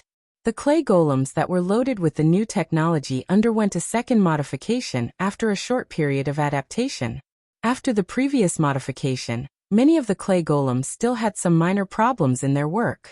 This time, it was to make some adjustments to these clay golems. After the adjustments, the clay golems produced basically had no other problems, and the operation of the assembly line was smoother. The entire golem factory was operated in the manner of an assembly line. The head, torso, and limbs were all made separately. These clay golems loaded with crafting skills were each responsible for a part. Out of almost 100 finished products, 97 could be used. Finally, Hathaway was responsible for the acceptance and monitoring of a clay golem specially made. Hathaway even used a high-grade soul crystal to give it more powerful computing power and intelligence. With higher intelligence, this clay golem could determine whether the golem body parts produced were qualified, then complete the assembly process and put them in the warehouse. Preliminary statistics. With sufficient raw materials, the steel golem production line could produce 1 unactivated golem puppet every day if it operated at full capacity. If she wanted to further increase the production capacity, Hathaway would have to recruit wizard apprentices or load new auxiliary golems. If 1 clay golem a day, 30 can be produced in a month. Now 500 high-grade soul crystals can be used for about a year and a half. It can be used for a while, Sulen said after some calculations. After testing the golem production line, Hathaway nodded and said, "In terms of materials, we can let Alex and Karina take turns to replenish. The completed steel golems can be activated once a month. There are also legendary soul crystals. How troublesome." Hathaway shook her head and said, "It's very difficult to get soul crystals in the material plane. It seems that we'll have to go to the abyss every once in a while." Sulen said after thinking for a while, "Let's not worry about that for now. We need to test the normal operation of the factory first." With Sulen's order, the entire steel golem production line began to operate. The clay golems operated normally, and the entire assembly line ran smoothly. After seeing that the steel golem production line was running well, Sulen and Hathaway were relieved. Looking at the steel golem production line running normally, Sulen and Hathaway looked at each other and smiled. "It seems that we've succeeded this time. The next thing we need to prepare are the diamond golems.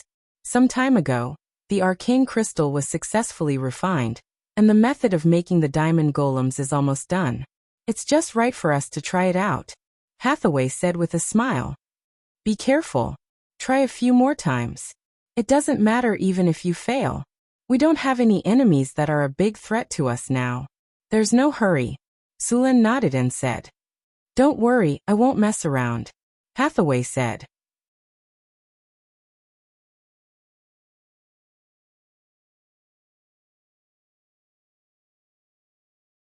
Chapter 526.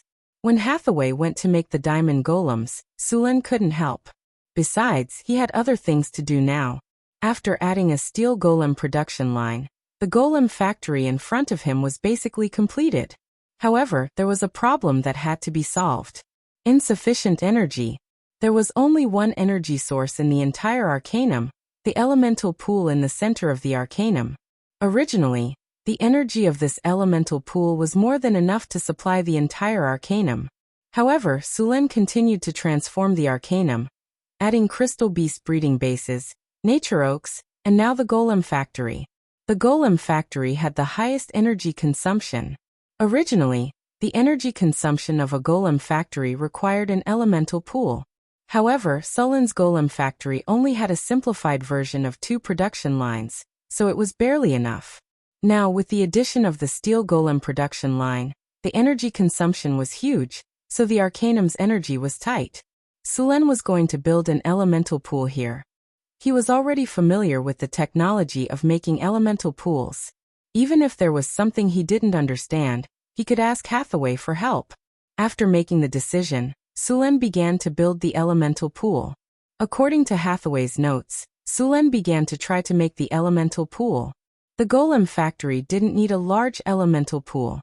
A medium-sized elemental pool was more than enough. Sulan found a suitable open space in the factory and began to excavate the ground. The elemental pool wasn't big, and the basic materials weren't precious. The pool was made of pure white high-quality marble, and it also needed a large amount of thorium, orichalcum, and other metals to cover it. Finally, runes had to be engraved on the pool, and the runes had to be filled with mithril. Mithril was good at conducting magic. It was resistant to corrosion and oxidation. As long as it wasn't deliberately damaged, it wouldn't be damaged for thousands of years. This was also why many relics left by ancient arcanists could still function after thousands of years. The silver-white carving knife quickly carved on the pool, and beautiful runes appeared on the pool. Soon, when all the runes were engraved, Sulan took out 4 high-quality magic gems and began to sacrifice them to the elemental plane, opening up 4 energy channels connecting the 4 major elemental planes. A powerful magic energy quickly gathered, and then the void was torn apart under Sulan's control. The energy of the 4 major elements slowly poured out of the energy channels, and then turned into light blue elemental water under the transformation of the runic circle. After the elemental water appeared, the concentration of elements in the entire space instantly increased by several levels.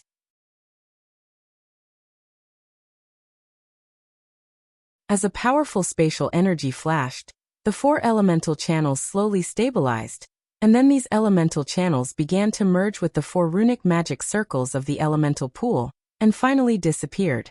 The light blue elemental water in the elemental pool was like a trickle, and it began to slowly fill up the entire elemental pool. Tower.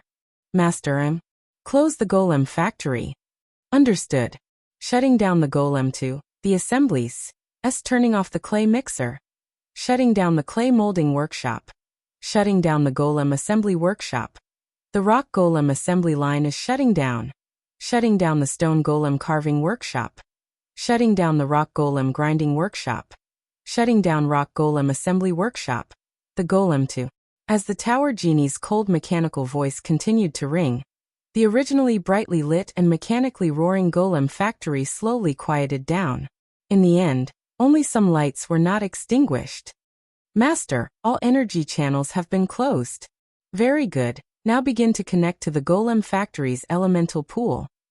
Sulan directly ordered. Yes, Master. Connecting to the elemental pool. Connection successful. Opening the energy channel. Energy replenishment is in progress. 20%, 25%, 30%, 85%, 90%, 95%, 100% charging complete. Sulen stared at the elemental pool as he watched the energy constantly pouring out. Restart the golem factory. A large amount of elemental energy began to be consumed, and the golem factory started up again. System self-check. Please wait. Self-check complete. Everything is normal. Start up. The clay golem production line has been successfully started. The stone golem production line has been successfully started. Seeing the two production lines start up again, Sulen secretly breathed a sigh of relief. The next step was the most important. The golems produced by the stone golem production line and the clay golem production line were not considered strong. The steel golems were the main force of the golem army. Start up the steel golem production line, Sulen said slowly after the two production lines were running normally. Yes, master. The steel golem production line has begun self-check. Self-check complete. Starting up. The equipment slowly started up, and the clay golems on the production line also began to officially run. Soon, the steel golem production line that had just been completed officially began to run. After seeing that the production line was running well, Sulen left the golem factory and let the tower genie number 1 reseal the area. Back in northern town, Sulen was ready to give himself a vacation and slack off. Then he ran to Frodo's place to steal some food, and then dressed casually to go shopping. Da-da-da. There was a rush of footsteps, and then a servant came in and said, "Your Majesty, I just received news that the expedition team that was sent to explore the east of the wasteland has returned." Hearing the servant's words, Sulen's eyes widened. The expedition team was a project that he personally started after returning from the astral plane. Last time in the astral plane, Sulen saw the entire world. Other than the continent they were living on, there were several other continents on this planet, and the closest one was the eastern continent, which was across the sea.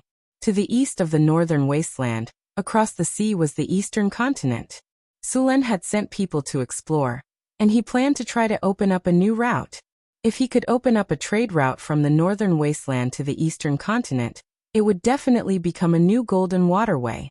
It should be known that the coastal countries in the south, even after being exploited by the Red Dragon Queen, still made a lot of money by relying on the sea trade. If Sulen opened up a trade route from here, the profits contained in it would greatly accelerate the development of his territory, and at the same time, earn a lot of money for the construction of the floating city. The floating city costs 100 billion kinnar to build. Even Sulen was shocked. To build such a top-level magic crystal in the arcane era, it would require a lot of resources and money. If he did not expand trade and make money as soon as possible, when would he be able to? The expedition team sent by Sulen followed the simple map provided by him, and advanced along the Red Sand River. The Red Sand River stretched all the way to the sea.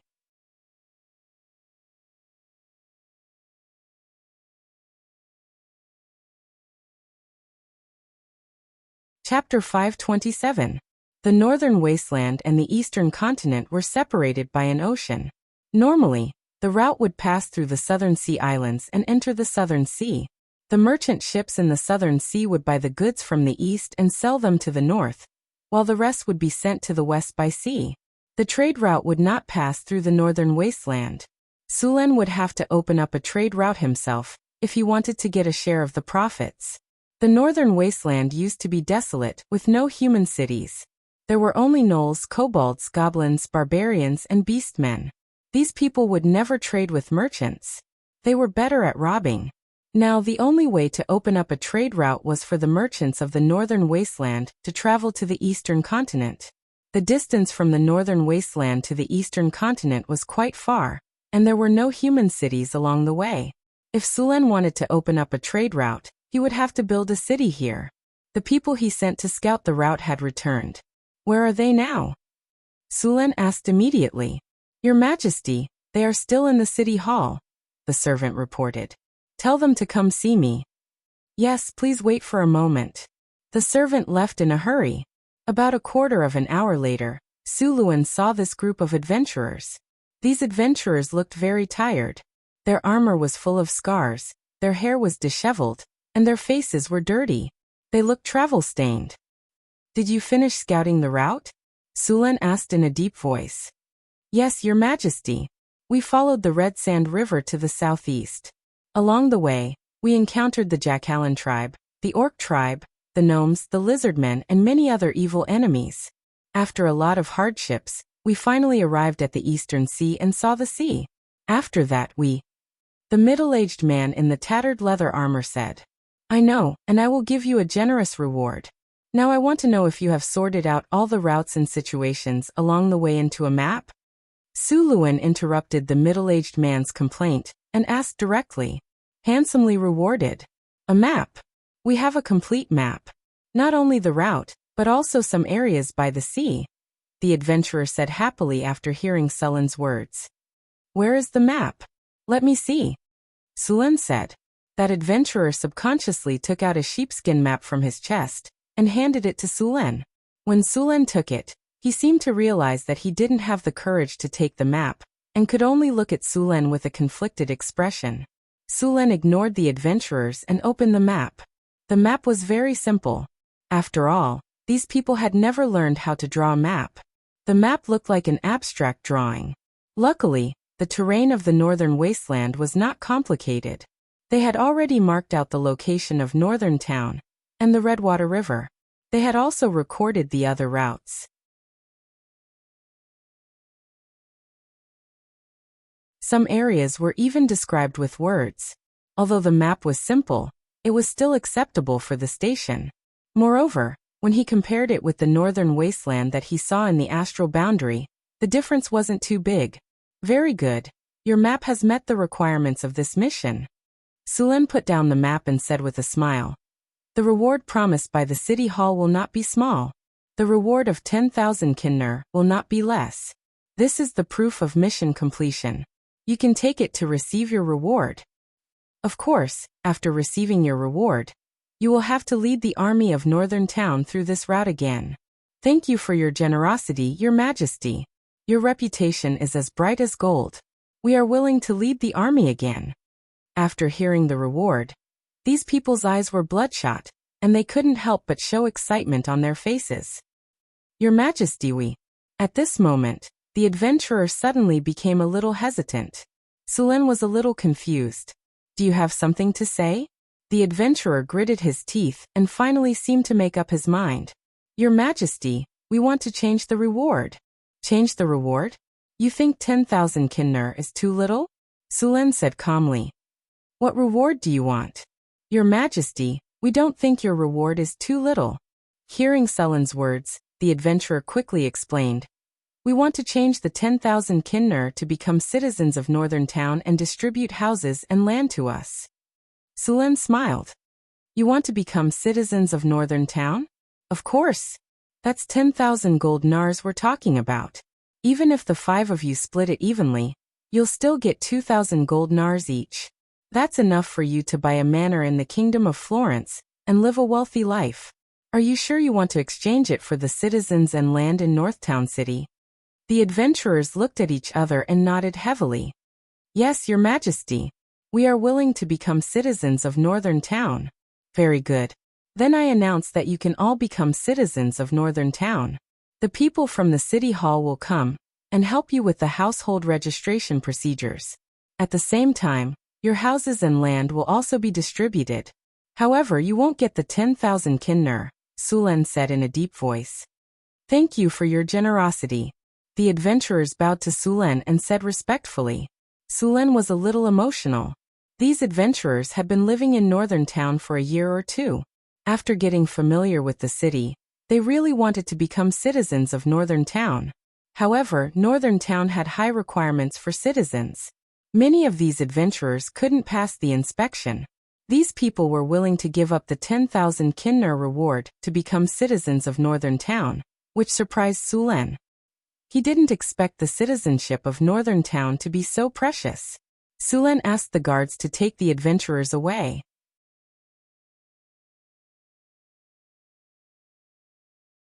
He then began to look at the map carefully. At the same time, he asked the army to form an advance party to clear all the obstacles on the road and prepare to build a city on the east coast. Sulen had to build a bridgehead on the east coast if he wanted to trade with the eastern continent. In addition, he had to clear the 15-kilometer area along both sides of the Red Sand River. Sulen planned to transport the goods by water. The caravans would also carry the goods from the Red Sand River to the ocean. It was faster and more efficient than land transportation. It would also save a lot of manpower and resources. This time, Sulen planned to arrange 2 ships for the advance party to record the hydrology of the Red Sand River. At the same time, he planned to build a large dock outside northern town to produce ships. There were a lot of trees in the northern wilderness, so it would not be a problem to build a ship. However, it would take some time to learn how to build a ship. In addition, he also needed to recruit enough sailors and navigators. Following Sulen's order, the army soon gathered. The 2 inland river boats were also ready.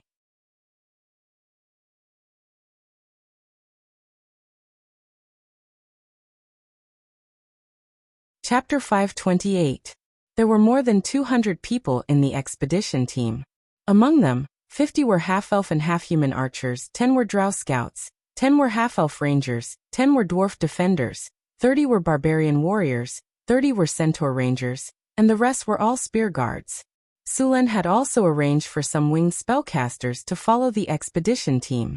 With the addition of transport personnel and construction workers, the total number of the expedition team was close to 1,000. Luckily, there were plenty of horses in Northtown City, so they could carry a lot of supplies. Otherwise, the expedition team would be even bigger.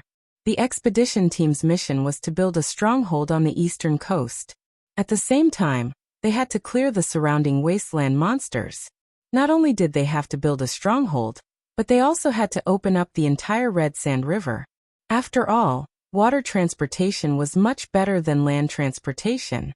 Even in the 21st century of his past life, sea transportation was still the cheapest way to transport large quantities of goods. If Sulen wanted to trade with the countries of the eastern continent, the Red Sand River had to be unobstructed. According to the map given by the adventurers, Northtown City was about 1,500 kilometers away from the estuary of the Red Sand River. With such a long distance, they had to set up some strongholds and transit stations along the way. Monsters were everywhere in the wasteland. Without a safe place to rest, the trade route would become very dangerous. At the same time, they had to set up transit stations to replenish all kinds of food supplies. A distance of 1,500 kilometers would require at least 5 stronghold transit stations.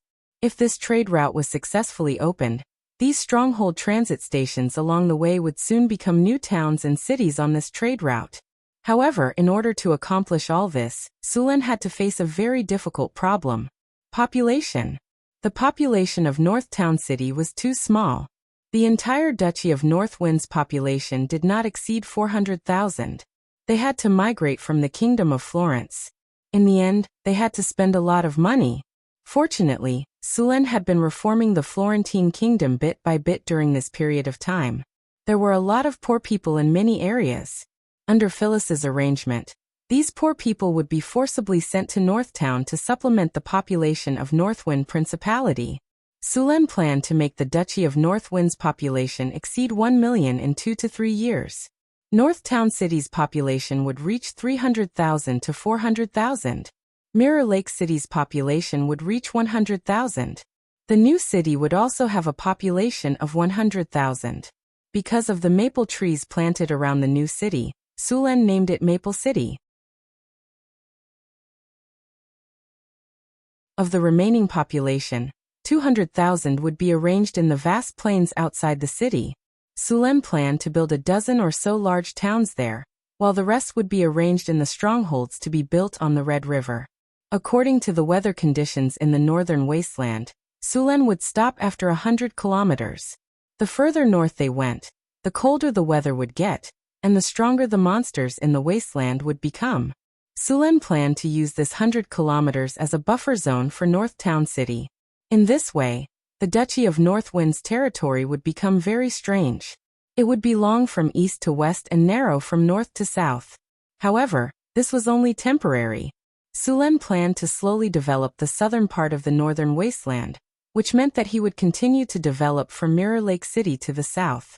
The weather in the south of Mirror Lake City would be warmer. Although there was not as much rain as in the south of Florence due to the mountain range, it was still good. As long as this place was cleaned up, it would be able to grow food and feed more people. In the southeast of Northtown City, after crossing the swamp, there were grasslands and forests. There were also many resources there. Sulen planned to take over this place in the future. 2 days later, the exploration team was finally ready. Sulen personally led the exploration team along the Red River to the east coast. According to the description on the map, following the Red River to the south was the direction of the sea. Sulen and the others took a boat down the river, while the army marched on the shore. Since the centaurs raised livestock, there were a lot of horses in Northtown City. The team in front of them had 2 horses per person. Even the workers were riding horses. The Red River meandered for 300 kilometers before turning into a plain. It would also pass through the swamp and eventually merge into the sea. This area was considered an uncivilized area. Many tribes lived in the wasteland. One of them was a tribe of over 300 barbarians. When the exploration team from Northtown City arrived, they volunteered to join them. Although Sulen did not expand his territory here, his reputation in the wasteland was growing as Northtown City rose. The monsters that Northtown City defeated had spread the name of the city. These barbarians admired Sulen's reputation, so they came to join him. Of course, part of the reason was that these barbarians were too poor. When Sulen saw them, most of them were wearing tattered animal hides, and their weapons were very simple. The leading barbarian chief's iron axe was covered in rust. There were even bubbles and iron slag that had not melted yet. Many of them were holding thick wooden sticks and bone weapons. Although they were poor, they were still quite strong. Sulen left 2 barbarians who were familiar with the area.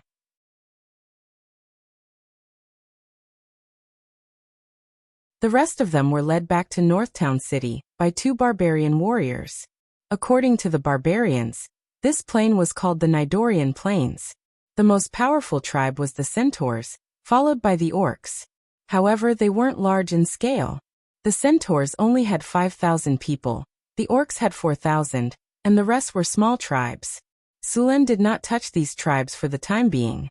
He was trying to build a stronghold. As long as these tribes did not provoke him, he would not touch them.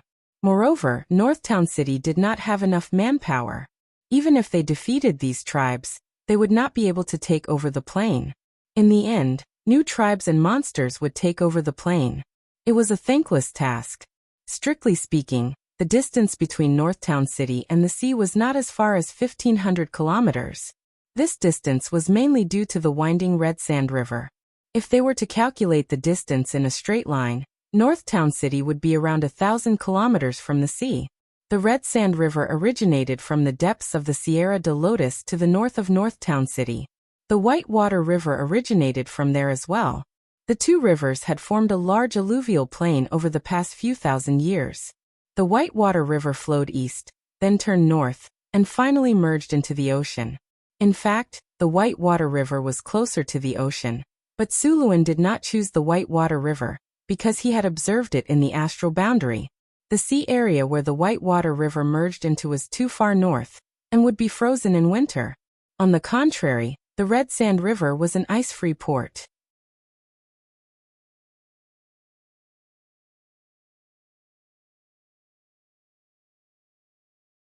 Chapter 529. The Red Sand River meandered to the southeast. The further it went to the southeast, the smoother it became. The surface of the river also became wider. The speed of the boats had slowed down a lot. The boats in northern Town City were just ordinary inland sailing boats. Most of the time, they had to use oars to row the boats, so the quality of the boats was limited. Sulen had already sent people to the coastal countries in the south to recruit more people before he came here. The inland sailing boats were still acceptable, but the boats used for ocean trade were not suitable. The environment of the ocean was too different from inland rivers. The wind and waves alone were incomparable to the ocean. Take Sulen's boat for example. If they went out to sea, not to mention running into a storm, a single wave could smash their boat into pieces. A powerful boat was necessary to carry out ocean trade. Northern Town City did not have many talented people who could build boats, and they did not even have a single boat worker. When the time came, they would have to recruit people from the south to build the boats. However, Sulen did have some blueprints for the boats. If they followed the normal way to build a qualified boat, with the technology of Northern Town City, it would take them at least 2 years to build one. However, this was a world of magic. Sulen could build a magical boat with the power of magic. Compared to ordinary boats, a magical boat was a deadly weapon. The cost of a magical boat was not cheap, but Sulen could still afford to build one. Overall, the Red Sand River was relatively safe, but there were still some ignorant people who wanted to attack them. Then there was nothing else. Over 200 elite soldiers from Northern Town City could easily take down a city with 10,000 people, let alone a few tribes in the wasteland. The soldiers from Northern Town City easily wiped out 5 or 6 small tribes. The surrounding tribes were all trembling in fear. Some of them even started to migrate. As for the lizard men in the swamp, they even ran away when they saw the soldiers from Northern Town City. The lizard men still remembered when Sulen wiped out the lizard men on a large scale. They were scared out of their wits when they saw the flag of Northern Town City. If it weren't for the fact that Sulen wasn't interested in the swamp, these lizard men would have been wiped out long ago. They continued to travel southeast along the river. Not far from the southern swamp was a lush forest. There was a group of half-elves living there. This group of half-elves was quite large, about 1,000 people. This was the data left behind by the adventurers last time. Sulen wanted to recruit this half-elf tribe. These half-elves were born archers, and there were even druid rangers among them. They were quite strong, and they were quite pleasing to the eye, but they did not join North Town City.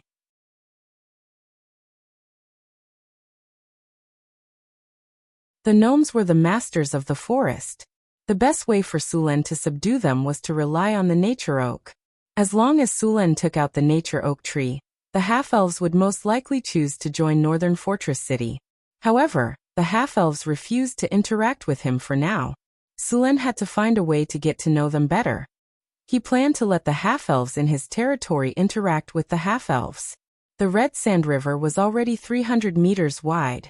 There were many tributaries that extended from the main river. This area had plenty of water, and there were many lakes around. The environment was quite good. However, there were some water monsters living in these lakes. They looked very similar to the ones in North Town City, but they were a bit bigger. If other ships encountered these water monsters, there was a high chance that they would sink into the river. However, Sulen was the unlucky ones. In fact, Sulen didn't even need to do anything. The half-elf magic archers had already made their move. Frost arrows were fired, and the water monsters in the river were instantly frozen. Then, the barbarian warriors jumped up and broke the ice with their sharp battle axes. The army of North Town City began to clear out the water monsters in the area. They could let the other monsters go, but they had to clear out the water monsters. These things were too dangerous for ships. Normal ships would be destroyed if they ran into them. Sulen wanted to open up a trade route, so he had to clear out the water monsters. Most water monsters had their own areas of activity.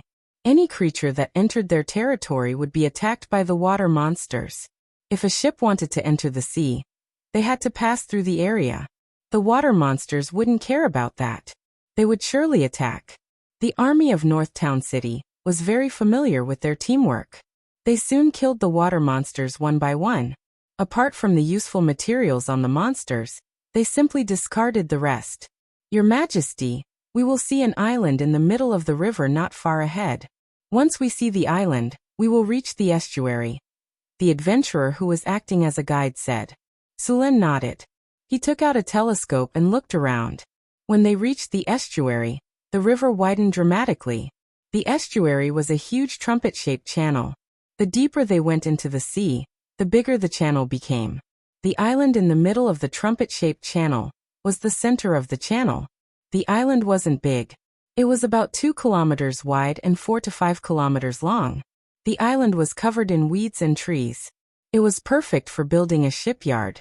The ship passed by the island in the middle of the river. After passing through the estuary, they could see the boundless sea. Seeing the sea for the first time in his life, Sulen also felt a surge of excitement. Those soldiers and craftsmen who had never seen the sea before were even more astonished. These inland people couldn't imagine the vastness of the sea at all. Now seeing it with their own eyes, they were naturally shocked. Sulen ordered the ship to dock. Everyone went ashore and prepared to set up a camp. At the same time, they had to unload the things they were carrying. Sulen was planning to build a city by the sea to trade with the eastern continent. If it was successful, the city would become the most prosperous city in Northwind Principality for a while. After arriving at the beach, Sulen immediately sent people to cut down trees and set up a camp. At the same time, he sent the army to search the area. Since they were planning to build a city, they had to clear out the dangers around. A large number of soldiers and workers were sent out. Soon the workers began to cut down trees. Sulen chose a flat area not far from the sea to set up a camp. The soldiers of Northtown City patrolled the area.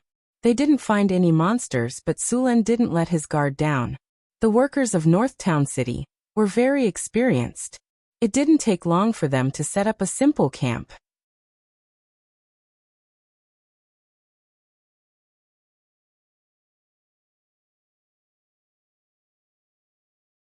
Chapter 530.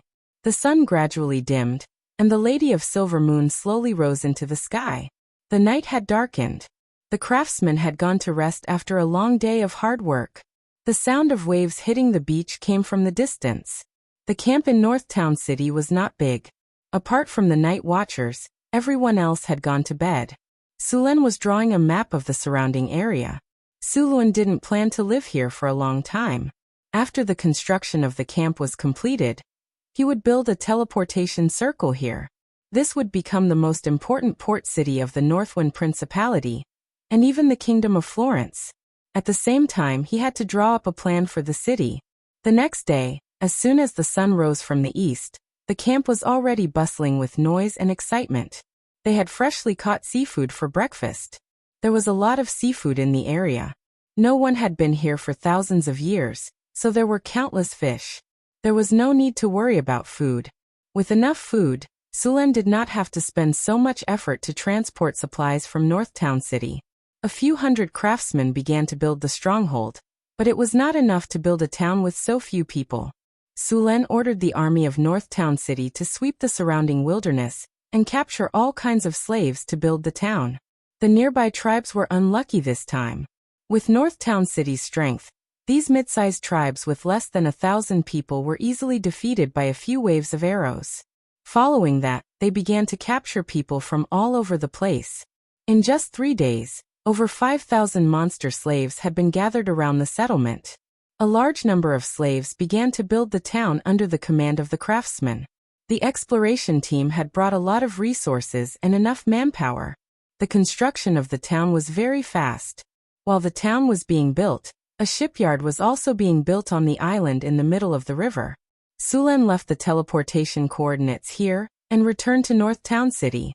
At the same time, the second exploration team was ready. This time there were 5,000 people in the team. Apart from 1,000 soldiers, the rest were all craftsmen. Sulen wanted to finish building the port as soon as possible, so he had transferred half of the workers from Northtown City. As Sulen was preparing more resources, he suddenly heard Hathaway's voice in his mind. "Sulen, come to the wizard tower." "Wait a moment, I'll be right there." Hearing Hathaway's telepathic message, Sulen did not delay. He put down the work in his hands and walked straight to the Adept Tower. "Why did you call me here in such a hurry? What happened?" Sulen asked as soon as he arrived at the astrology platform. Hathaway quickly stepped forward and grabbed Sulen. Then, with a flash of light, the two of them arrived in a strange space. "Look, what is that?"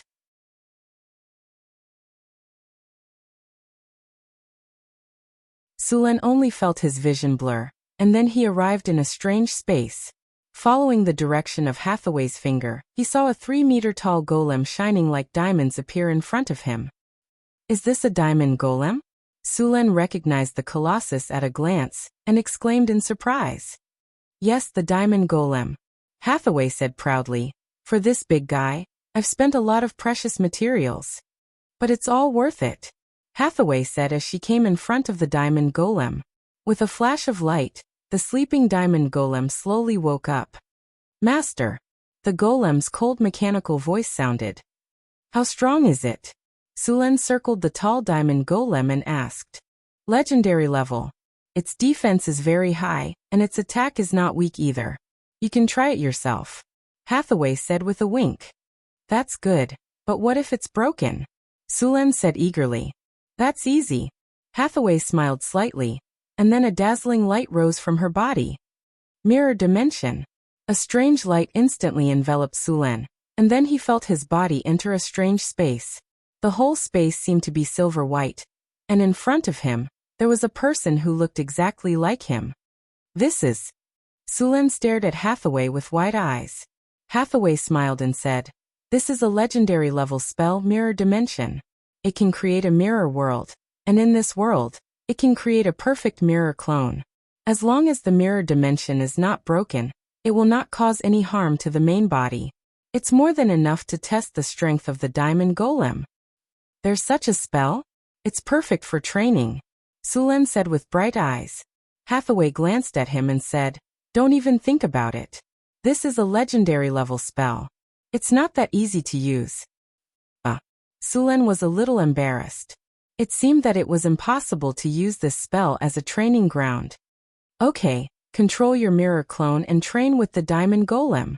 Hathaway snapped her fingers, and the diamond golem was instantly activated. Sulen did not hesitate. He took out the storm halberd and rushed up. Clang. There was a muffled sound. The diamond golem did not care about Sulen's attack at all. The storm halberd smashed against it, and sparks flew. The diamond golem directly slashed down, and the heavy greatsword came down with a whistling sound that tore through the air. Bang! Rocks flew. Sulen's figure turned into an afterimage. He dodged the diamond golem's attack, and jumped to the side in an instant. What's going on? Why is the power of my weapon so much weaker? Sulen stared at the diamond golem and asked. Your legendary level weapon can't be completely simulated with the mirror dimension spell, so it's only at the level of a high-grade magic tool. Hathaway shrugged. Although the mirror dimension was powerful, it required a lot of energy to create a clone of a legendary level tool. Now that she had made the golem, it would be difficult to make Sulen's weapon.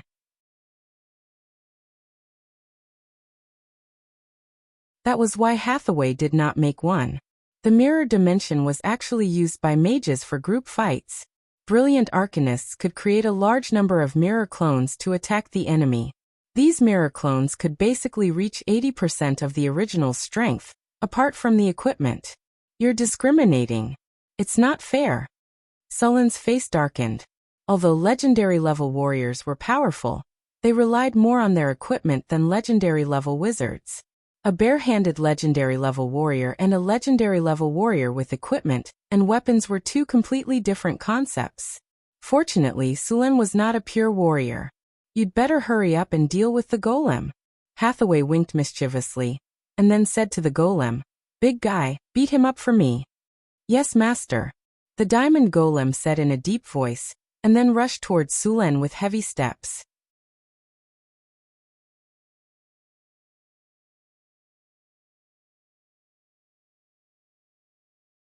Chapter 531. Asterisk Rumble. Asterisk Sulen's body burst out with dazzling lightning, instantly enveloping the storm battle halberd. The storm battle halberd once again swept across with endless lightning, smashing heavily on the diamond golem. Lightning flashed, and a clear wound finally appeared on the diamond golem. So King hard. Seeing the scratch, Sulen cursed, then hurriedly dodged the diamond golem's sweep. His footsteps flashed, and he tried to circle to the side. Under normal circumstances, the diamond golem had 100 points of physical resistance, and was immune to most physical attacks with 100 points of strength. At the same time, it also had 100 points of resistance to cold, strong acid, lightning, and fire.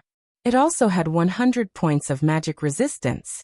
In simple terms, any elemental damage below 100 points and magic damage below 100 points would have no effect on them. Sulen's attack could naturally break through the golem's defense, but it felt like using an axe to chop a rock. Greater haste. Greater mage armor. Greater deflection force field. Greater slow. At this moment, Rays of light suddenly rose from Hathaway's body, instantly enveloping the diamond golem. The golem's speed instantly doubled. At the same time, an earthy yellow light appeared on Sullen's body. Sullen's body seemed to sink into mud, and his speed suddenly decreased. A strong wind blew, and the diamond golem wielding its heavy sword instantly appeared in front of him. Sullen only had time to block with the storm battle halberd. With a muffled clang, Sullen's body was directly sent flying a few meters away. "You're cheating." Sullen exerted force on his feet, and said as he steadied himself. "The diamond golem is a wizard's trump card. It's normal for it to be buffed with spells." Hathaway squinted her eyes and said with a smile, looking like a little fox. Sullen was speechless. Sullen did not have time to refute. The diamond golem rushed up again, swinging its greatsword quickly. "You really think you can defeat me like this?" Sullen's storm battle halberd swept across, and the powerful force made the diamond golem retreat slightly. Lightning spear. The dazzling lightning burst out in an instant. The storm halberd in Su Luan's hand had completely turned into a weapon composed of lightning. Superior cat's elegance. High-level barbaric bull's strength. Advanced insight. Greater haste. In an instant, Sullen's figure disappeared from where he stood. In the next second he appeared on the other side of the diamond golem, and slashed down with his storm halberd. Bang!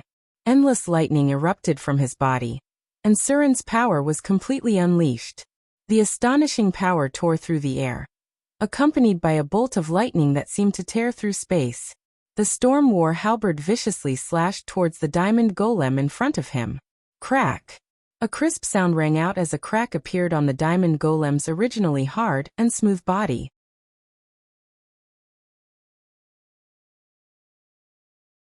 This crack gradually expanded, and then with a bang, a palm-sized hole appeared on the diamond golem's body. "It's really hard, but I still smashed it." Sullen's figure disappeared again. At the same time, the giant sword in the diamond golem's hand suddenly swept across, and the strong wind all hit Sullen's position just now. After using his full strength, Sullen's figure accelerated again, and with the help of Blink, he completely disappeared in a flash. Sullen continued to attack, and afterimages appeared around him. The diamond golem kept attacking, but it had no effect. This kind of fighting style was something that even legendary rogues who were proficient in shadow travel could not do. Although they could escape into the shadows, they could not completely disappear. Even shadow travel had limitations. The number of times a rogue could use shadow travel was limited, and it could not be used in places without shadows. After using his full strength, Sullen fought to his heart's content. In a short period of time, a large number of scars appeared on the diamond golem's body. The originally crystal-like body became bumpy and full of cracks. Thunder Fury Slash. A bolt of lightning appeared, and the powerful lightning power turned into a blue chain, instantly blocking the diamond golem's movement. "It's over!" Sullen shouted and slashed the storm battle halberd at the diamond golem's head. With a flash of dazzling lightning, the tall diamond golem in front of him was instantly divided into two parts. Boom! The huge diamond golem fell to the ground in an instant, and the originally hard diamond shattered into countless pieces in an instant. Although the storm battle halberd mirror projection was only at the level of a high-grade magic weapon, the diamond golem could not withstand this kind of attack after being blessed with many spells and Sullen's abnormally powerful strength. As the diamond golem was completely destroyed, the diamond golem, which had been shattered into countless pieces, quickly turned into a fluorescent light and disappeared. Clap, clap, clap. A burst of crisp and pleasant applause sounded, and Hathaway said with a look of amazement, "What a wonderful performance! Such a powerful diamond golem was torn apart by you. Don't think that I'll forgive you just because you praise me. Tonight, I'll teach you a good lesson and let you have a taste of the lightning spear." Sullen waved his hand and dispersed the lightning. "HMPF, you're lucky this time. I still haven't given the diamond statue a fighting ability. Wait until I give it to him. Then you'll know how powerful he is." Hathaway snorted. She then waved her hand lightly, and the mirror image space in front of her shattered into countless pieces in an instant like a mirror.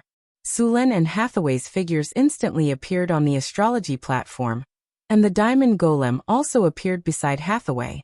Looking at the tall and burly diamond golem, Sulen nodded slightly.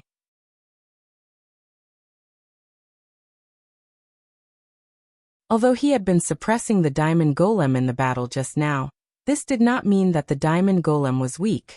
After all, Sulen's strength was already at the high legendary level, and his character level had reached level 30. For this diamond golem to be able to withstand his full power for so long, it was already very powerful. How many of this thing are you going to produce? Sulen asked. 2. The cost of building a diamond golem is a bit high, so 2 is more than enough. Next, I'm going to try to build other golems. Hathaway let the diamond golem go back to standby. Although the diamond golem is powerful, it also has its flaws. It doesn't have magic attacks, and it's not very effective against some special enemies. The golem army not only requires strength, but also cooperation. There's going to be a lot of money to burn next. Hearing Hathaway's figure, Sulen couldn't help but click his tongue. The diamond golem was the lowest cost among the legendary golems. For example, the arcane guard cost at least 2 million kinner, and the magic breaker was even more expensive.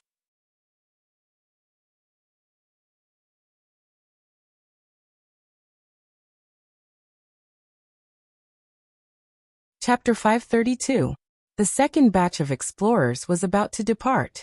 Sulen summoned Boulder back from Maple City and asked him to lead the explorers to the East Coast. Last night, Su Luen severely taught Hathaway a lesson and made her beg for mercy under his thunder spear. He went in and out 7 times and killed all of them. When Su Luen woke up the next day, there was a hubbub outside.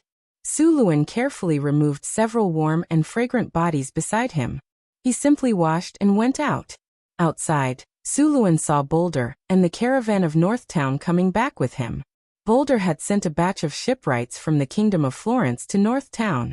Boulder brought back a lot of people. The construction of Maple City was still going on, so they couldn't transfer too many people.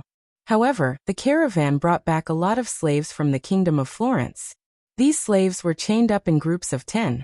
They were thin and skinny, and their skin was a lot darker. They looked shorter than the people in North City. Where did you buy these slaves? They don't look like northerners. Sulen looked at the people in front of him and said. The manager of the caravan bowed slightly and said, Your Majesty, we received your message to recruit shipbuilders, so we immediately went to look for them. Thanks to you, we found these slaves in the slave market. They were slave shipbuilders sold by a company in the southern coastal countries, so we bought them all. These slave shipbuilders were owned by a noble family, but that noble family went bankrupt due to poor management, so they had to pay off their debts. Sulen nodded slightly and said, How many shipbuilders are there in total? The manager thought for a while and said, There are 117 shipbuilders in total. Apart from them, there are also about 600 ordinary slaves. They are all able-bodied laborers. There are also 30 boxes of tea leaves and 30 boxes of porcelain. They are all stored in the warehouse in the city. Well done. Sulen nodded with satisfaction. A caravan like this could bring 30,000 kinner to Northgard City every time. The number of caravans in Northgard City had expanded to more than a dozen, trading with the Southern Kingdoms, the Desert Kingdom, and the Lorenza Kingdom. Boulder, I'll leave these slaves to you. Send them all to Deepwater City, Sulen said directly. Yes, Your Majesty. Boulder bowed. Sulen named the port that was being built in the east as Deepwater City. The sea level at the port was 8 meters, which made it a pretty good port.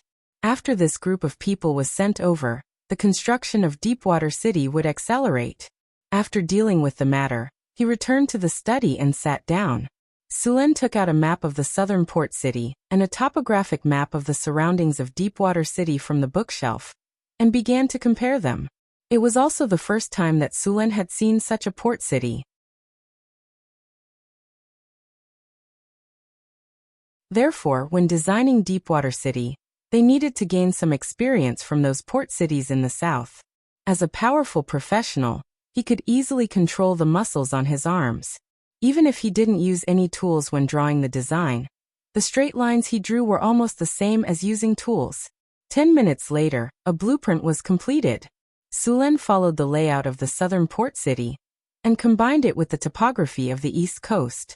The basic structure of the city was drawn on the blueprint, including the roads, residential areas, trade areas, warehouses, sentry towers, military camps, and so on. The most important part of the city was the port and shipyard. Trade was the most important thing in a port city, so the docks and warehouses were the most important. A large number of warehouses were built near the docks to make it convenient to store goods. The port had to be large, and they had to pay attention to the wind and waves. In fact, Sulen was considering whether to build a breakwater.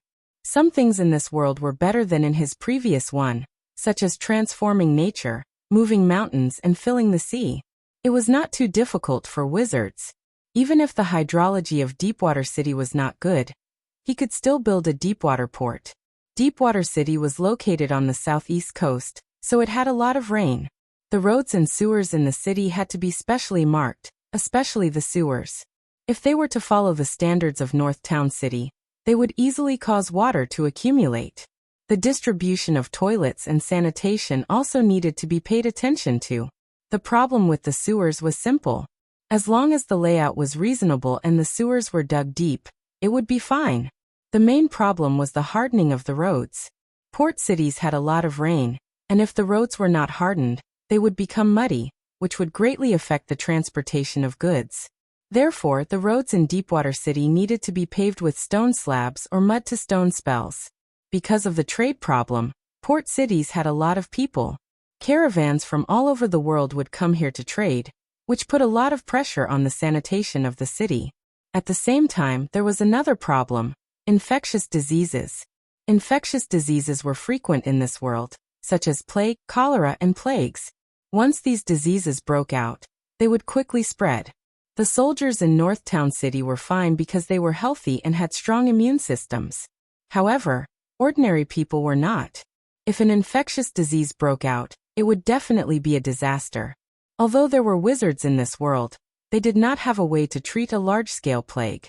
They could only quarantine it. Sulen clearly remembered that a plague broke out in the Sadrang Kingdom in the south a few decades ago.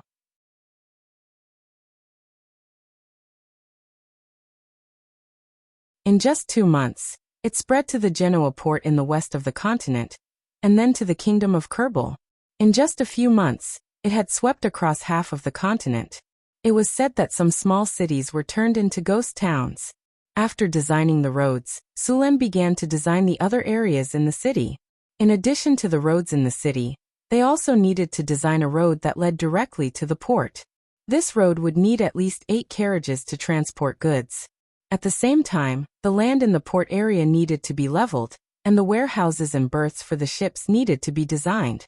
Sulen designed the port, the warehouses, and the berths according to the southern port cities. After all, they had been a port city for hundreds of years.